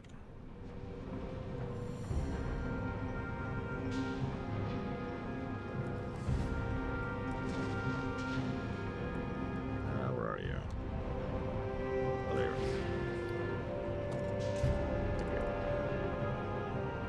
I don't know if you need it, but enjoy it. By the way, one thing I like about Ulduar, this place is so huge it would suck if not for these things. So, actually went to the wrong place, but whatever. We're not going to activate any of them. We're going to do 0 lights in the darkness. As I mentioned before, each of those, the bosses we just defeated, adds a buff to your fight with Yogg-Saron. Thorum, I think, is the one who makes it so that you can kill the ads. Otherwise, the ads are invincible and live forever. Yes, Mr. Red. And, God, I don't even remember what the others do. It's been so long since I've actually thought about the specifics of this fight, because I've been farming this forever. By the way, there's Twilight's Hammer in here. Kind of out of nowhere. This is also the most ruined part of the place. What is going on with that thing? Whoa, that's the wrong button. That thing right there. Look at that thing. That's, okay. Ignore the shards of glass just floating in the air. It's fine. It's fine. Oh my god! So, we've got a purple one over there on the right. We've got the blue one on the left. And we've got the yellow one in the middle. Based on context clues, I'm pretty sure the yellow one is supposed to be Cthulhu. The right one... Hang on, 1, 2, 3, 4, 5, 6. 1, 2, 3, 4. So they both have 6 eyes. So neither... One of those is Yashara. I don't know which one is, but the other one's Yogg. Oh, no, no. One of those would be Nazoth, wouldn't it? I'm not sure which one that is either. To be clear, none of this was designed yet. I'm just thinking out loud. You can also say that the baby one is Nazoth, and one of those is Yasharaj, but whatever. Anyways, this trash sucked.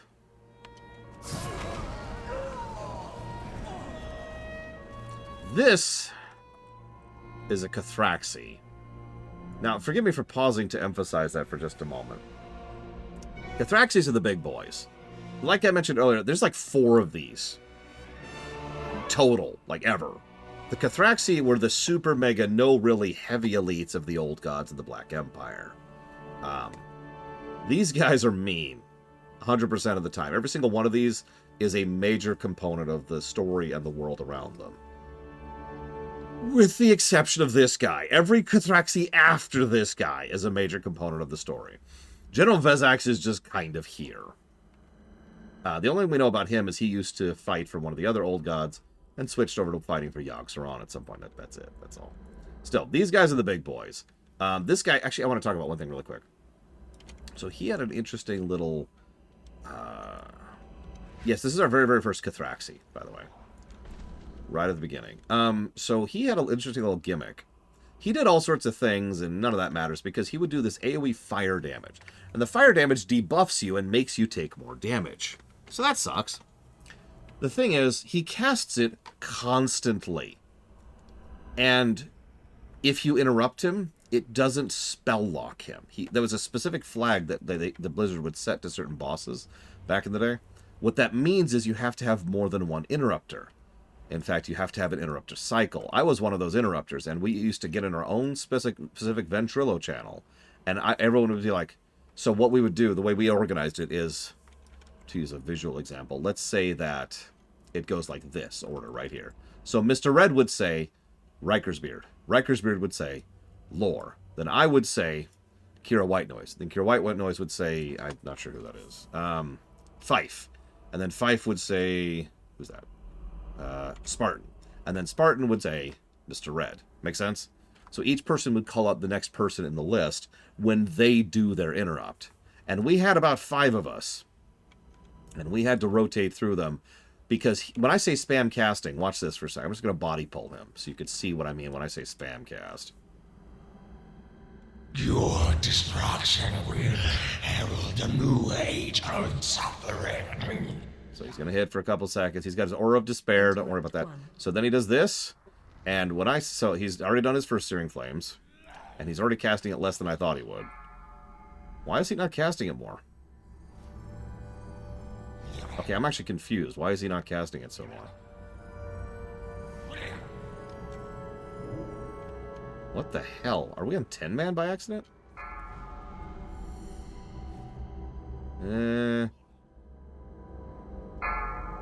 Okay, I swear to God, this guy used to do it so much that we needed 5 people to interrupt it. He hasn't even cast it a second time. What is he doing? Whatever. Boop. What horrors await? Well, that sucks. If this is 10-man, he's not going to drop the mount. He can't. 10-man. Oh, that's why. God damn it. Oh, whatever. No mount for us. So, then there's... Sarah? Huh? Bunch of mystical chains and some weird crap. What's going on here? This is strange. Look, by the way, all of this is Serenite. The time to strike at the head of the beast will soon be upon us. Focus your anger and hatred on his minions. Okay, I can do that. So, don't stand to the boils. Yes, yes! Show them no mercy! Give no pause to your attacks! What you had to do is you had to pull... These guys hurt, by the way. These guys hurt like hell. You had to pull them on her, and you had to kill them on her, and that would damage her. And that's how you get through Phase 1. Now, Phase 2 is going to be fast and furious, so I just want you to try and keep up with me a little bit, okay? But I'm going to shut up, because there's some great voice acting coming up. Let hatred and rage guide your blows! I am the lucid dream. The monster in your nightmares. The fiend of 1,000 faces. Cower before my true form. Bow down before the god of death. And that's Yogg-Saron, the old god. Madness will consume you. This has gone under a few changes, so we're going to shut up for a second here. Here's some foreshadowing for Icecrown. Your resilience is admirable. Tremble, mortals, before the coming of the end.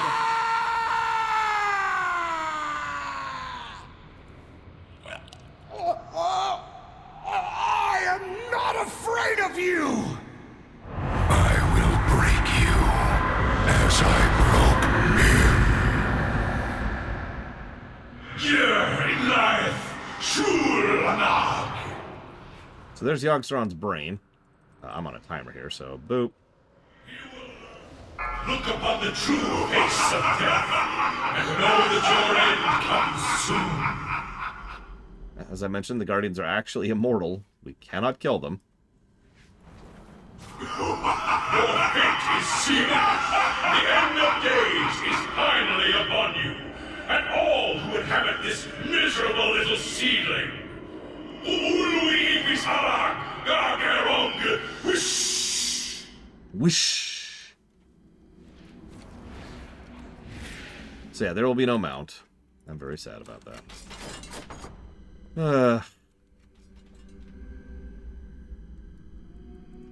So, very briefly, let's talk about that fight.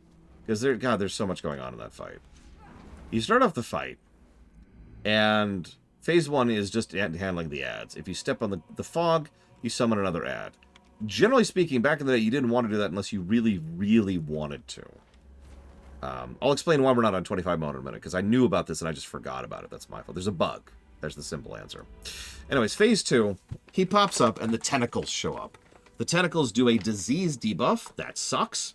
They do a fear. That sucks. They grab people. That sucks. And all of that was fun to deal with, and you had to deal with it quickly. And then, in the original version of the fight, several minutes in, I think like a full 90 seconds in, portals will pop, and that's when you go into his brain. You'll notice in the new version, he pops his brain portals immediately. I actually like that change. It's for people coming back to farm it, like us. So you go into his brain. You go into one of 3 randomly selected things in there. One of which is watching a cutscene about the creation of the Dragon Soul, which, if you remember, was done at the auspices of the old gods back during the War of the Ancients. One of the cutscenes is the assassination of King Lane all the way back in Warcraft 1. So, that sucks. The final one is the one we saw, which is the Lich King torturing some strange person and trying to convert them to his will. All of those were supposed to be thematically connected, according to the writers and developers. I've thought about that interview many times in the years since, and if I'm being completely honest with you, I think they're full of crap. I think they're actually lying. They gave a specific quote about how they said they wanted all the threads to be obvious, but I guess it just wasn't really apparent. And it just sounds like self-important bullcrap trying to cover the fact that they forgot to actually connect these disparate story threads. If what they're trying to say is the old gods get involved in history, duh. Yeah, none of that really has anything to do with anything. It's cool to see the cutscenes, but give me a freaking break. Yeah, it's the Zelda argument, exactly.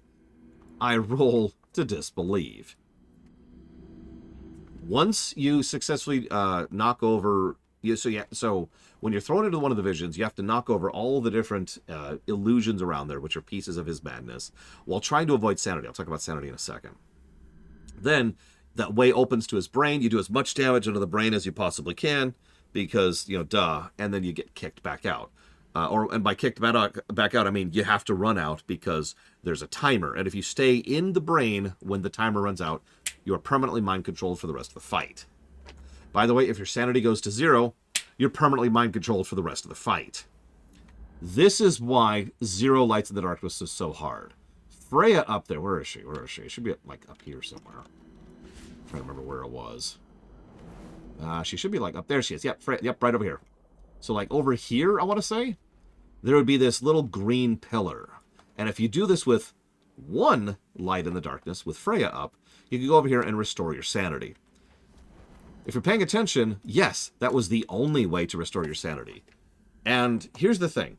The great thing about this fight, and I wish I could get positive to it, because it's such a brutally mean fight in all the right ways. The overwhelming majority of the sanity loss mechanics are avoidable. As long as you're careful, as long as you know the mechanics, as long as you know what you're doing, and know how to face, you can avoid the overwhelming majority of sanity loss. However, some of it is truly unavoidable. You are on a timer, a soft enrage. You will run out of sanity eventually. So, with 1 light on, you have a sanity heal. With 0 lights on, that's it. That's your timer, right? So, you've just got that soft enrage timer which you're fighting. Yeah, there's a bit of RNG involved here because, like for example, he does this one debuff that causes you to fear and run in a random direction and lose some sanity. If someone else is near there, like if I've gotten feared and I run over to the group over here, when this debuff goes off, every single other member of the group here just got feared as well. Now they are all losing sanity. So in other words, while there's a little bit of RNG who gets hit with the fear, everyone can see who's feared and avoid them, right? And get away from them so they don't spread the debuff and so they don't get the sanity loss. Make sense? I didn't show this off properly. I was kind of doing this on out of habit, but if you paid attention in the brain, in the inside fight, there's these skulls. If you face a skull, like literally face it, you take sanity loss. So you kind of move around it like this. You could still move sideways and go full speed.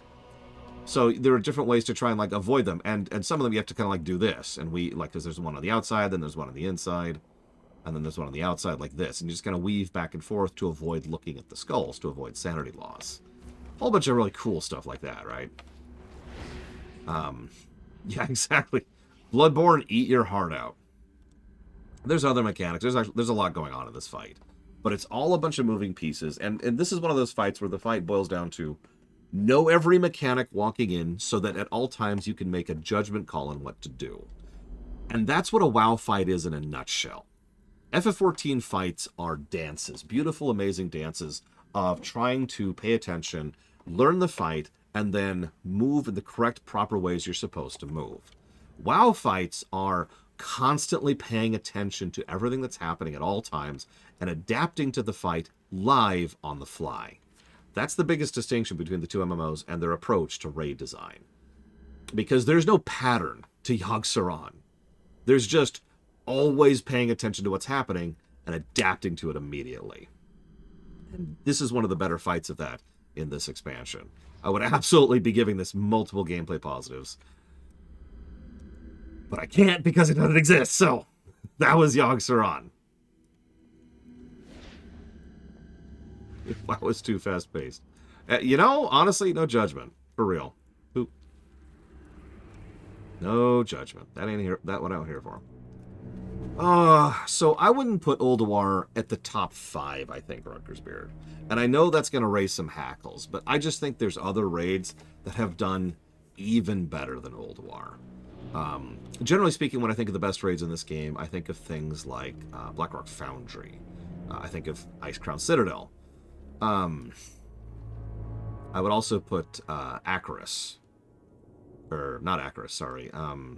Interis? No, that's not right. I can't remember the name of it. Hang on. You know, that one raid. Hang on.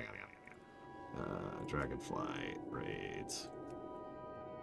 Aberris. This is a great raid. And also Nighthold.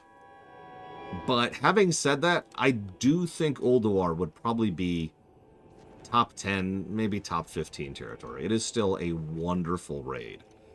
It does have its flaws. I actually agree with Uthor about several of its flaws. It is very experimental. You could tell they were really pushing the limits of what they could do.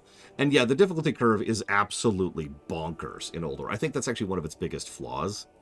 Like, Hodir really is pretty easy.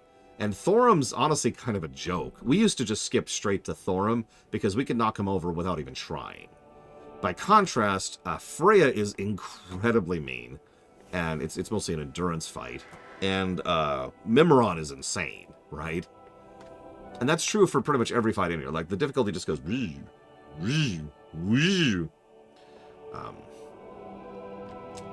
However, you could really see how they were really stretching with what they could do with raid design. Yeah, the end of Mimiron fight is just fire. Literally. Yeah, the XT002, there's a reason XT002 was patched so many times. It's because it was kind of broken. So, anyways, thank you all for joining me. I apologize for doing the 10-man version. Just for the hell of it. So, let me explain why we weren't on... why we weren't on 25-man. So, there's this bug right now. So, we're going to set ourselves down to 10-man. Then we're going to set ourselves to normal. Then we're going to set ourselves to heroic. And then we're going to set ourselves to 25. And that should have done it. Let's find out.